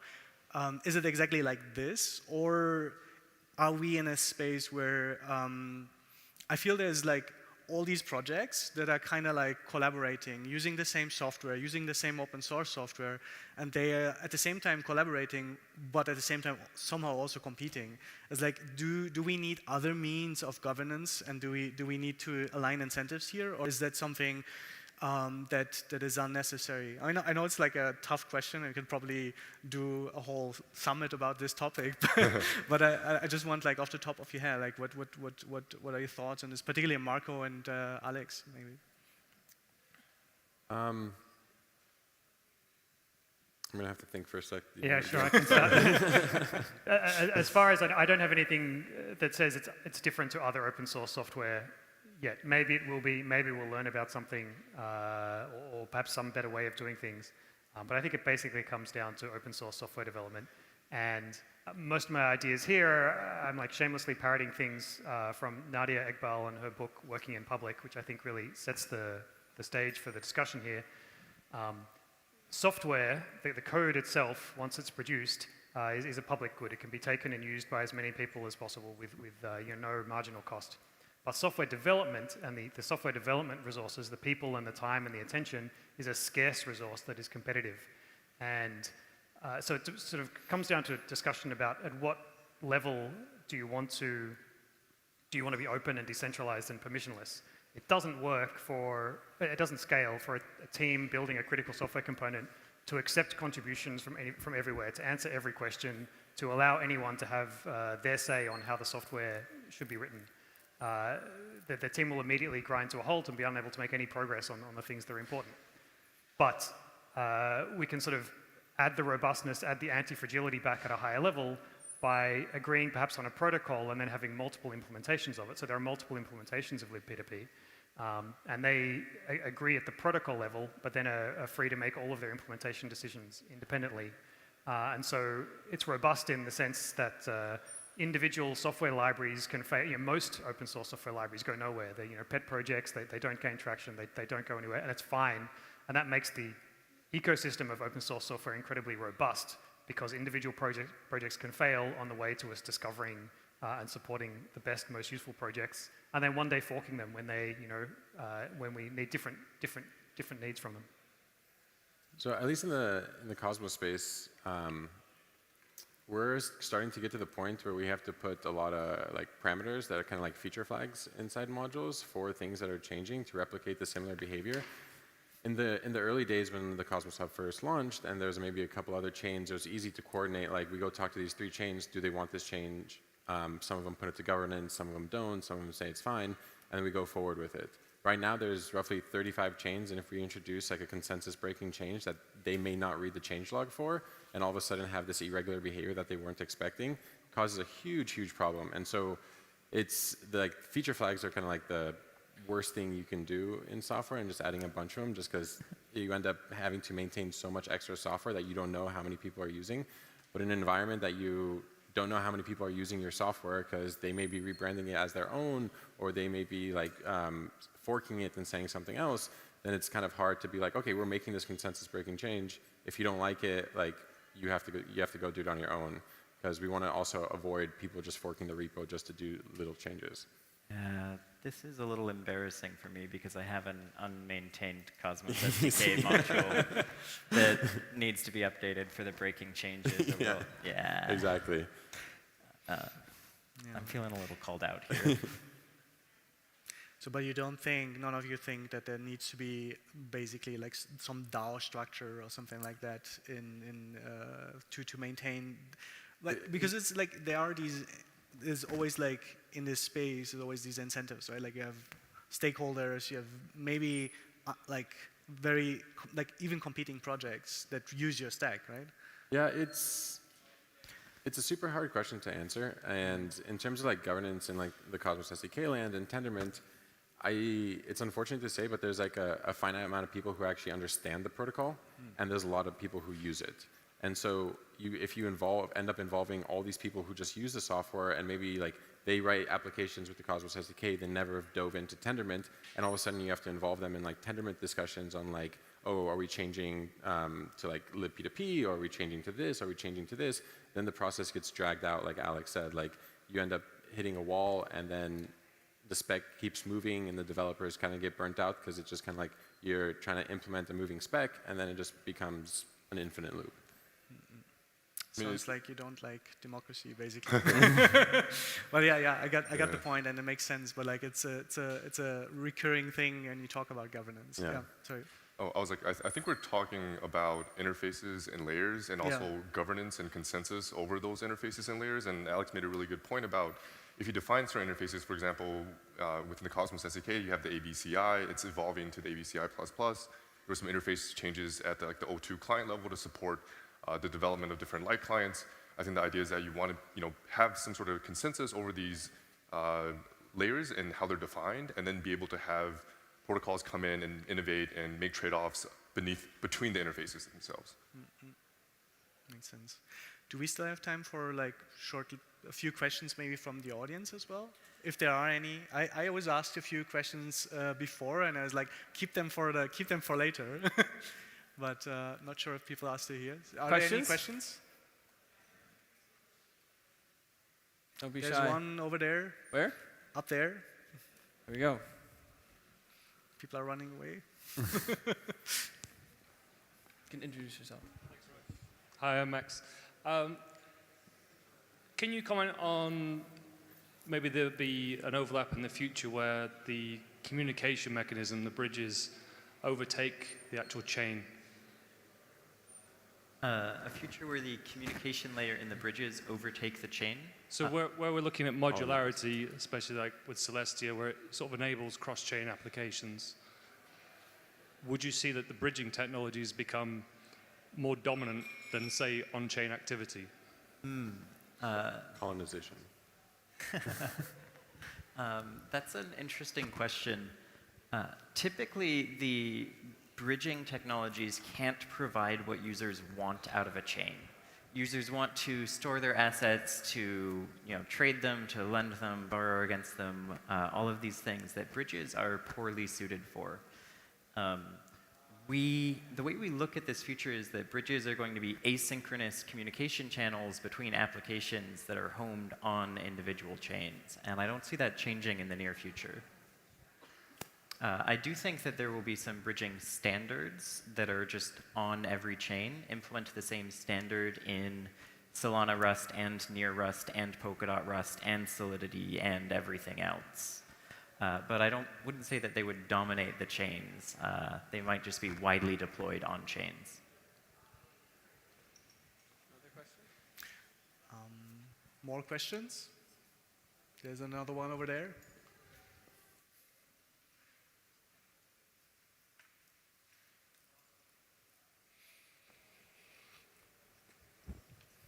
Hi, my question is more to the interoperability rather than modularity of parts. We're seeing now a lot of the cross-chain protocols are trying to build essentially similar cross-chain messaging protocols as IBC is or XEM is for the substrate. Do you see these becoming, they're becoming like a standard to allow them to interoperate, or it's more of which ecosystem wins out? IBC is the standard. IBC is a standard.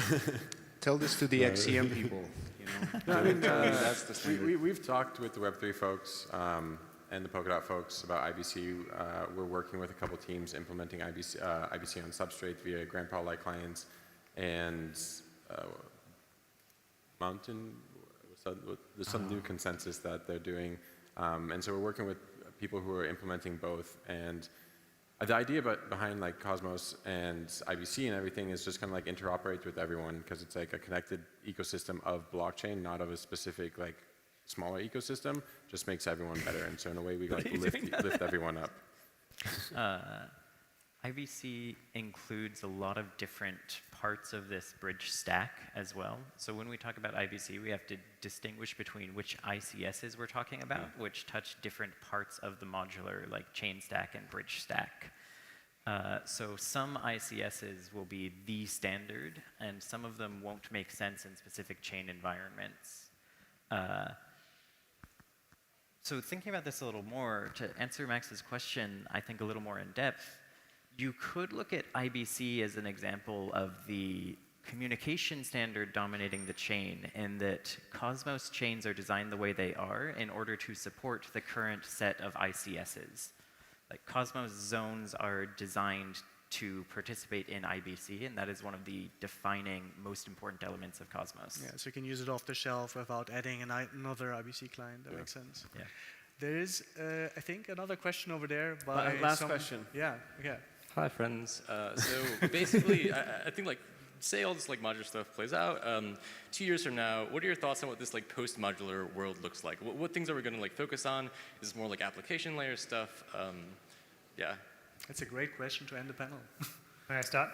I mean, to step back and like look at why we're here, we're trying to build, the reason that blockchains and execution layers and so on are interesting is because we're providing a platform for applications to be built, software for people to use to achieve things.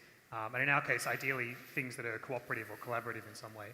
And so there's a big, there are a lot of modules to be built out in this platform. You know, with a nod to Mustafa's attempt to claim the definition of modularity earlier today, your development platform needs the execution layer, the CPU in the computer, and it needs some RAM, which is the state, and it needs a I/O bus, which is the data availability layer. And it also needs storage, which is Filecoin. And it also needs networking, talking to other computers, which is bridges.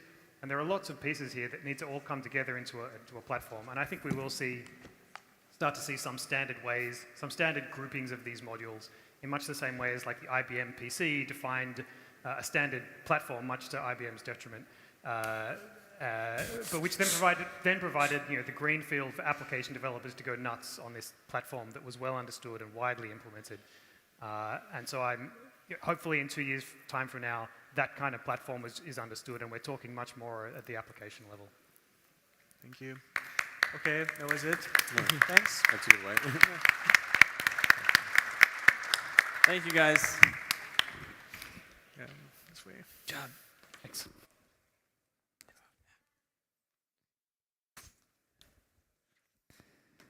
Cool. That was really interesting. Thanks for the good questions. It's clear that modularity has a role to play in many different ways, not just modular protocols. And I think there's a reason why we're seeing modularity emerge across the stack, because the whole, I think, blockchain ecosystem is starting to mature. So that was very, very insightful. Thank you again to the panelists. Our next panel is going to be about how we're scaling execution layers using optimistic constructs. So earlier in the morning, we talked about zero-knowledge rollups. Now we're talking about optimistic rollups. So leading the panel is John, who is from Delphi. And we have Proto, who is the highest IQ pineapple on Twitter, and Josh, who's representing Celestia, and Emily, who's representing Fuel. So give them a round of applause.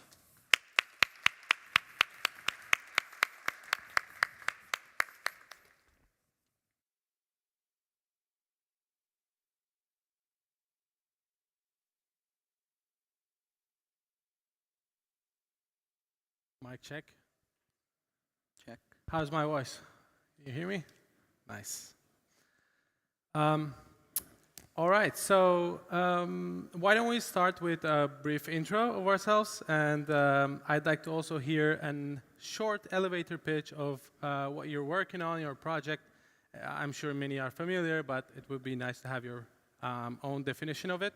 So I'll start with myself. I'm John from Delphi Digital.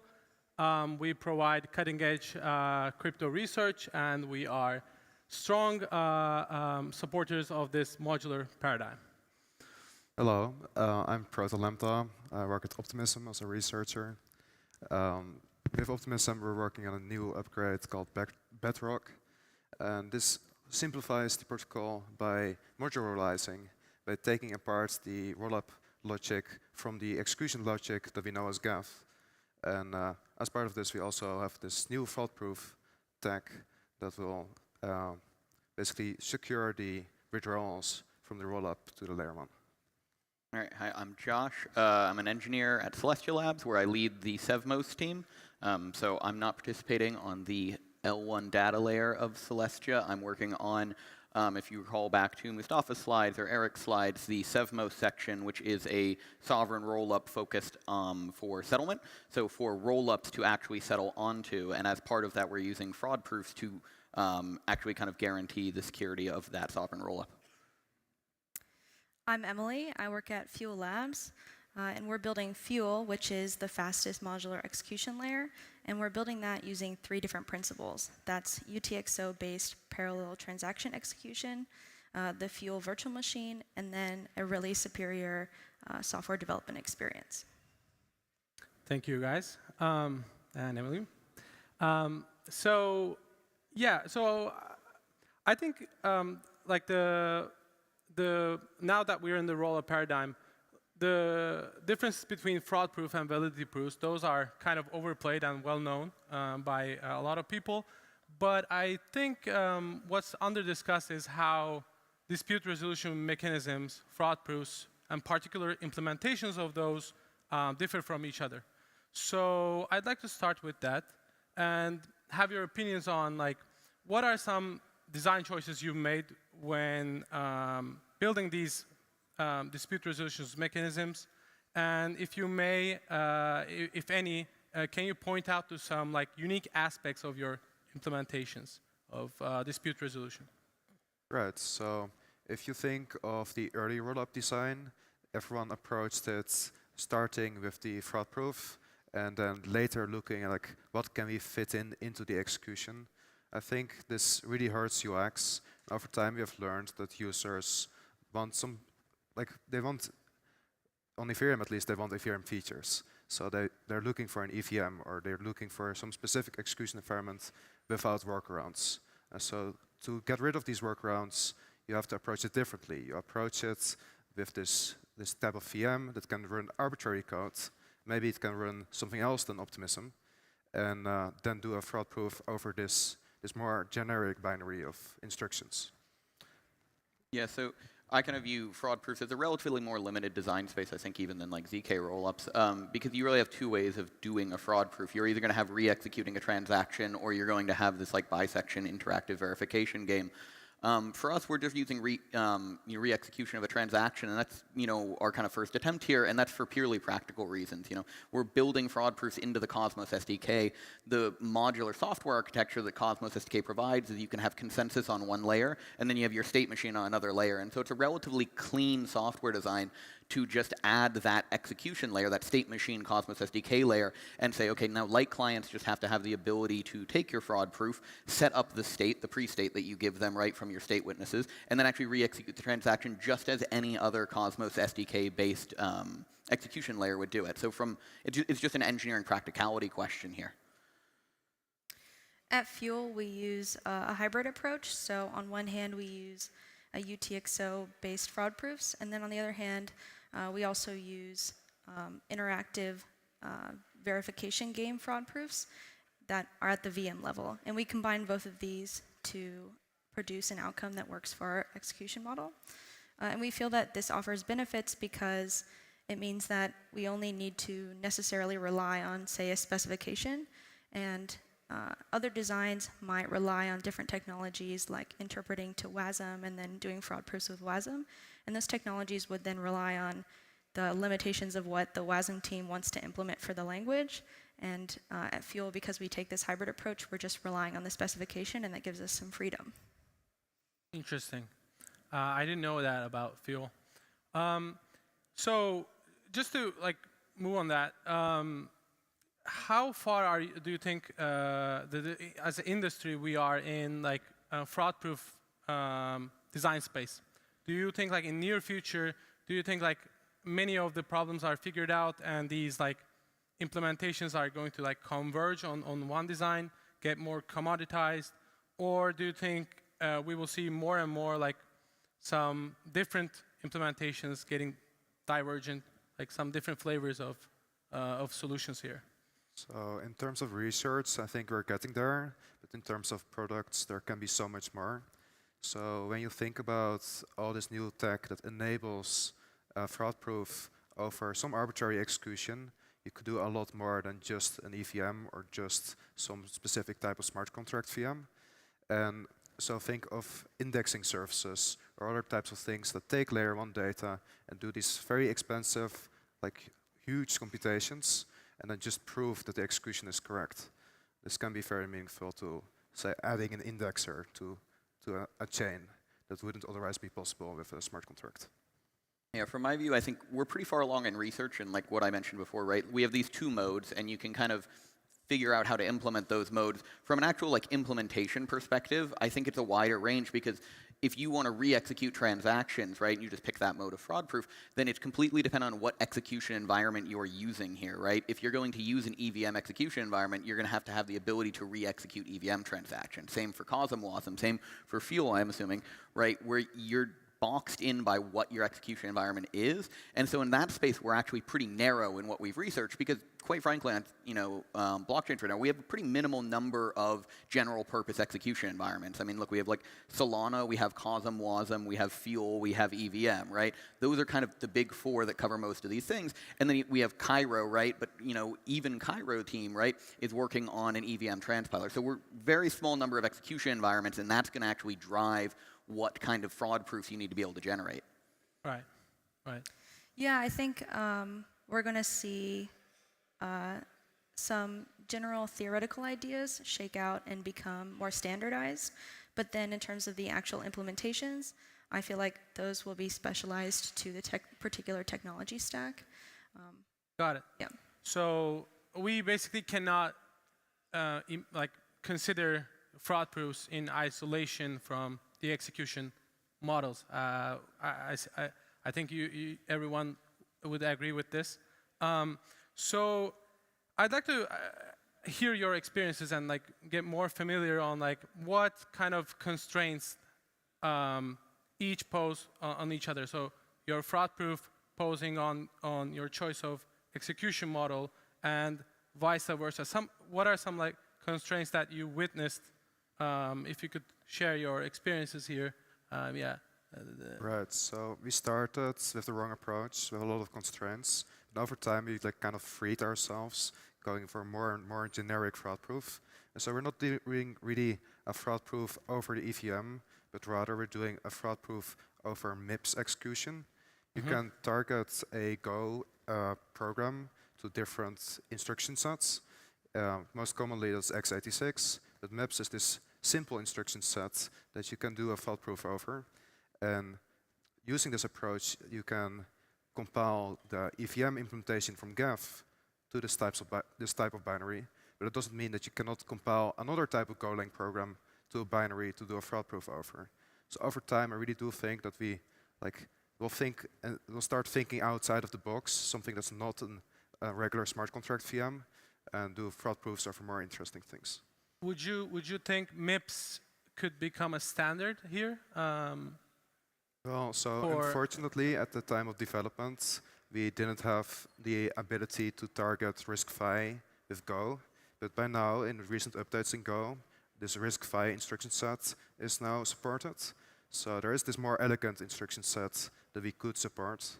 And the differences are not that large. It's the same kind of family of instruction sets. Very interesting. Yeah, so in that vein, right, I mentioned we're limited by the execution environment. We have to re-implement the execution environment, and the kind of elegant solution that the Optimism team has gone with, and as I understand it, the Nitro VM is somewhat similar to that, where they essentially take the EVM, which is a somewhat hard to understand virtual machine. It's somewhat complex, right? And they compile it to this reduced instruction set computer, right? Which is MIPS, and then RISC-V would obviously be the ideal, more modern one, but it's just not quite kind of ready yet from an infrastructure perspective, right? And that simplifies our problem. We still need to be able to have the ability to kind of deterministically execute this thing, but then you're reduced to kind of a simpler problem, because really what you're trying to figure out with a fraud proof, right, is how do I execute the minimal amount of state transitions and give essentially the smallest amount of state to, I'll say, my light client, right, and then allow them to do the smallest amount of work to prove that I gave them an input and an output, and they did an execution on that input, and they got a different output, right? And I think we'll see this general purpose fraud proving hopefully kind of become the standard. And then what we have to see is, this kind of software architecture on light clients being able to execute these, general purpose things, right? Where right now, you have to run a light client for your optimistic rollup that has to be able to run this MIPS VM, right? And it has to tie into that execution. For us, light clients in a Cosmos chain normally don't have any execution part in them. They don't have a state machine. We have to attach a state machine to them and have an ability to start up this state. So I think we'll see it at this engineering level of how can you easily tie into these optimistic rollup chains to actually do more general purpose execution of a RISC-V or a MIPS-based fraud proof. I see. Yeah, so I touched on this a little bit earlier, but because at Fuel we have this hybrid approach, it allows us to be based on specifications instead of being based on running fraud proofs based on, say, Wasm or something like that. So I feel like, in general, the fraud-proof schemes that we'll see are going to be tied to execution. Right. Yeah. And so in your hybrid model, would you say that it relates to your like data model, like the UTXO model, and like would that be relate like your choice of a hybrid fraud proof? Would that be related to your choice of like UTXO model or those irrespective of themselves? I would say that our choice of doing a UTXO model is what helped us choose to do the hybrid approach. Okay. Yeah. I see. So, and so a lot of focus on the rollup space is, and rightfully so, is focused on reducing this L1 footprint, right? When we like move from single round fraud proof to a bisection game, we try to like simplify basically the problem to a single instruction set that should go on chain. So this reduces the L1 footprint. But when we think about scaling as a holistic thing, really the L1 footprint is a part of it, and arguably it won't be the biggest part of it in the future with solutions like dank sharding, like with Celestia, and like a part of scaling is obviously the data model and execution model. So I'd like to know what are some optimizations that you do in this respect in your particular implementations. Right, so I do think optimistic rollups are in favor here of ZK rollups, where if data does get very cheap, then we reduce our costs by basically 100%. Like this is our primary cost. Execution only happens during the fraud proof in the unhappy case. So in the happy case, you'll get very, very cheap transactions. And like in the best world, you would combine ZK rollups and optimistic rollups. If we had like a ZK proof for arbitrary computation, like we can do with fraud proofs, they can lag behind the optimistic rollup and reduce the dispute period by showing a validity proof to basically confirm the execution. Short term, I think the optimistic rollups are more powerful here with better arbitrary execution, and so we'll have to deal with the dispute period for now. Yeah, so I think answering your specific question of like what are we doing to kind of specifically optimize our thing outside of the data layer, as a project inside of Celestia, we're not really focused on that right now. We're taking a somewhat naive approach to these roll-ups, to these optimistic roll-ups in the fraud proof, where we're just trying to generate a fraud proof, and we're assuming that the size will come in at such that we can post it on our data availability layer, and we're assuming our data availability layer gives us cheap enough data that we're not too worried about that. I think one of the interesting things is as data becomes cheaper, right, as Proto mentioned, like optimistic rollups start becoming more favorable because they have a higher cost of, a quantity of data that needs to be posted on the L1 as an optimistic rollup. Right. And when that kind of problem becomes better, like the actual cost of generating a fraud proof also, or the complexity of that can become simpler, because in this generic, execution, the Nitro VM is somewhat complicated to understand the bisection game. It's much easier to explain to someone, oh, I'm just going to give you a pre-state, you're going to do an execution, you're going to get a post-state. The reason you might want this, interactive verification game is because you can get a smaller fraud proof, and if your data is expensive, you could touch a lot of state in this fraudulent transaction. You could end up with a very, very large fraud proof, theoretically too large to even post in one block, right? And that's kind of an unacceptable situation. That's what the Arbitrum people were talking about, right? They can cover fraud proofs for transactions that are essentially larger than the total block space of Ethereum. But if we start having larger blocks on a data layer or really, really cheap data, you can kind of remove some of the optimizations actually in the fraud proofs, because the assumption is you're not frequently posting fraud proofs. If we're posting fraud proofs like once a day, once a week, once a year, something is kind of wrong with the economic incentive system here, right? So we can actually get simpler things and less optimized systems that are then easier to understand, easier to audit and verify if we get cheaper data. Right. Yeah, so in terms of optimizations, there's really two things that come to mind for Fuel. And that's one, we have the UTXO-based model that allows us to eliminate the need for a global state Merkle tree. And this allows us to scale quite generously. And the second thing is in the actual implementation, every contract has a corresponding address. And then to refer to these contracts, you refer to them using an address. And this allows us to take advantage of some of the properties that having a global state Merkle tree would allow you while still maintaining the UTXO-based system where we don't actually need it. Thanks for these. Yeah, I'll have one final question, and then I'll open the panel to audience questions. So oftentimes in these crypto projects, there's like misconceptions. So what would be, can you think of a common misconception related to your project or optimistic execution in general, if you have any? If you don't, feel free to pass this one. Oh, this is a spicy question. Everyone thinks different things about rollups. I think, in general, like you could say there's a misconception that non-interactive or interactive rollups, one is better for some weird reason. In the end, I do think it really depends on the dispute periods. Like if you have this kind of dispute periods, then you will see differences. Or if you don't have this dispute period, you'll see differences. So like in the sovereign rollup model or things closer to Celestia, it will actually matter to be able to do a non-interactive fraud proof. Whereas on Ethereum mainnet, you always have a limited EVM, and having interaction is actually a good thing, because if you have a week anyway to do like this anti-censorship fraud proof, like if you take the time, then you might as well use that to reduce the cost on layer 1. So in the case where like the fraud proof is distributed over the P2P layer, am I getting yes, this right? Yeah. If you want to be off-chain, you definitely want to be non-interactive or something close to that. Whereas if you want to do this on-chain, interactive is actually more optimal. Makes sense. Yeah, so for like the Celestia model, if we go into like the L1, 2, 3, right, we're deploying that settlement layer, which is itself a sovereign rollup. So in this way, we're boxed into using this non-interactive fraud proof because we don't have a place where a smart contract can live that would essentially mediate this interactive game. But to answer your question on like misconceptions, I think there's a little bit of like this assumption that like a 14-day like latency window or whatever to like the verification or the trust of the roll-up transactions. Like some people don't know. I think that's like a completely arbitrary number that was picked. Like there's not good backing research on like this is what happens if you extend it to 21 days. This is what happens if you shorten it to 7 days. Like people just picked like 14 days and they're like, ah, good enough. That seems fine, right?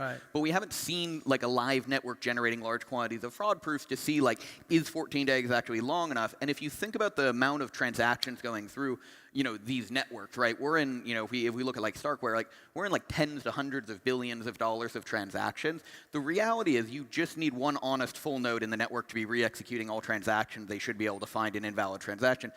This latency window doesn't really need to be that long, you know, for you to have, you know, a pretty large set of people that are, you know, economically incentivized to check these transactions. Like you could probably be, you know, order of like days or even hours, because like these liveness fails. Like you'd have to have the assumption of there is no honest watcher in your network executing the transactions, but you're still producing transactions. It's just not a real world situation in like the modern world of how trivial it is to spin up software. If the thing that can generate a fraud proof is open source software, if all of them are down on the network and you have a 24-hour window, there's like 10 cloud services you can go to at any hour of the night, buy a VM, download the software, and execute against the chain in that period. Like, I just don't see liveness issues being something where we need 14 days to resolve this.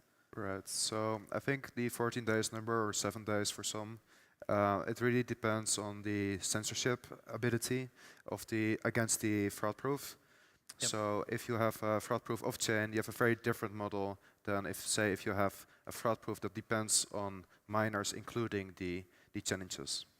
Yeah, and I guess so we're biased, you know, in this sovereign rollup environment, right, where we have a relatively easy workaround to the censorship resistance because you can pass it to the data layer, and the assumption is that the data layer is not necessarily incentivized to, you know, censor transactions for, you know, your rollup above it. Obviously, that's still, you know, an area where you can have censorship if there's sufficient money to be gained by censoring, right? Yeah, but good color. I like the angle that you bring on this. Emily, do you have any? Yeah, so speaking particularly about fuel, I feel like there's this misconception that Fuel is an optimistic rollup first, when in reality it's a modular execution layer first.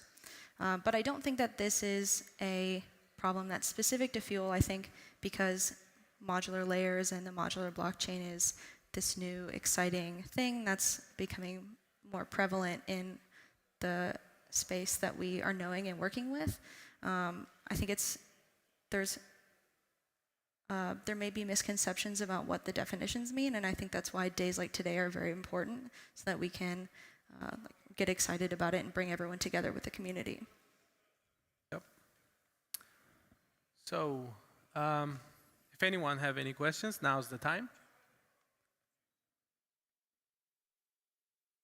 Questions? Don't be shy. No one? This shows that fraud proofs are already answered. We've already solved all the problems. All the problems. I think there's one. Yeah. Oh, here we go. Thank you for the panel. I have a question here. I was asking Fuel Labs folks on the background, but still, question for you all. Let's say I have a Celestia Light client on the phone. It's just a data availability layer, okay? And there is a DEX deployed on a full node, basically Uniswap.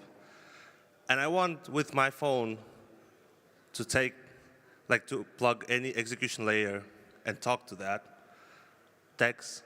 Do you think it is viable in this year or a year after, or it is just like a realm after 5 or 6 years? Thank you.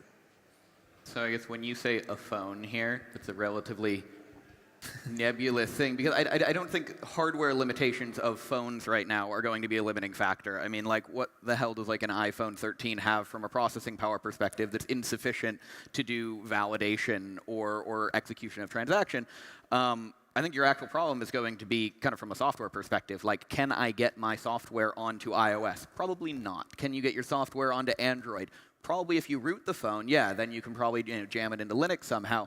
But then actually an interesting problem is, something that I don't think we talk about that much is like cross-architecture things. You can just transpile it to like ARM, but you do get layers of different architectures in here. But I don't see any technical limitations for that. I think we're into the limitations of Apple and Google control, 98, 99% of all phones, and they're relatively restrictive on the kind of software you can deploy. I don't know if anyone's gotten blockchain execution nodes onto a phone. I don't know where that falls into an app store category. Well, so if you have a phone, obviously you might want to run a full node, but this is what light clients are for, to reduce the resources. So if you want to submit a transaction to a DEX from your phone, and if you want it to be confirmed on the data layer, then there will probably be some software rollup that will try and specialize in giving you like a soft confirmation very, very quickly for the DEX to have like a good UX, and then to show you a proof that the data is being confirmed. And like, I think this is really just it should be a software problem. And I think this is like a question for like maybe a software and rollup panel, or like basically like the execution layer more so than the execution fraud-proof tag. We have time for one more question. Yeah, we got one over there. Someone over here? Yep. There. Yellow. Oh, shirt. there you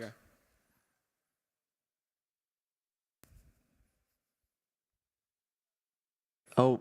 They did work. Nice. So like, I often think about like app-specific chains as not really being like whole chains, but just like a roll-up that's built on top of like a Celestia or something like that, and like each application will just run their own roll-up and etc. I wonder how much like you guys have like thought about that. I think especially with the people that are building more like general purpose solutions. Yeah, so that's pretty easy for us to answer. It's like trying to do like fraud proofs in like Cosmos SDK, right? Like, it's just a Cosmos transaction, and as long as we can generate a fraud proof based off of like the state tree that we'll get in the Cosmos SDK, then it should be fine for app-specific chains. I think that should go for kind of all of these. It's just as long as you have the ability to re-execute a transaction for that app-specific chain, which really just involves a light client being able to load the state and execute whatever software makes up the app-specific chain. It shouldn't be more difficult than that.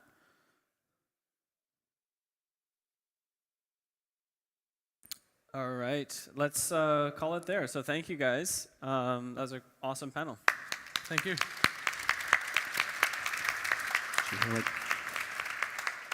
So we have a 15-minute break now. So there should be grab some tea, grab some snacks, hang out, and come back in 15 minutes. We have an investing panel. We have a data availability schemes panel. And of course, the debate on monolithic or modular. So see you guys in 15 minutes.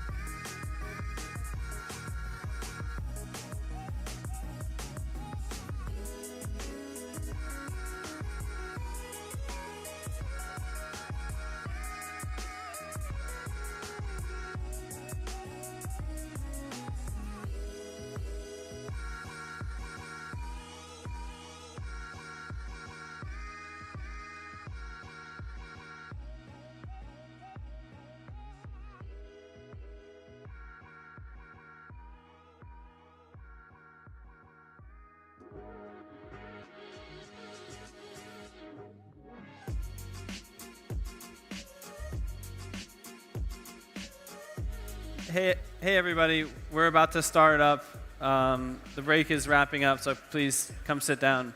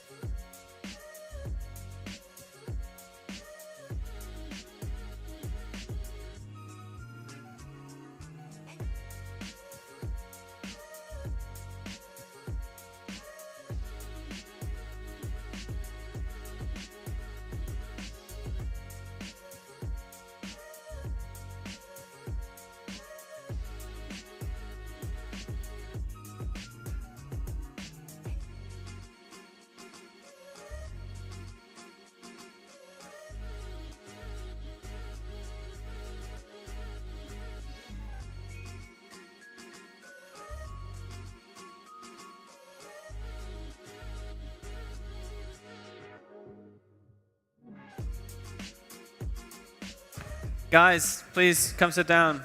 We're starting up again.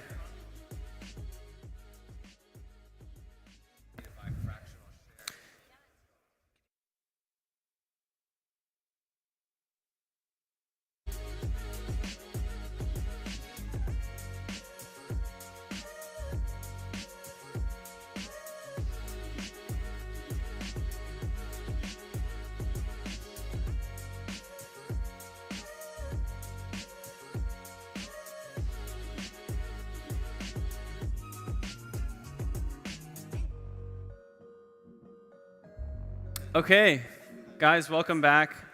Hopefully you got some refreshments and you're ready for the last segment of Modular Summit. So we have 2 panels and then we have a debate to wrap things up.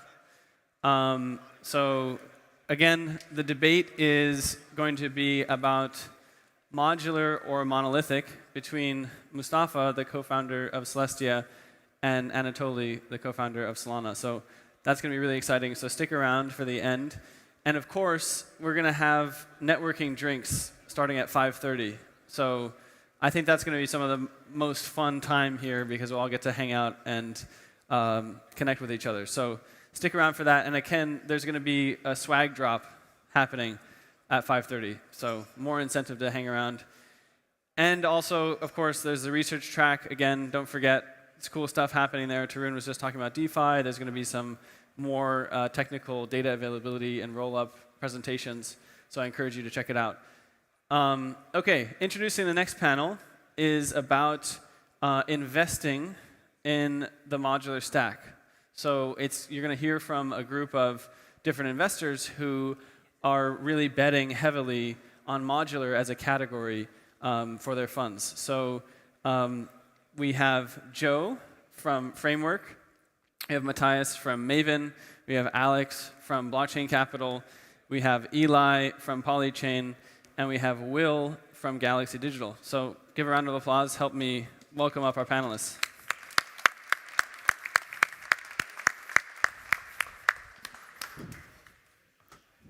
Alrighty, hello everyone. I hope all of you have been enjoying today as much as I have. I know I've been really looking forward to this summit and appreciate Maven and Celestia inviting us to speak today. But my name is Joe. I do investing over at Framework, and very excited to be joined by this group today as we kind of discuss our various perspectives on supporting the modular thesis through our work as investors in this space. So I think we'll kind of start just by kind of going around, introduce yourself, where you're from, and then as well, maybe the first concept or idea that introduced you to kind of the modular paradigm. Yeah, cool. So I'm Matthias. I'm a partner at Maven 11 and a part-time event planner these days. We're co-organizing this, so incredibly happy you're all here. I think I first ran into modularism or modular blockchain design when I ran into the Lazy Ledger paper written by Mustafa in 2019. I reached out to John Adler with some questions, and we then helped bootstrap Lazy Ledger with their initial seed round. Hey everyone, I'm Alex. I'm a partner with Blockchain Capital.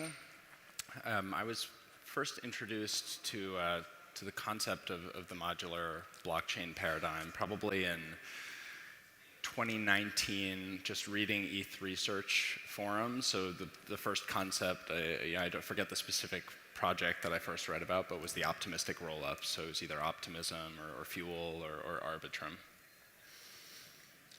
Hey, I'm Will. I work at Galaxy Digital and invest on behalf of the team there. Obviously paid attention to the optimistic rollup stuff in 2019, but I think the moment where the shift to the modular sort of approach really clicked was watching in like October 2020 when Vitalik was posting about the sort of rollup-centric roadmap and Ethereum's shift from ETH 2.0 sharding to sort of like a data shard-centric approach was the moment that it clicked that these like different functions of a blockchain are going to be split up, and then started reading Mustafa's papers at that point, and started to work with the team around that time, and then proceeded with that. So, cool. My name is Eli. I'm a partner on the Polychain investment team. I think the first time that I started thinking about kind of the modular stack, I think it's hard for me to trace back exactly, but it really evolved from conversations just with brilliant people in the industry. One of them being James Presswich, who I was kind of like trying to work with, I guess, when I was like a struggling or mediocre developer, just on interoperability.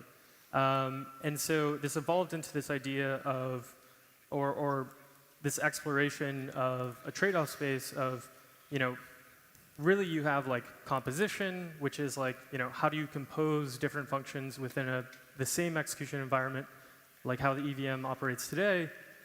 And then you have interoperability, and the various kind of permutations of that with IBC or XCMP in the Polkadot ecosystem. And then, we are also thinking about scaling. And so this evolved from, all of these ideas around sharding and how do you appropriately communicate between these shards? Like, how do you make them interoperable? How do you compose these functions? Because that's a really interesting, kind of thing to discover with flash loans or what have you.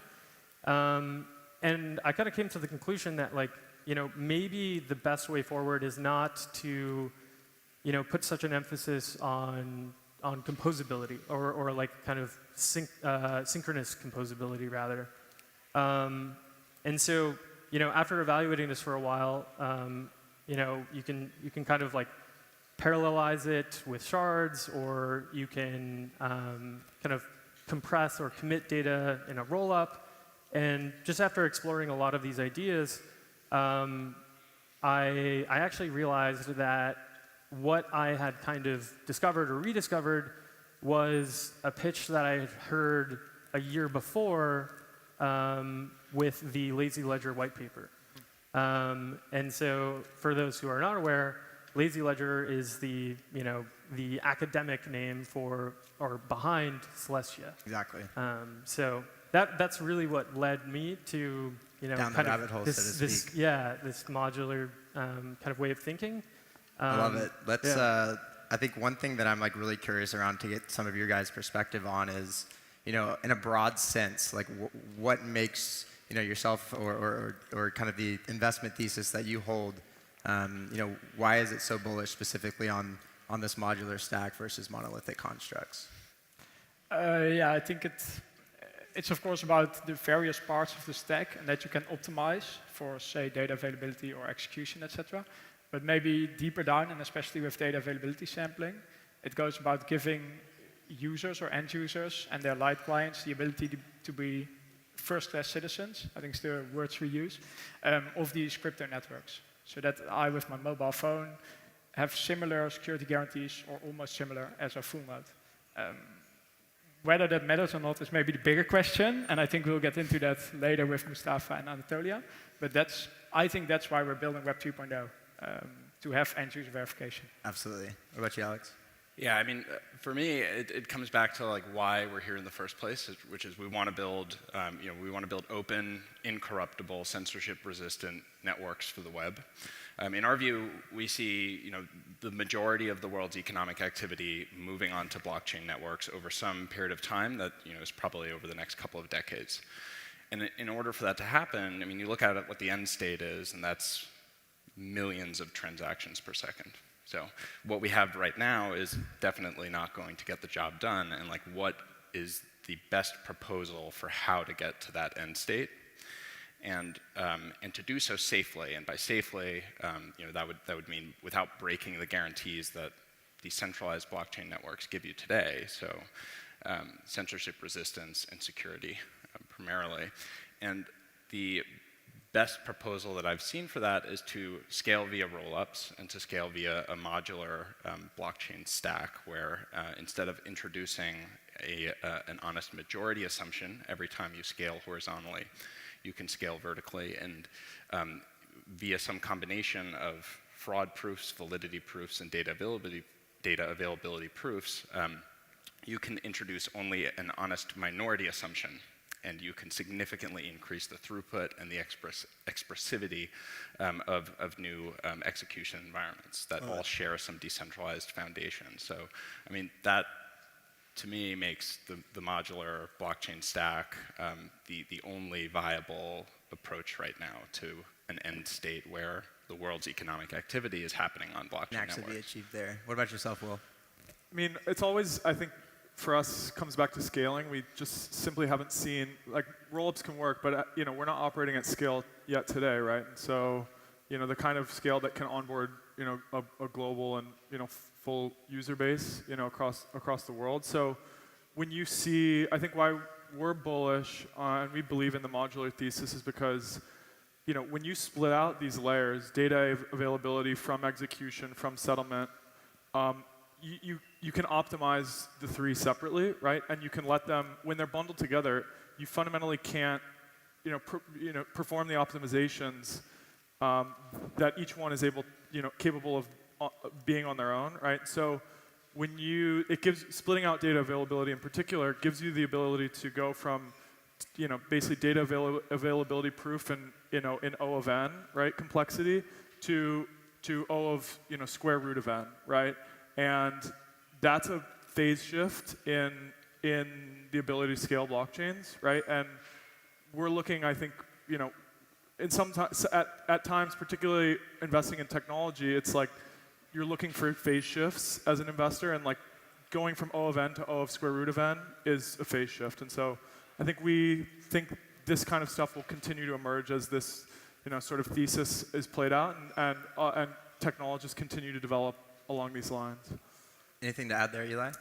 I think I covered a lot of this in kind of my earlier point, kind of jumped the gun, but I think the only thing that I would kind of add was that, if you look at the history of computation, you kind of like, maybe you started with like something more primitive, like abacus, and then you kind of worked your way up through like application machines. Like, there were these kind of machines or kind of like contraptions that, could solve a Fourier series or something, right?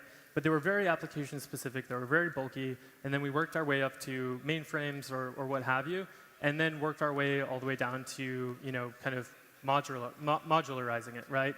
With, CPUs, GPUs, whatever is kind of in your desktop or laptop. And I think that, we're seeing a similar evolution in the blockchain space, but I do think that there's like, there's a little bit of ambiguity about like, what modularity actually means, right? I think that so far we've seen modularity in the Cosmos SDK or the substrate design for Polkadot, but I think that Celestia is really, really interesting to me because you can have all of these modules, you can build custom execution environments, but you still inherit the security of the underlying chain through rollups or whatever.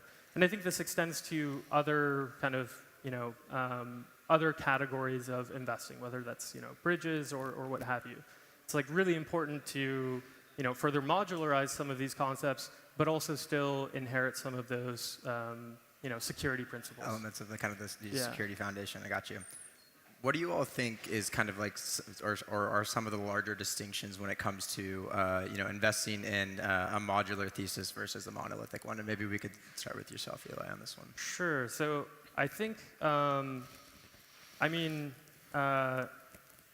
we've been pretty bullish on kind of this modular paradigm for quite some time.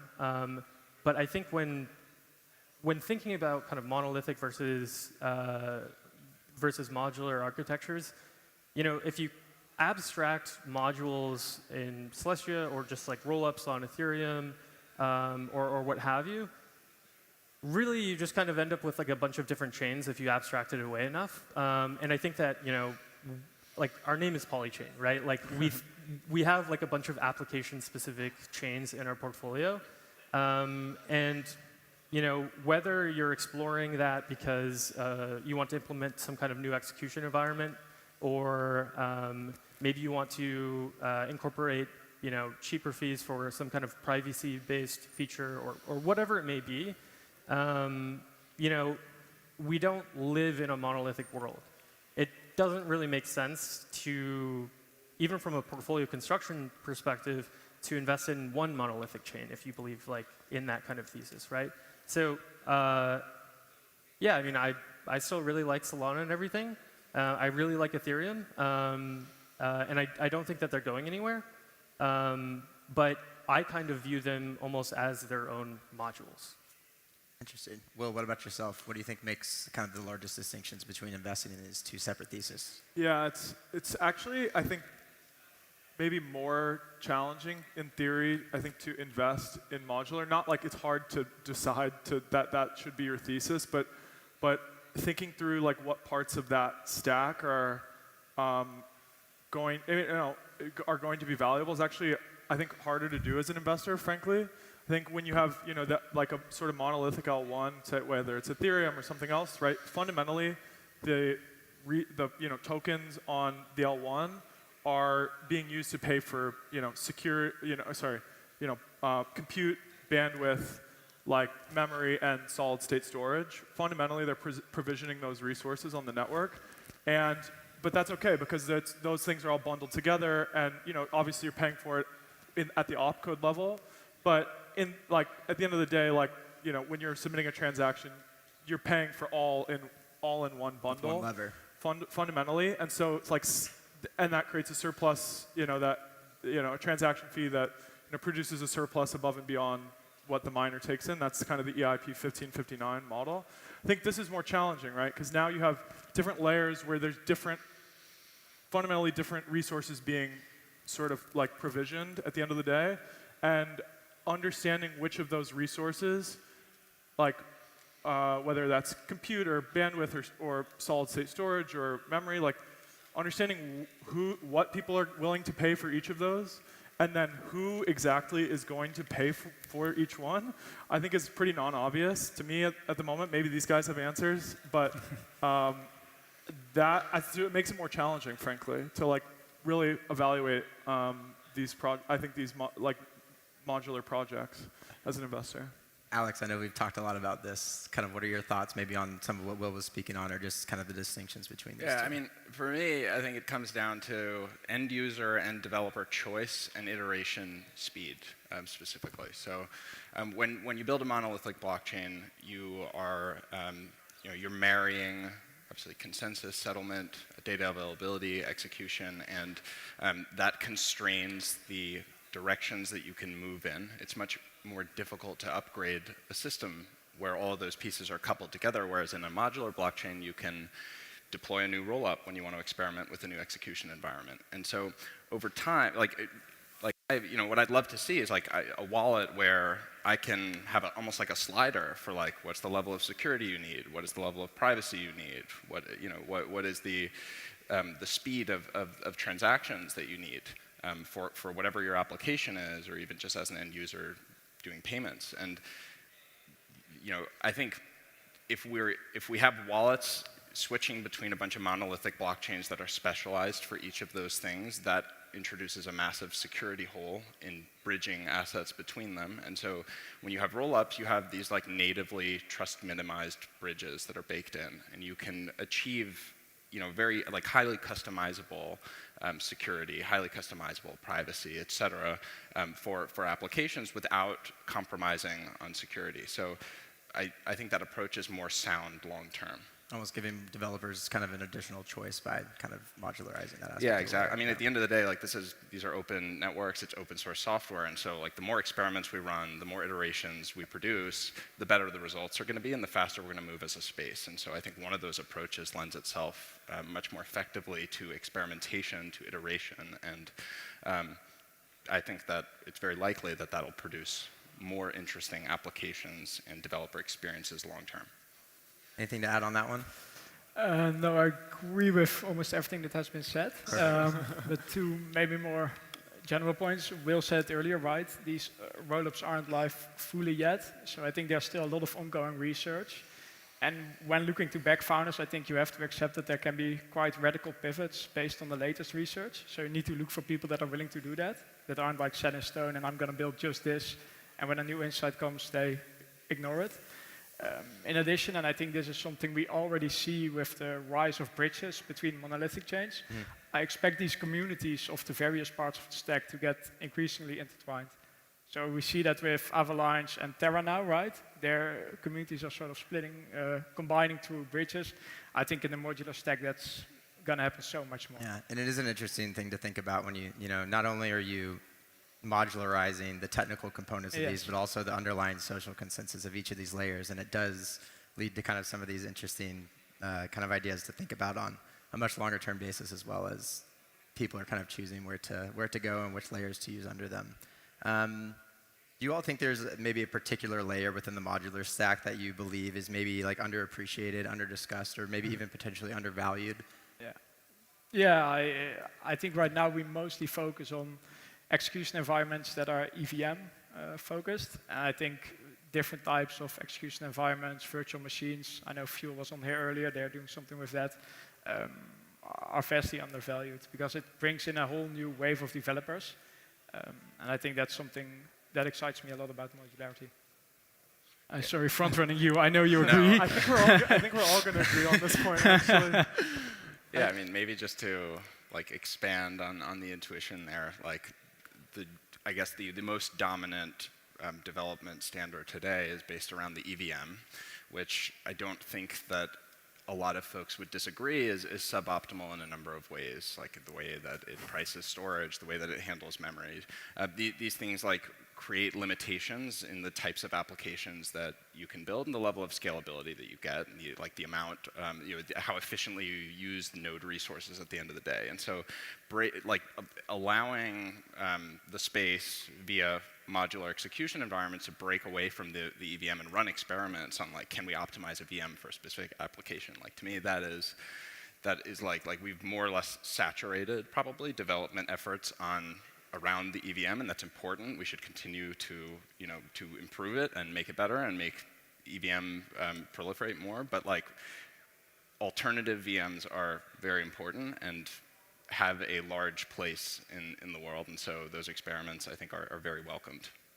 Yeah, we're all going to be on the same page on this one. I mean, ironically, it's like data availability sampling and data availability that like unlocked all of this, right? So in some ways, that's the most, like that should be what we're most excited about. But at the end of the day, like the real exciting part of the modular stack fundamentally is that I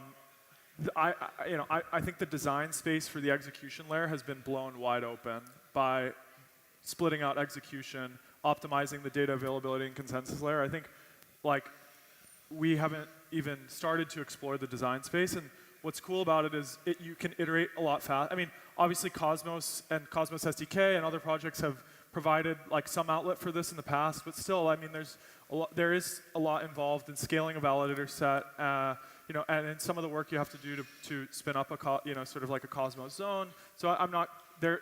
Credit to where credit's due to people who have gone down this road in the past.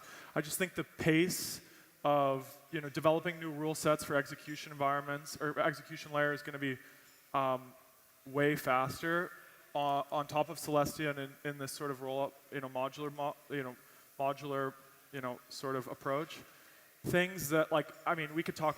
There's a number of parameters we could sort of imagine tweaking, but you can.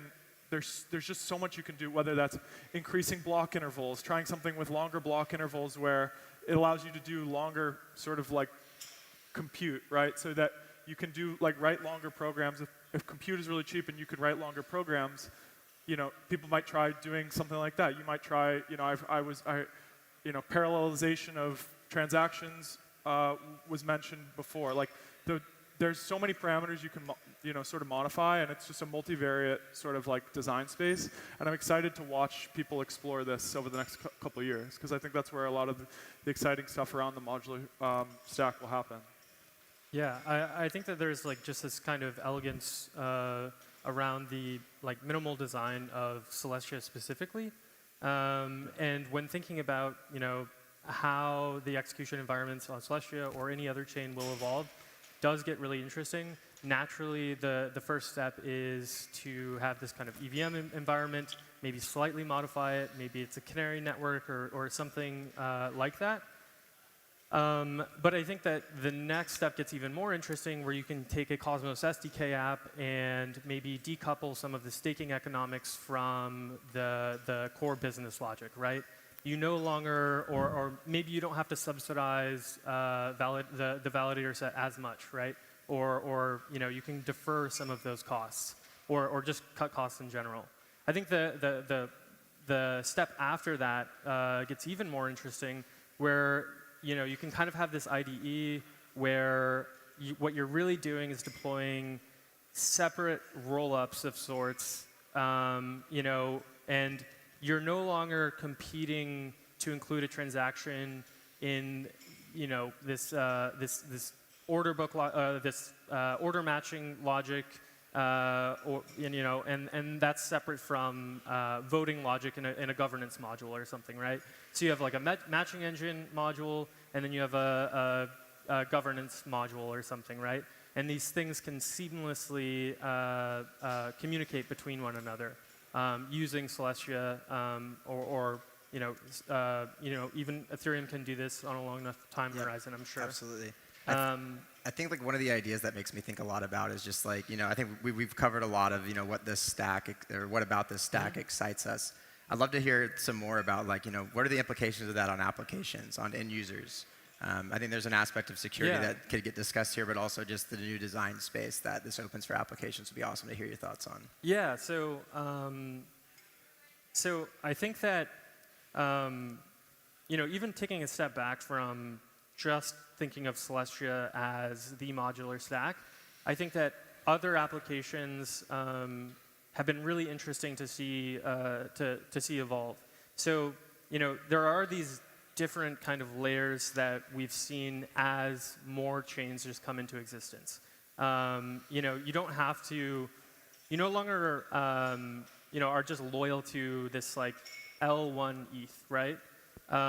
And using a lot of layer 2s feels very similar to layer 1s that have deployed EVM compatible environments. And so we're seeing new kind of liquidity layers connects that can act as a clearinghouse between all of these different environments. And I think that when you have this clearinghouse, you don't really have to worry about certain security concerns, because it's modularized in a way where it inherits the security of the local instances where it's deployed. Got it. Or you have something like Nomad that can be used for passing messages between these different modules or environments. And then at the application layer, outside of just kind of communicating or transferring tokens between all of these environments, you have core applications, right? It's something like DYDX. They're deployed on StarkNet, and I think the majority of the reason they can even function is solely because of kind of the scalability increases that they get from their StarkWare implementation. Right? Will, what do you think about or what excites you kind of about the application space when it comes to? Yeah, I think we've made a lot of points there's just a lot. I think that generally excites this group. One thing that I want to flag as well, it's like some of the work Cello has historically done on Plumo, which is the sort of light client that's optimized for mobile. I think there's some elements, Celestia's data availability is very different, but data, like the modular paradigm and data availability, like let's call them like an eager blockchain versus a lazy blockchain. Like lazy blockchains are like fundamentally pretty good at, fundamentally better for sort of mobile users, and like if mobile users want to be self-sovereign, because light clients have stronger, sort of censorship resistance guarantees. Yep.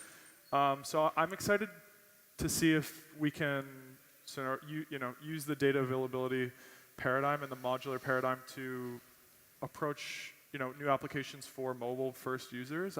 That's a little bit further down the road, and that's a little more speculative, but I think that's always should be a goal of the crypto and blockchain community, is like how do we build things for different sort of like computing platforms like mobile, and so I know that's a bit of a digression from some of the stuff Eli was just talking about, but I wanted to flag it as something I find exciting. Yeah, and we'll see if that can, that can sort of like emerge. I'm definitely aligned with you there. Like I think there is an end goal for Web3 where we need to have, or at least provide the optionality for end users to be verifying on and making that easy on an end user device like a mobile phone. Otherwise, like inevitably somebody will build it, will build an application for mobile phone, and you won't have the option to have like sort of self-sovereignty via a really censorship-resistant light client. So for me that's pretty cool. Awesome. I know we only have a few minutes left, but I'll let you guys hit on this one. Anything particularly interesting that you guys are kind of foreseeing when it comes to the application layer? Sure. A colleague of mine, Ryan, likens it to, I guess like the shift here to a breakthrough in hardware. So it's really hard to say, like, what does this new paradigm enable? But I think we have some instincts on what it might enable. So as an example, Fuel processes transactions in parallel, so they can run at a significantly higher speed than a monolithic blockchain. So that enables things like micropayments, which aren't practical or economical on blockchains today. They also have a significant memory expansion at the node level. And so that allows things that are memory intensive, like an on-chain order book DEX, for instance, which is not something that you can really practically run on Ethereum today. So without any sort of trade-off, yeah. Thijs, what about yourself to polish this up? Yeah, I think the order books have been mentioned a few times, right? Totally agree there. Also on the application layer, I think we will just see more radical innovation because it's easy to just deploy an application-specific chain and try something out. Another, but this is maybe more infrastructure, if you will, is bridges that share state between optimistic rollups. Is an area I'm very interested in. I haven't really seen that yet, so if someone's building it, do reach out. Yeah. But apart from that, agree with what they all said. Awesome, guys. Well, I think we are at time, but really appreciate you all joining us. And thanks, everyone, for coming out to the summit. Hope you all have enjoyed. Gilbert, Thank you, guys. Good job. All right, we have one more panel, and then we have the debate. So this next panel is about different approaches to solving the data availability problem.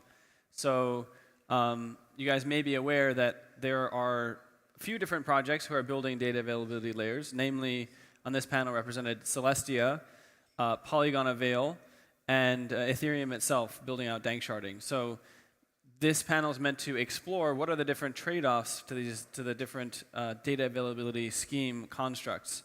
So on this panel, we have John Adler from Celestia. We have Matt Garnett from Ethereum.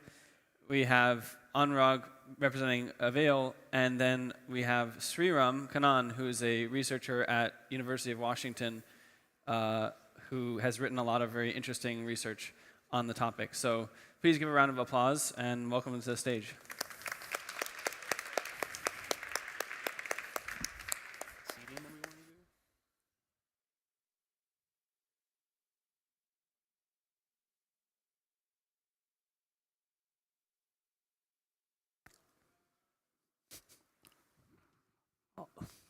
Good evening, everybody. Welcome to this panel discussion. It's a great pleasure to be here. Thanks to the Celestia organizers and the Modular Summit organizers for bringing us here. It's a pleasure to share this stage with these illustrious gentlemen here.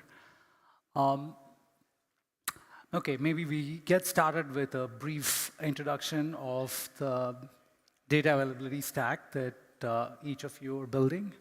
I'm just here to moderate this discussion. Please, Anurag. Yeah. So I'm Anurag. I represent Polygon Avail. Polygon Avail is a data availability-focused blockchain. So we began thinking about this problem in around 2020. Celestia or Lazy Ledger, I think Mustafa had written a paper regarding that, and we were interested in exploring that, but they went with the fraud-proof approach, and when KZG polynomial commitments, really became better known, I would say, we thought that, we could structure our data availability focused solution on using KZG proofs. The architecture is that, of the data availability focus in the sense that we do focus on transaction ordering and not execution. And specifically, we use validity proofs, KZG proofs for that. And the first use case which we are focusing on, because we have 3 different projects under the Polygon umbrella, namely Polygon Hermes, which is focusing on ZK EVM, for example, Polygon Zero, and Polygon Maiden. So we have 3 ZK EVM solutions within the Polygon suite. And so the first focus was to kind of working on Validium solutions for these 3 solutions. So that's the focus. And then, of course, we will move to sovereign app chains going forward. So that's the rough brief. Thanks, Anurag. John. Okay. Is this on? Okay. So hi, everyone. My name is John. I'm the co-founder and chief research officer of Celestia Labs. And we're building Celestia, the first modular blockchain network. This was formerly known as Lazy Ledger. And it's a data availability only chain that is overhead minimized, which means in order to use the chain for data availability, in order to verify that the chain is valid, you have to do a very small amount of work, ideally as minimal as possible.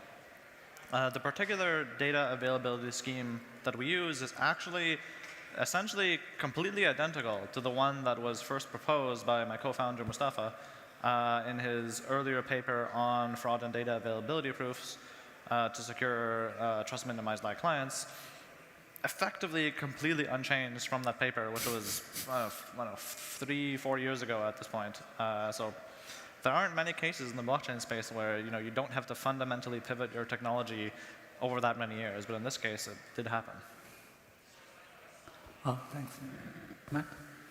Hi, my name is Matt. I am a researcher working on Ethereum, and you've probably been hearing a lot about the Ethereum scaling stack called dank sharding. And dank sharding is a new take on the Ethereum sharding roadmap that exploits some of the observations that people have been making over the last couple of years related to the centralization of block builders in the ecosystem. And dank sharding relies on the fact that in the future we expect that the people who are building blocks are going to be highly sophisticated, more resourced actors, and the people who are proposing blocks are going to be lower resourced actors that's coming from a more decentralized set. And so with dank sharding, we are able to avoid some of the clunkiness that existed in previous sharding proposals, where there were 64 shards, 64 shard proposers. There was latency between creating a block on a shard and that block being checkpointed onto the beacon chain. And so now we're taking advantage of the more centralized building actors, and they're able to aggregate 64 shards worth of data into a single 2D KCG scheme and provide that to the network. And it's also inspired by this Lazy Ledger paper that was written 4 or 5 years ago, where people are sampling the data elements from this super 2D encoded block. I would say also for the encoding scheme for the blocks is definitely more efficient because you're able to only do 75 samples of the block rather than 30 samples for each shard block. So it is a lot better than the previous proposals for how much data needs to be downloaded from each validator that exists in the validator set. Thanks, man. So the main agenda of this discussion is to understand the different data availability architectures. So what we will do is try to set up the axes of comparisons. One axis, I think, is obviously security. What is the security model that each of these different projects are trying to optimize for? One way to phrase this question is, what would it cost for me to get an unavailable data and pass it as being available? Right? So that's something maybe we can discuss about the different schemes. In the KZG commitment scheme, the scheme is set up as such that I think safety of data is not a big problem. The problem, I think, would be maybe insufficient number of light lines, for example, sampling the data, because there's no incentive as such. So the idea is that, if you are building like an app-specific chain, you would have the incentive to, have light lines sampling the data. So I would imagine having insufficient number of light lines sampling the data, or part of the data is available not from the block itself, but if you consider the entire app history. So that could be a case, but in general, due to the construction of the scheme, it's pretty nicely laid out that either data is available or not available. So one point I want to add here is we call this data availability sampling. And when we call something data availability sampling, what we mean is any node, any light node, like Arjun just mentioned, Anurag just mentioned, is any light node should be able to sample an arbitrary subset of the chunks of a given block and then verify that they are available. A very important underlying assumption here is private random sampling, that a light node should be able to check a random sample of different chunks. This, I think, goes back to the security question, and maybe we can address this. But the question is, how do we think about private random sampling? How do we make sure that light nodes actually, when they're sampling, it is private and it is random? Because there are all kinds of de-anonymization attacks. For example, if I know that the same IP address is requesting these 32 chunks, maybe I can just send those 32 chunks to that guy and withhold the rest of the data. So private random sampling is a very important model, and I think this is not something that is part of any other blockchain architecture prior to this. So we need to take special attention as data availability builders to this. So I think that goes back to the light client point that you mentioned, whether they're able to sample correctly. Correct. John, yeah, or you want to add anything to that, Anurag? Please. What is the specific question still? The security, and then a part of the security is private random sampling, so that's how I'm phrasing it. Sure. So I guess this is the first data availability sampling scheme proposed, and the assumptions are pretty concretely laid out in the paper, right? You need a certain minimum number of nodes, not necessarily light nodes, but nodes in general, to perform sample requests.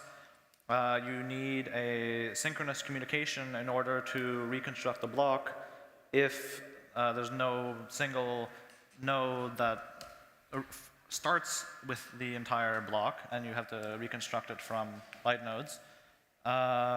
And you also need, as Sriram has said, you need, under certain adversarial assumptions, you need private sampling so that the attacker can't link together who is trying to sample, because if they can, then they can just trick that one particular node into believing that the block data is available when it's not. And that's essentially, I mean, barring bugs in the code and stuff, assuming that that's all correct, and that's essentially the failure modes for the scheme. So a certain number of light nodes is a pretty weak assumption, because there's thousands of Bitcoin nodes, there's all 10,000 Ethereum nodes, there's even like something like 6,000 or 10,000 Solana nodes, right? There's people will run nodes even if they're fairly expensive, just purely because they want to have access to the chain. So an assumption that there are 100 light nodes sampling or 200 light nodes is like a really easy assumption to satisfy. We can essentially guarantee that. The synchrony assumption for being able to rebuild the block is something that you unfortunately can't avoid. And this is one of the reasons why validity proof schemes aren't inherently better. Because yes, you avoid a synchrony assumption for a fraud proof, but you still need synchronous communication to rebuild the block anyways. So if you're not fixing the worst case, you still need that synchrony assumption. So you don't really get too much out of validity proofs, except potentially some lower latency happy path cases, which is debatable. And yeah, that's about it. Those are essentially the failure modes. So as you can see, these are fairly weak assumptions, which is why we tend to classify the process of data availability sampling as being trust minimized, because these are fairly weak assumptions. Now, in terms of private sampling, this is something that I don't think any chain that's implementing data availability sampling has done yet, mostly because this would require a fairly well-resourced attacker. But if you don't want to go through fairly advanced schemes like mixnets or whatever, or Tor, there are other alternatives. For instance, you can have users run full nodes in multiple cloud service providers. And unless every single one of those cloud service providers colludes to reveal that, with the same user running those nodes, a third-party observer can't actually connect that those nodes are actually run by the same person. So you can, even if you don't directly solve it through some advanced networking, you can solve it in practice fairly easily against an attacker that is just one person observing the network, rather than literally every single cloud provider in the world all colluding together, because that's a much stronger adversary, which is much less practical. Thank you, John. Matt, do you want to address how Ethereum is thinking about private random sampling? Right. So in the first iteration of dank sharding, their plan is to not do the private random sampling, and the reason being is that being able to quickly access random chunks of this data is actually a really difficult networking engineering problem to solve. And so the assumption that we'll make is that with an honest majority, we're going to be able to assign validators certain rows and columns that they'll go ahead and download, and be able to, with this mechanism, propagate this information over the libp2p gossip network in a lot more efficient manner than having to push things into a DHT and then retrieve them. But this does have the assumption is if you are a client who is just watching the network, you don't have a strong grasp of if that block is valid or if that block is available or not. You're just trusting the honest majority of the network to tell you that block was available because the validator said it was available. And this is where the private random sampling goes in, where even if you have a malicious majority of the network saying that a block is available, you're able to do the samples yourself and with high confidence determine whether or not the block was actually available. Would you say in dank sharding, if somebody indeed wanted to do random sampling, they could just join those particular peer-to-peer networks where those chunks are propagated and thus check, whether that is available in those peer-to-peer networks, and then, verify for themselves that the data is available? Is that something that you guys are planning for, or? So the way that the rows and columns will be encoded is not going to be as amenable to the proper sampling structure that people will want to do, because you'll want to have more granularity when you do these random samples, and the rows and columns won't provide that level of granularity. But you will be able to connect to as many, of the gossip channels that you want to download as many rows as you want. Okay, so this is basically a level of the level of granularity that you can achieve in the random sampling. The peer-to-peer network and what goes on a certain peer-to-peer network dictates that granularity. but it's still not everything. As a light node, you don't have to necessarily download everything. Is that correct? Correct. Okay. Excellent. So that's the first axis that we talked about is security. And as a subset of security was the private random sampling, which is a radically different networking model than what was needed before.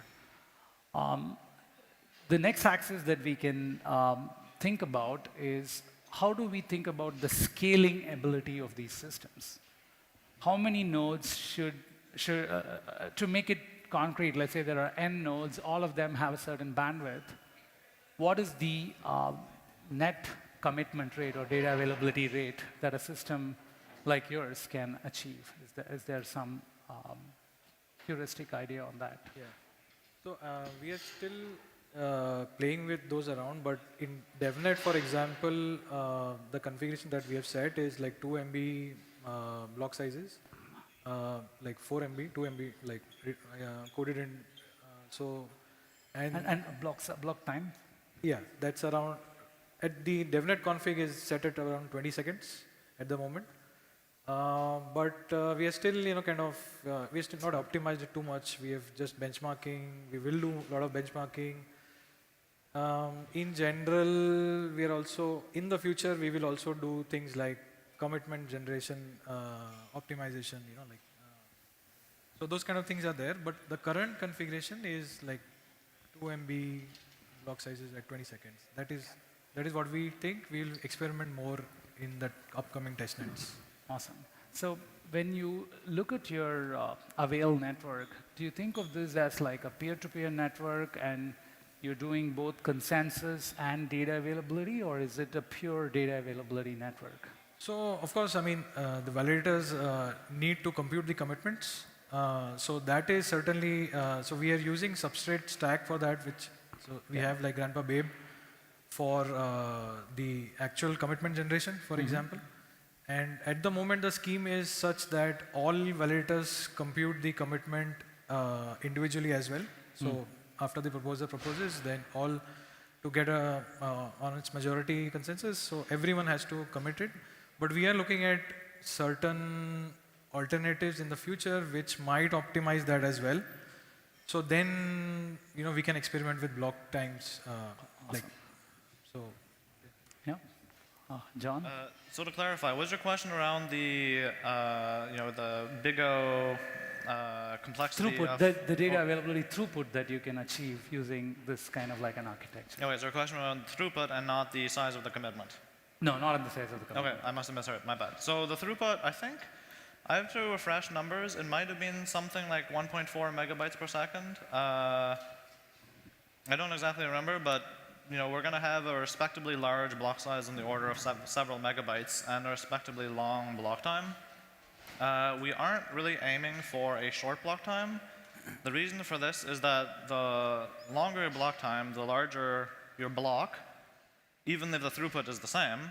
But the larger the block, the more you can take advantage of the fact that the size of the commitment isn't linear in the size of the block, but rather is the square root of the size of the block.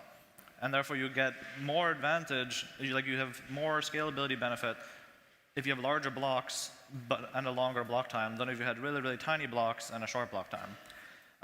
Longer block times for the base network, well, a lot of people say, you need really fast finality for the base network, right? You need 400 milliseconds or you need 1 second, right? But it turns out that as people have used rollups, users are perfectly happy with the fast, instant soft confirmations that rollup operators provide. And as long as you're happy with that, which is a perfectly fine assumption, right? As long as the rollup operators are honest, they will include the transactions they promise to include in that order. Then the base layer doesn't actually need blazing fast block times. So you can have slightly longer block times and take better advantage of this square root data commitment scalability property. Matt, do you want to comment on that?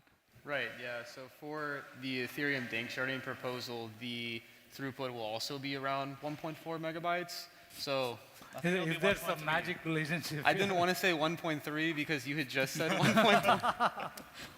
Yeah, so the throughput is supposed to be 32 megabytes for every 12-second slot, and of the 32 megabytes, 16 megabytes will be the erasure encoded data. So the actual data that will be useful will be the 16 megabytes, and so that works out to 1.3 megabytes a second. So something interesting here is in dank sharding, every node doesn't have to download all the megabytes per second. Each node can download much fewer. At least the quorum that you're certifying is not every node downloading everything. Whereas in Celestia, I understand, at least as of now, all nodes are downloading everything. But both of you have the same bandwidth. Is there... I'll let Matt answer that first. I have actually a lot to say about that, but I'll let Matt answer that first. I didn't catch what you're saying. No, I'm just asking, just clarifying first that in dank sharding, every node, even though your total throughput is 1.3 megabyte per second, each node, each validator does not download data at like 1.3 megabyte per second. Is that correct? Right, exactly. So in the first phase where we're not doing the random sampling, the current parameter is to do 4 samples from the rows and columns. So you would download 2 rows and 2 columns, and I forget exactly how much that is per validator, but that would be the current parameter. And after that, yeah, we need to look to see what the numbers is for like the exact row and column throughput. Awesome. Yeah, so for Celestia, we have kind of a few different ways to answer that question essentially, which is that the first is we don't just have full nodes and light nodes and nothing in between, where you either download all blocks, like all the block data, or you just do data availability sampling. But we have a node in the middle called the partial node. And these partial nodes, rather than downloading full blocks, they can either download a subset of all blocks, or they can download, like entire blocks, but a subset of all the blocks, or they can download a subset of each block. This is configurable up to the end user, but these partial nodes still contribute to the security of the network because they can still produce fraud proofs, and more importantly, even if you eliminated fraud proofs and just had validity proofs, you still need that worst case of being able to reconstruct the block. And partial nodes contribute to that because they will do things like fully download either a full block or a full row or a full column or however you want to configure it. There's an implementation detail. So there's this node type in the middle. Now, with respect to our validator nodes, if you're a validator, the initial implementation will require validators to fully download the block. And the reason for this is not that this is a fundamental thing in our technology because we use fraud proofs or anything, because again, you still need a synchrony assumption for reconstructing the block. And this is kind of the key, is that by requiring validators specifically to download full blocks, it means we avoid having to deal with the complexities of dealing with the synchrony assumption. If you had validators sample blocks to determine their availability, you totally could do this, but then the networking and the assumptions around this and how tight your timing constraints are become much more complex to reason about because you have to worry about the case where the block is available if the whole network can reconstruct the block by communicating together. And that is like a much harder process to reason about. So I wish the Ethereum researchers well on implementing this. Yeah. But subsequent implementations of Celestia, if these problems are ironed out, will not require validators to fully download blocks. They'll allow validators to simply sample blocks for their availability. Just to add a quick point there, in the sense, so our header structure is also constructed in such a way that when we want to increase the block, the number of commitments kind of increase in the block, which is not a very it's not a linear increase in that sense, right? Like so we have not experimented with those at the moment, but once we get to more better testing conditions, we will experiment with those.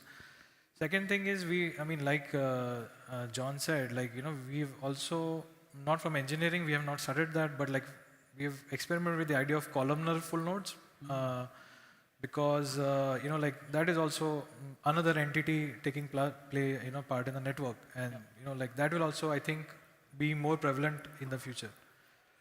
No, that could be a scaling path.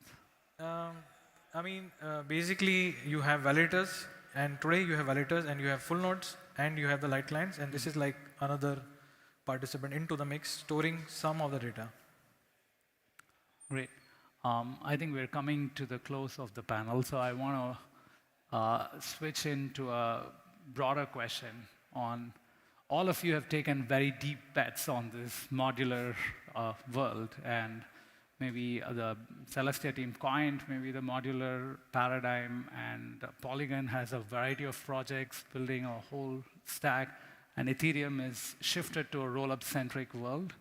I want to just get your outlook on where this paradigm is headed and what you think the interesting opportunities and challenges are.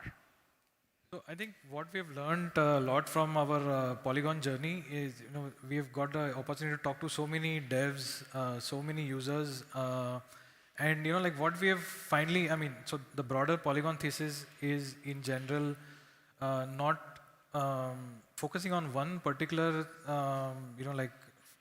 so if we have a suite of scaling solutions, right? Like, so we've invested in, like Zk, EVMs, and 3 in fact. And so we believe that in general, developers want, different developers, different users want a variety of different use cases. So for example, when you talk to enterprise clients, right, so they want some version of the blockchain, with different properties. They don't want maybe they don't want to have the data on a shared chain, for example. Some people want private data as well. Some people, so there's a variety of use cases. Enterprises have different, dApps are different. There's a wide variety in terms of, what requirements is, right? And so what we thought is, we should focus on getting customers or users or developers, their choice. Yeah. So if they want to run a rollup, for example, on Ethereum, that is their choice. If they want to run Validiums, yep, that is their choice. If they want to run sovereign app chains, that is their choice, right? Okay. So it's a yeah. It's not a one-size-fits-all. John. Yeah. So throughout the years since we started building this, it's definitely been kind of a journey of learning. When we first started, a lot of people who first heard about the project didn't really understand what it was about and didn't really understand the use cases, how it would be used, and so on. So it took quite a while to get to the point that we are now. That there's a lot of excitement around this notion of modular blockchains and the modular blockchain stack. I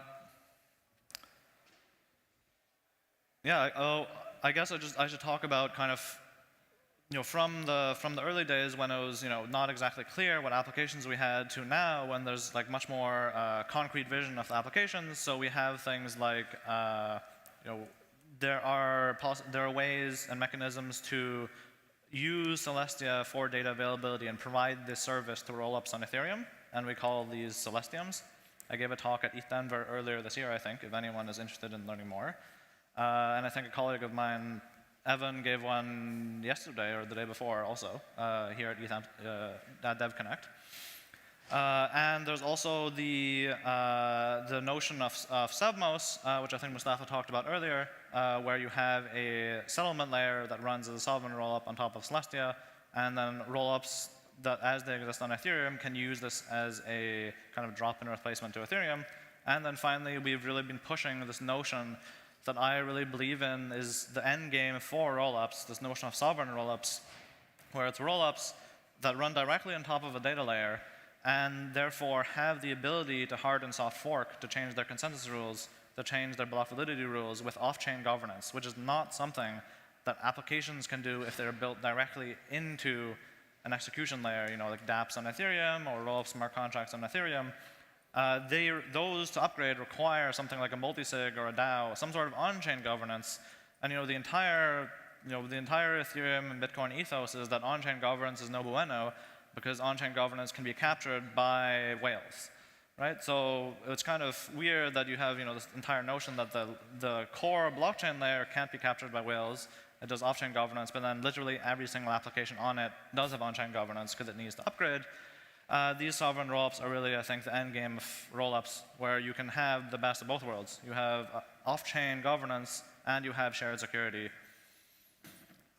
Thanks so much, John. Matt? Yeah, so for Ethereum, I think that there's just different choices that Ethereum has to make, being a chain that already exists and a chain that's focused on decentralization at its very core. But what I am really excited about is that even though dank sharding has many things on the critical path to eventually reaching that end goal, we're working on a EIP 4844 called proto-dank sharding, which hopefully will provide a lot of the facilities for rollups to start using what will exist at some point in the future, which is basically there will exist some oracle to provide a route that says this data was available, and as long as the rollups understand that this route was made available by the protocol, then they can trust and they can build their chain based on that, or if there is ZK rollup, use that for their ZK rollup to do synchronous communication within that. And so I think that with 4844, which is actually like very similar to what John proposed in 2019 with 2242, I think that as things continue to change over the next couple of years, at least we can start providing that facility, that primitive for rollups to build on this data availability layer that will start to exist in the next couple of years. Awesome. I think that brings us to the conclusion of this panel. I think it's the right question to lead into the next one. Thank you so much to the panelists for taking the time to be here, Anurag, John, and Matt. Thank you. Thank you. Thanks, everyone. Good job. Good job, guys. Thanks, man. All right, guys, this is the last, segment of the Modular Summit. We are having a debate between Mustafa from Celestia and Anatoly from Solana about monolithic or modular. So, and moderated by yours truly, Tarun, the mad scientist of crypto. So again, after this, stick around. We're going to have networking drinks right here. And I encourage everyone to just hold on. And if you're talking, move outside and give your full attention to the debate. So let's give a round of applause. I'll help you. I'll sit here. I see that Anatoly and I both have our usual drinks in hand. I am sure you've seen all the memes of Anatoly drinking. Well, great to see you virtually. Great to see you guys. I like networking too. Yeah, this might be the only section today that needs no introductions, so can kind of go straight to it. So I actually want to start with this intro question that I think was teased online yesterday of sort of, before we kind of get into the details of modular versus monolithic, I think we should actually just say, let's suppose each of you were kind of stuck in an elevator for 30 seconds. You had a 30-second pitch, and there was an engineer who just quit Netflix because, stock price crashed. And they're like, I want to understand why I should build something either on Solana or Celestia. What's your 30-second pitch? And Mustafa, maybe. Okay. So this former Netflix engineer is presumably a Web 2 engineer. So I would use a Web 2 analogy. If you're a Web 2 engineer and you wanted to build a web application, you wouldn't want to build it on a shared hosting provider. Like, let's say, if you're familiar with DreamHost or GeoCities or Google Pages. If you use a shared web hosting provider, you're restricted in what you can deploy because you're stuck with the same execution environment that's provided to you by that shared execution provider. And also, because you're sharing the same server as everyone else, you're also limited in scalability. That is very similar to deploying your application on a shared smart contract platform, that is a monolithic blockchain. Nowadays, Web 2 developers use virtual machines on systems like Amazon EC2 or AWS, and that allows those developers to have their own virtual server and have full control over the execution environment and scalability of the application. And that is what building a rollup is like. You effectively have your own blockchain that you can do whatever you like on it and have any execution environment you want on it. And you can scale better because you're not sharing the same execution resource pricing as everyone else. Great. I think we were traveling slightly close to the speed of light right there because we went a little over 30 seconds on our pitch, but Anatoly? Don't use a blockchain unless you want, unless you critically need finality in a shared context with a lot of other financial applications, like exchanges, stablecoin providers, all those things. If you don't need that, don't even use a blockchain to begin with. But if you need that, then Solana is the cheapest, fastest way to get to the largest set of these as quickly as possible. Cool. Just so that we get kind of both of your individual definitions, in your own words, how would you describe the other architectures? So, Mustafa, how would you describe monolithic? And Anatoly, how would you describe modular? And maybe Anatoly, you want to start? I would describe modular as an attempt to break down the different functions of the chain with some clean interfaces and build them as separate components. I would describe Monolithic as trying to build kind of a global shared computer, similar to the original Ethereum world computer vision. Cool. All right, so let's start by actually starting with this idea of like developer costs, developer UX, startup costs. So if you're talking to someone who was just getting their feet wet with developing on either Solana or Celestia, how would you kind of describe the startup costs of going from just a kind of toy project to actually like running something in production to like maybe having a DAO, having kind of longer term sustainability? And how would you describe things like how long does it take to get familiar with the language, the architecture, development environment? Just imagine you're someone who's just getting started. Anatoly, you look like you. Well, I'm assuming all the cool devs already know Rust. If not, it's a language that we didn't build. It's a language that amazing other folks have built with its own community, and people out of Fangs are publishing open source Rust code.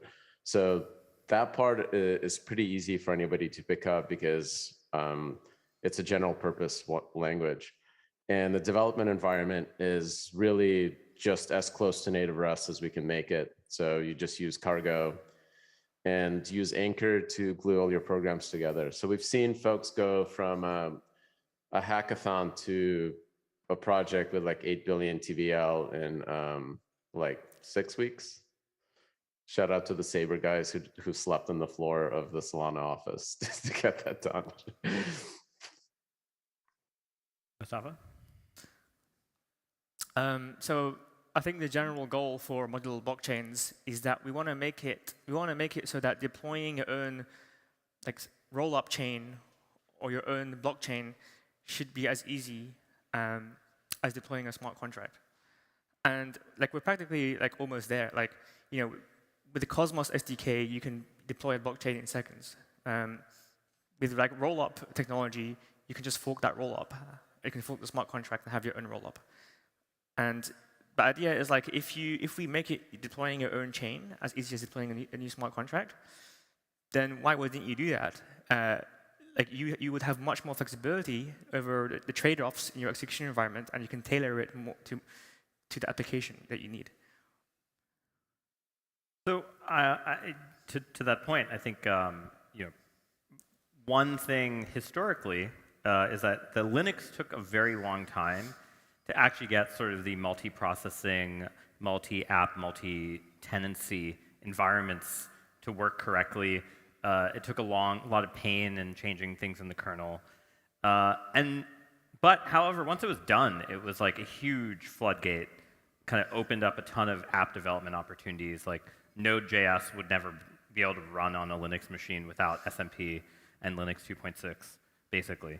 So Do you think it'll take a similar amount of time for us to get to the point where you have this sort of automatic scheduling of rollups, automatic kind of deployment, things like that, and that the monolithic sort of version is sort of a crutch on the way there? Or do you actually think there's sort of a fundamental difference? And obviously, you both probably have different opinions on that. So. Mustafa? Yeah, so I mean, I think if you look at the modular, if you take a modular blockchain stack, like even if you take each module in isolation, each module is simple, but there is indeed complexity in the way that the stack integrates. So yes, modular blockchain stacks, if you look at the big picture, have more complexity than a monolithic stack. Not on the individual module level, but throughout the whole stack. But that's not an issue, because the whole point of modularity is that you don't have to know or care about what's going on in the entire stack. We're reaching a situation where, for example, core dev in Geth the other day said that Geth the Geth client is so has so much complexity now that no Geth developer actually knows what's going on in the entire Geth node. And I think that's part of the reason why modularity is important.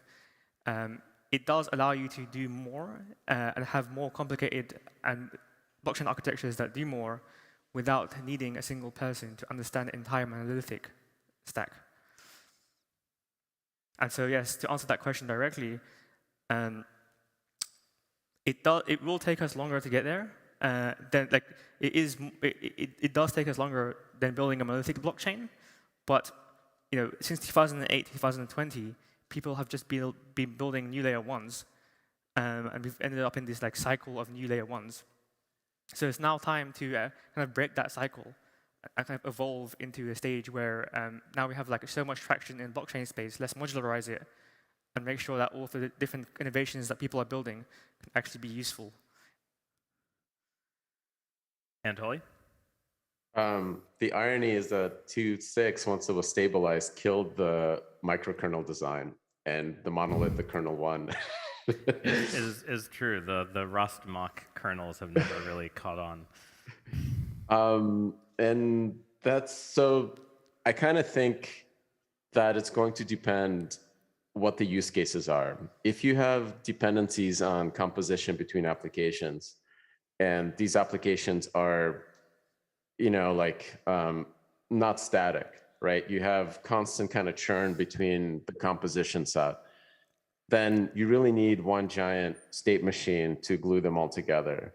And because what the users are going to care about is how quickly do I access all the state, whatever that may be. Maybe it's positions in Serum, Mango, and UXD or whatever, and how quickly it's finalized and how quickly it's connected to all the other financial institutions that I care about, from stable coins to exchanges. And that network is not something you can spin up in a smart contract. That's actually kind of the living, breathing glue of the chain itself. So you could have that in a modular architecture, right? There's a bunch of tenements, a bunch of them have different pieces. But if you have use cases that are run even 20% worse, right? Have 20% higher fees, 20% higher latencies. That's like your phone running 20% slower. People are going to notice, and applications and everything else will shift to that environment where everything is optimized to the hilt. And to do those optimizations, you don't really care about the design or how complicated it is, right? What you care about is how fast can we achieve these goals for the use cases. And this is why modern operating systems are all monolithic. Even when somebody tries to build a microkernel design, when it actually shipped, you look at the 80% of the use cases that people use, the frame buffers, everything else, it's all punched through directly to the directly to the kernel without using any of the these modular features. So how this plays out is going to be largely use case dependent. I personally believe that what these chains are good at is running a like a DEX, right? They're good for price discovery. They're good at managing like offers and bids and all this other stuff for digital items. And that under that like market function, what these things provide, allow everyone else to build unpredictable use cases like NFTs, which are, their own financial, financial contract. But at the end of the day, like what you need to do is synchronize offers and bids and like do this as fast and as quickly as possible and connect them to all the rails. Yeah, I just want to challenge the microkernel analogy. I don't think analogies are bad, so rip it apart. I would say it's more closer. The analogy I would use is like in the Linux operating system, you have kernel space, you have code that runs in kernel space and user space. I would say having a monolithic chain is like running all the code for user applications in the kernel space. But the way I see it is like having modular blockchain is having a user space, which is like the L2, and having like actual applications run in there rather than in the kernel. Yeah, I mean that's I feel like there's sort of merits to both of these. If we look at history, history has sort of preserved both models. There's obviously an intense amount of work on extremely low latency code, kernel bypass, like all the types of stuff that Anatoly was mentioning. But then obviously, much of the value of the consumer internet has come from realistically making it so that I don't need to know what a page table is to write a piece of code, right? Like what % of JavaScript developers have ever heard the phrase page table? Probably sub 2%. So there is a sense in which developer friendliness is also quite important. And to that kind of point, another thing that, of course, people love talking about nowadays a lot is extractable value from validators and miners. And this is something that both developers and users of these systems have spent a lot more time thinking about. And one thing to kind of compare and contrast between monolithic and modular architectures is the idea that modular architectures have a lot more sort of things like you have to wait for certain transactions to go through. There's certain like predictable latencies that allow people to sort of find newer forms of extractable value. There's sort of this sense in which to Anatoly's point earlier, heterogeneous fees make it perhaps more easier to extract value. So one question is do you think this ability perhaps to extract more value from modular architectures for arbitrageurs and sort of market makers, do you think that's a feature or a bug? Because it could actually be something that drives liquidity as well as also kind of parasitic towards users. And sort of like where do both of you kind of see that? I mean, it depends on how your execution environment works, specifically if your execution environment has a sequencer. So like in Ethereum L2s, like the MEV is basically just moved to the L2 sequencers. Like in Optimism, for example. In Optimism, for example, the Optimism rollup, they see that as a feature and not a bug because they see that the sequencer can extract the MEV and use that to fund public goods. And that also kind of goes to kind of correspond to Anatoly's point about finality. It's not necessarily the case that you need layer 1 finality for users to have sufficient finality on the transactions going through. So for example, like Arbitrum's inbox model or like Optimism sequencer model, you can get finality by looking either at the inbox or asking the sequencer immediately in a second, like faster than the Ethereum block time. So like there's different like guarantees of finality that's more for Spectrum than just relying or like on layer 1 finality. Anatoly? So those are all kind of compromises, right? Because for it to be a true L2, it needs to be able to fail at any moment. And that means that whatever partial finality you get is then in question when however failure recovery works in that setup. And that trade-off is probably okay for applications and users in like a sandbox, but like what is the whole point of a blockchain, right? Is it is it to build an application that could run it's on a database, or is it a global replacement for a large chunk of finance? So we'll probably see both of these models survive because of that, because we don't really know why these things exist yet. I think with regards to MEV, I tend to agree that so far we're probably the only thing that we see that actually funds and generates like value in these chains is MEV. And in the best of light, you have very fancy algorithms that try to predict the future, and they want to improve prices and offers and everything else on this chain. And they run their racks of GPUs and they extract MEV. And in theory, it should get competitive to the point that they should be bidding for users to send their orders directly to them. And you see some of that with Flashbots and some of that with like Jito Network and Solana. So those are all good things, right? Because in theory, a user that doesn't care about a MEV should in fact see a better price and maybe even a rebate for their transactions instead of a fee. But that's still kind of, I think, pretty far away. Like we're still not yet at like the level of adoption where I could, say that, yeah, this is true and this is how these chains run. So a lot of questions still remaining. But for the sake of the debate, my strong opinion is that MEV will be the thing that's actually driving development and hardware upgrades, and actually going after users in these spaces and on blockchains.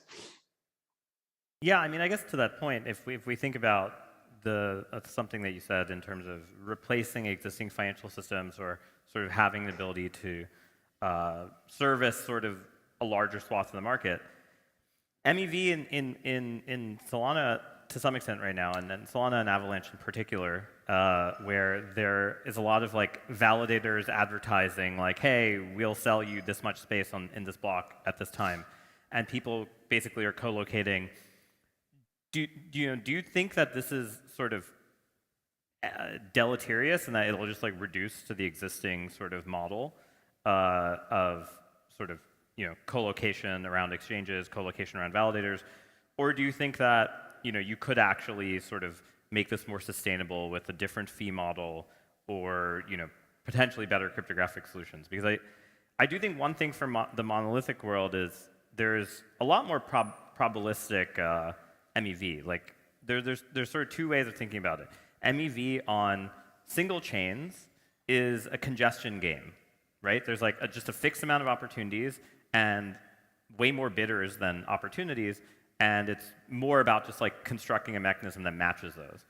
MEV in modular architectures is much more probabilistic, right? It's about routing, figuring out which path to take. And so I guess from both of your perspectives, do you think like there is a way in which the economics model can thwart kind of that becoming all of the volume on the network, or do you think that effectively there's no way of avoiding that and we're sort of stuck with the existing system?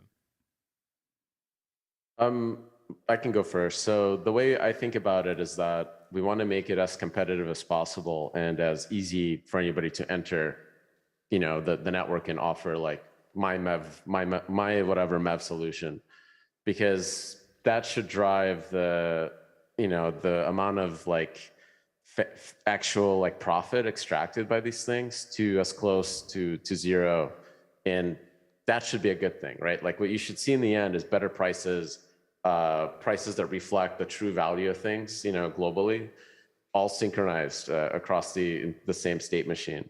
And to that regard, at least in Solana, it's possible to run multiple block producers on the exact same state concurrently at the same time.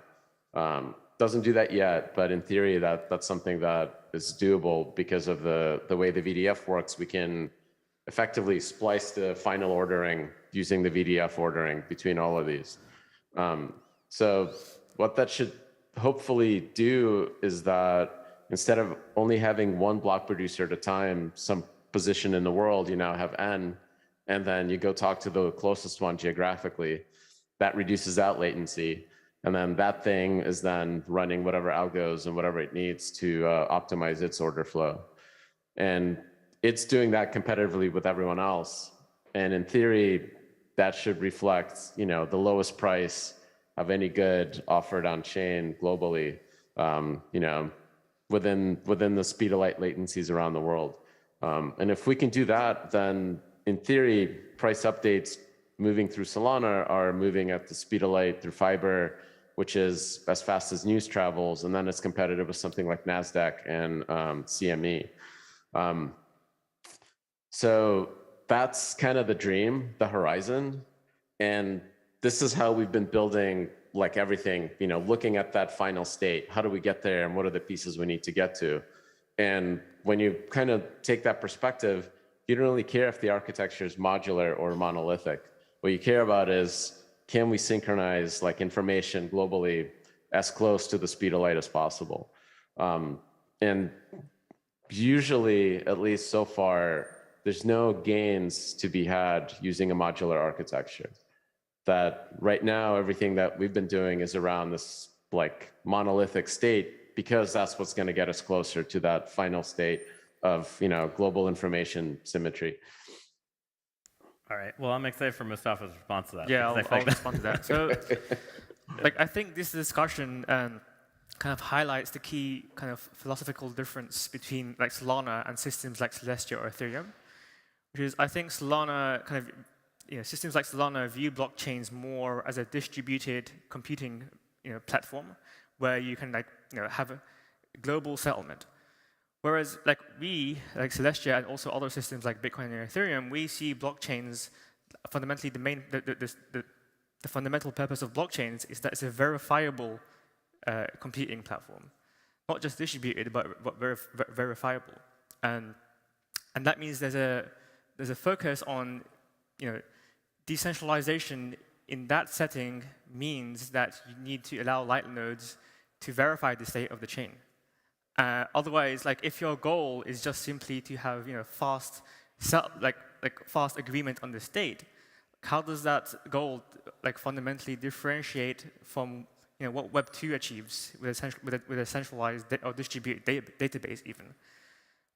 You could argue that the fundamental difference is that you have a global set of distributed parties agreeing on that state, but without the ability for end users to verify the state, in my opinion, that takes away one of the key properties of blockchains, which is that well-resourced actors cannot violate what the social consensus of the chain has agreed what the rules of the chain are. If the Solana validators, for example, wanted to change the rules of the chain, how would end users verify that without running a well-resourced node?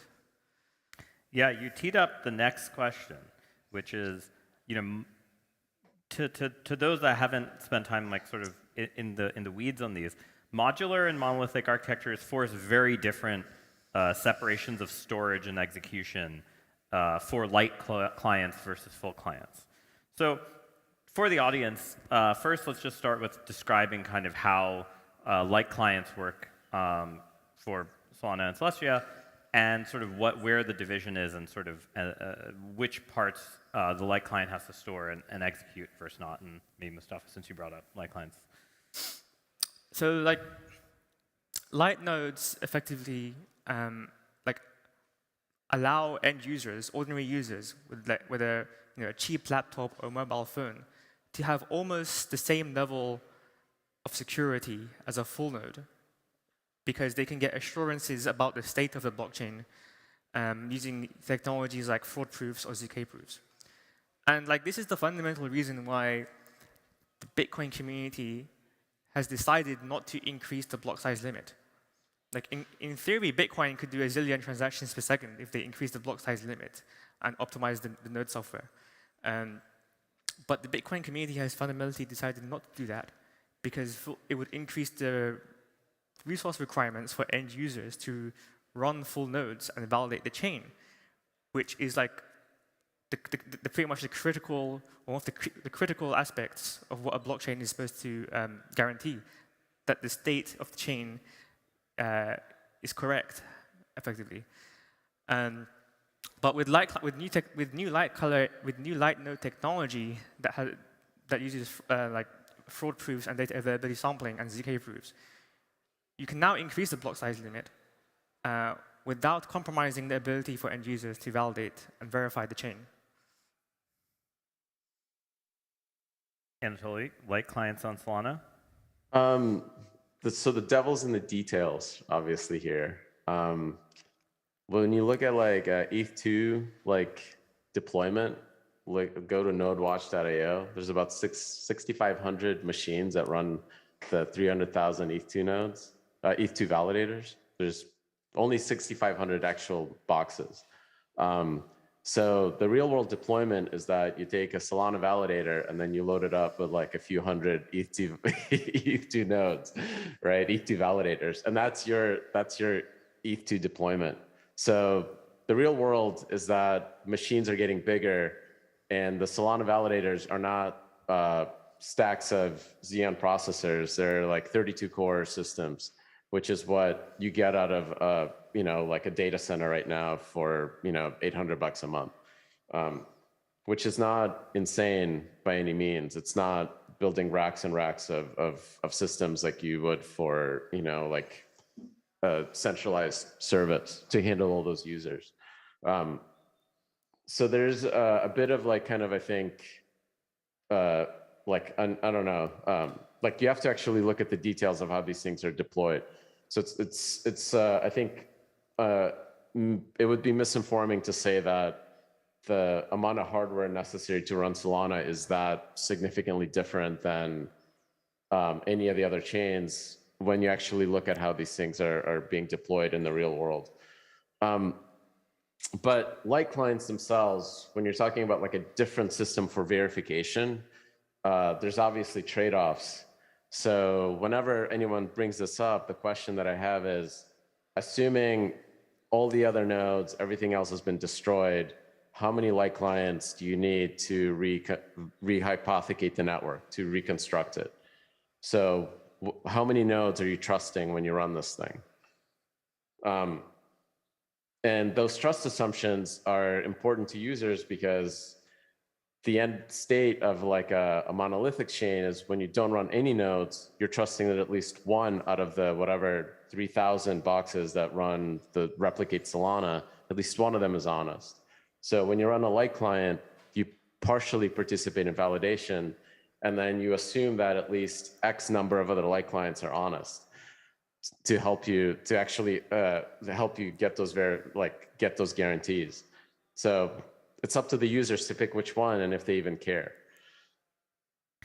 Yeah, I think like one thing that's actually been an interesting development is, end users have actually had to learn the difference in light client design, sort of by spam and DDoS type things, right? Where recently sort of Solana has had some issues for end users using wallets and light clients, which every chain, if we actually look at their history, has had similar issues.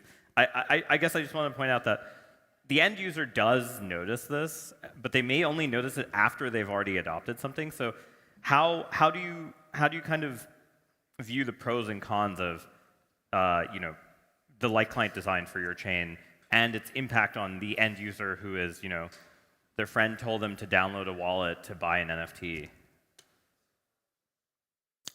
Does this follow up to me? Yeah, well, since you said it's up to the user to care, I feel like it's... I think, so you can, like, first of all, it takes a hell of a lot more resources to stay on tip and to run Solana at the latest block. If you're talking about just verification, you can look at like how Solana deployment works. Out of the 32 cores, there's only 4 threads dedicated to the entire banking stage. And that includes all the votes as well. So if people don't know how Solana works, the execution of smart contracts, it is optimized to the point that we can use it as our, like the rail for voting and consensus. So consensus runs just as a smart contract. So out of like 300 million or so transactions per day, 80% of them are just votes. And it doesn't matter because there's still, out of those 32 cores, only 4 threads are dedicated to run all the transactions. So validation is actually the smallest part of the entire stack. It's just like the true cost of running Solana is how do you synchronize globally all of this information that's being propagated, and that requires a big pile of erasure coding and signatures and everything else to propagate this data simultaneously around the world to all the machines. So that part is the expensive part. If we're talking about a world where users actually care about, hey, I want to make sure that the wallet and the thing that I hold hasn't had like these big validators committing an invalid state transition. You can do that much, much cheaper. And you can do that with M&Event schemes and a whole bunch of other stuff. And you can build those applications without actually impacting anything else about how Solana runs and how it finalizes. And those are different concerns. These are not concerns about, I want like fastest finality for trading and price discovery. This is, I'm holding my assets and I want to make sure that the big validators don't rug me. You can serve both of those. And that's something that, you know, if the users demand it, people will build it. That's basically the answer. But what users are demanding right now is, I want the fastest, cheapest finality, because what we care about is distribution of these NFTs to the largest number of users. Mustafa? Yeah, so I think there's kind of two things there to unpack. So first of all, there's this question, like, there's this point to be made that users don't care about validating the chain. But you could also say, like, if you built a completely centralized blockchain with one validator, like from the user experience, it looks the same. It's still got a wallet. Well, will users care? Maybe they won't. My point wasn't that users care about validating, is that with a light client, you have honesty assumptions that you need at least n other light clients to be honest. Right. And that's an honest minority.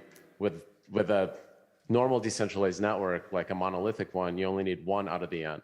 So that's a real trust trade-off that users will make. And it's not about going fully centralized or not, right? I'm not trusting Facebook. I'm like assuming, okay, there's a permissionless network, at least one out of the n is honest, or there's a permissionless network, I want a light client, and I need at least 40 out of the 50,000 to be honest.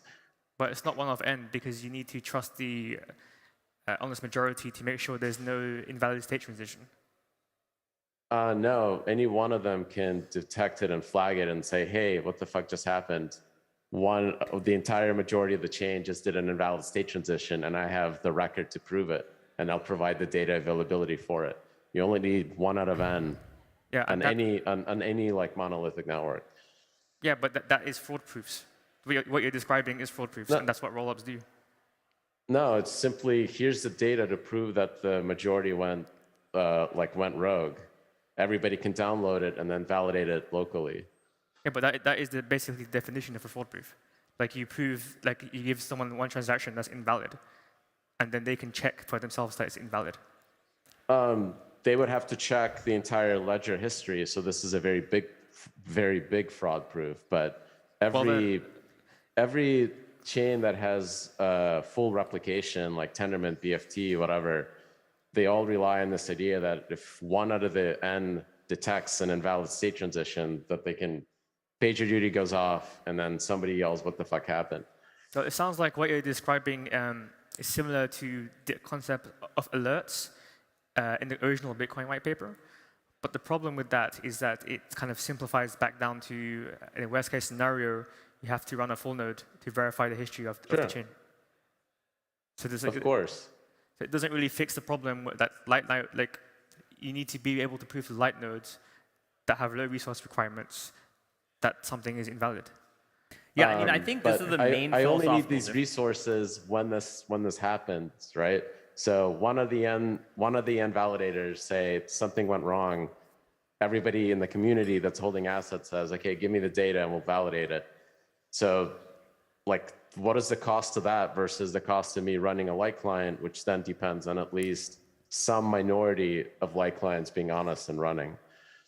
But what's right? what's the path there? Like if I'm running a Solana like light client, if that is supported in the future, and then someone sends me alerts, like I'm not gonna. Do I have to like buy new hardware just to validate that specific alert? And that alert could be spam as well. Maybe. It's up to you, right? I think that validation is, like I said, is much, much cheaper than running a full node, because even in our current deployment right now, only 4 out of the 32 threads is dedicated to smart contracts, and they're not saturated. So do you need to buy new hardware? Can you use your laptop? But I mean, fundamentally, that still doesn't really help like users. Like users might want, again, like light nodes need the ability to verify the chain with low resource requirements. Like they don't want, like maybe some users are fine with buying new hardware, but I'm pretty sure a lot of them aren't. Not a single light client, where the rest of the chain is completely dishonest, cannot validate anything. So a user with a light client is validating in an honest minority. So that trust assumption exists. Like it or not, it's there. Yeah, but honest minority assumption is inherently a significantly weaker trust assumption than honest majority assumption, because it's one of n assumption. It's not an honest majority, it's 1 out of n. All I care about is that one out of n of these validators is honest. And then I can validate whether a claim that there's been fraud on the network is true or not.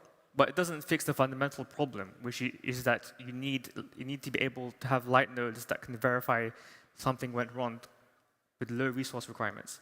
Because in your scheme, they need to upgrade their resources to validate that. So I don't believe that fundamental problem exists, because the actual Amdahl's law of execution, looking at purely the smart contract side, after everything has been validated, is 20% of the actual running a validator. So your requirements are just naturally at least 5x lower. Yeah, but the 20% is still significant in a monolithic Is it? chain. My laptop is not 20%. But I have a question for you, actually. So like, I have a question for you. What is the the goal of Solana is to have like kind of a world computer model where you have like a single settlement layer. So like, what's the end game? Like, how do you scale that? Are you just gonna like keep increasing the node resource requirements? Because like right now you're saying it's $800 and that's fine, but like there's gonna be more demand, and what's the end game? So that happens naturally, simply because for the same cost you get offered twice as much hardware roughly every 2 years.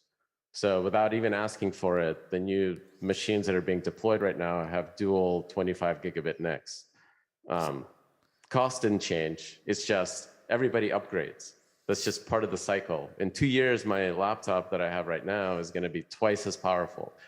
It's going to be running. You believe in perpetual motion machines for Moore's law? Like it's going to continue forever? I believe in, really? I believe that if we stop doubling the amount of vector dot products that we can do every 2 years, then we should all be working on Bunker Coin.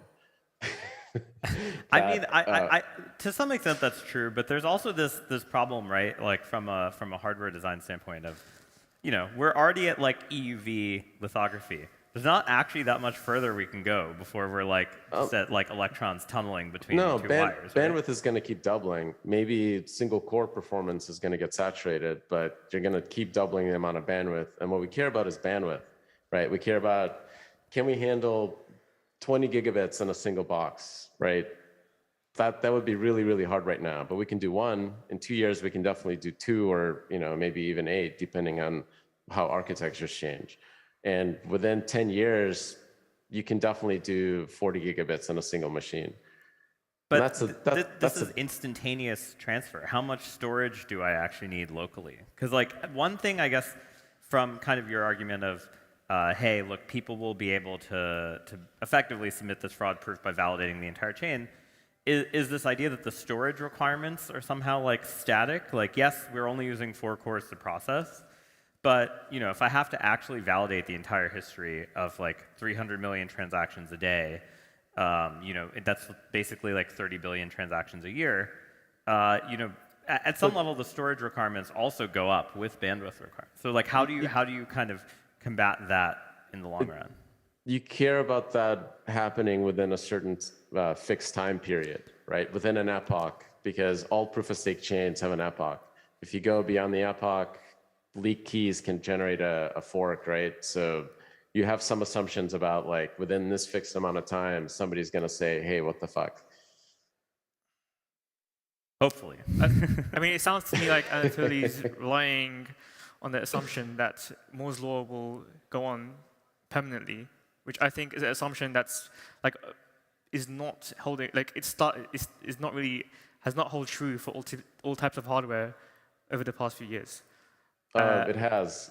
so far over the last 20 years, the amount of raw throughput compute-wise that you can do on a chip, push through a NIC, push through an SSD, push through the GPU, that's been doubling at a steady pace. But not for hard drives. What we're talking about is not cycles per second on a single core. It's like raw bandwidth across like an array of like cores or DSPs or whatever, CUDA threads.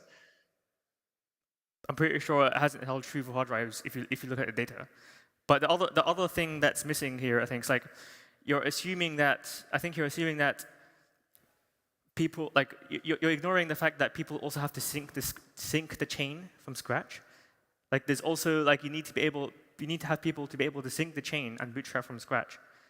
Yeah, it's like 30 terabytes of transactions per year is what we're seeing right now. 30 TB is not intractable. I can.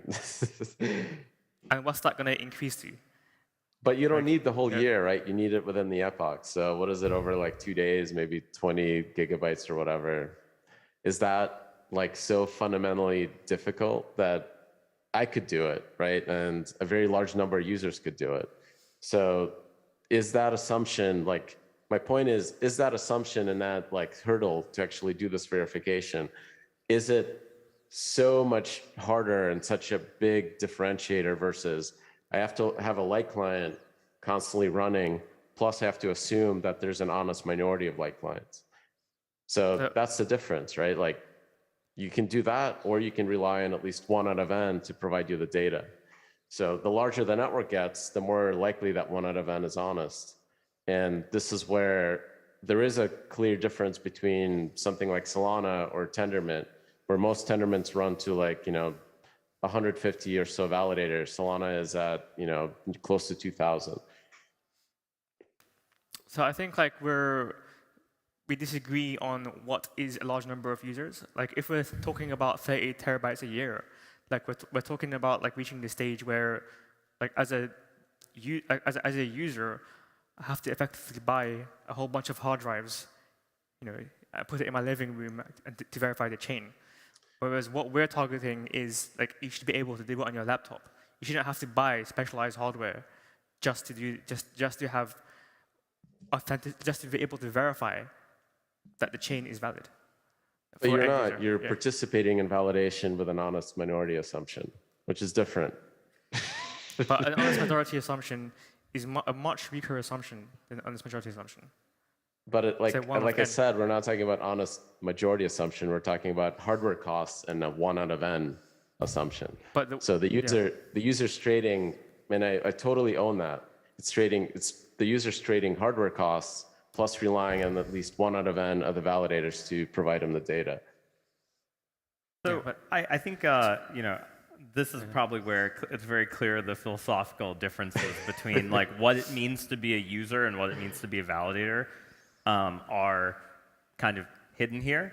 But I do, before we kind of wrap up, kind of want to talk a little bit about cross-chain compatibility. Obviously, at this point, I think it's pretty much impossible to say we're not going to have a multi-chain world with different use cases, different qualities of service, different types of guarantees for users. And one kind of advantage of modular architectures is that they do spend a lot of time standardizing interfaces for cross-chain communication, and they effectively build in messaging standards or rely on actually specified messaging standards Whereas for monolithic architectures, it can be quite different, as we've kind of seen, trying to basically translate between different virtual machines and get sort of bitwise reproducibility can actually be quite hard, especially when there's synthetic assets involved. So how do kind of like monolithic architectures compete with platforms that have focused on building in native messaging? And do you think it's essential, or do you think that eventually there will just be a communication standard that everyone just agrees on? I mean, well, I can start, I guess, but I think like one paradoxical thing of like the vision of like having a shared, like a single settlement layer that Solana relies on, is that we already don't have a, like, if you look at the blockchain system, we don't have a single settlement layer.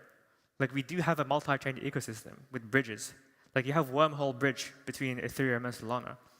Like, the market has already shown, like, we can have multiple settlement layers. Like, we don't need a single settlement chain.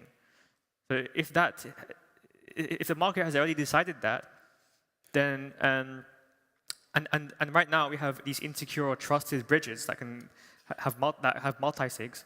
Then why don't we just embrace that and have a modular architecture that uses rollups and has these more secure trust minimized bridges?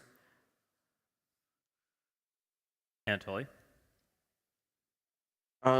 Bridges are, man, are scary. And the part that is the scary part is not the collusion, which something like a native rollup architecture fixes. It's the smart contract risk and implementation risk, because of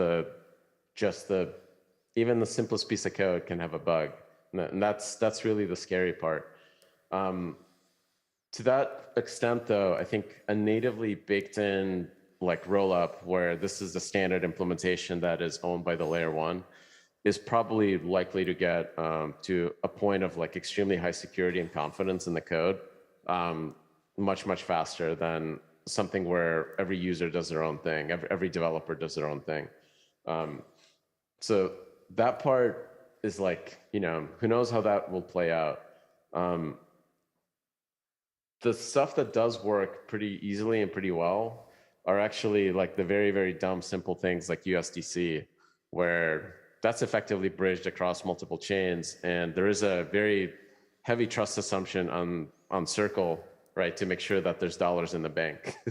And you saw that be pretty successful with wrapped Bitcoin as well on Ethereum. I can't tell, honestly, if this is how things will play out over the next 5 years, but I feel like that's probably a model that if there's demand for cross-chain assets in large volumes, that's a model that's going to stick around for users. And I don't know why users would switch from that to a more permissionless one, unless it takes much more time to get assets listed in these centralized systems, which is obviously a hurdle. So I see a lot of advantages. So this is a point that's really hard to fight against. If you have very native, very baked in rollup model that is totally part of the layer one, I would tend to think that's going to have a lot more confidence in terms of code security. And that is the biggest surface, that's the biggest attack surface in all the bridge solutions that we have out today. Yeah, and in a lot of ways, I think there's definitely been some truth in that. The optimism bug that was found was very similar to the wormhole bug. And it's mainly this idea of having the synthetic asset on both sides and ensuring that they stay synchronized, supply stays synchronized, price stays roughly synchronized. That seems to be the source of these kind of bugs. So definitely, I think we're still not at the point of, hey, the contract/node bugs are not kind of an issue. So before we wrap up, I guess if you were to give one compliment to the other type of architecture and say something nice about it, what would you say? I like Solana's execution environment. I think parallelization is a very good idea. I just don't like the vision of a single settlement layer. Basically. Hey, something nice was still said. I really like the idea of actually separating data availability and focusing development effort on that, because I think that's easier to make it secure. And the biggest hurdle to iterating is security. So there's actually, I think, an opportunity for modular architectures if they can iterate faster, because they've broken down the pieces into something more manageable. So that's like a honest compliment. Well, mine is honest as well. Awesome. I don't know. Are we doing questions or no? We're good. All right. Well, hey, thanks everyone for listening in. Thanks, Anatoly. I'm sure it's like, I don't know, 5 a.m. for you? No, it's 9 a.m. Okay, it's perfect time. Still too early. Thank you, guys. Still too early. Thanks for waking up. Yeah. All right. Thank you. Thanks, Tarun, for moderating. That was a really, really good job. All right, guys. That concludes the Modular Summit. Thank you all for coming. I want to thank all our sponsors and speakers. Again, we have drinks right now, so hang out. And there's swag as well. If you want one of these T-shirts, Build Modular, Be Free, we have them on a table in the back. So thank you again.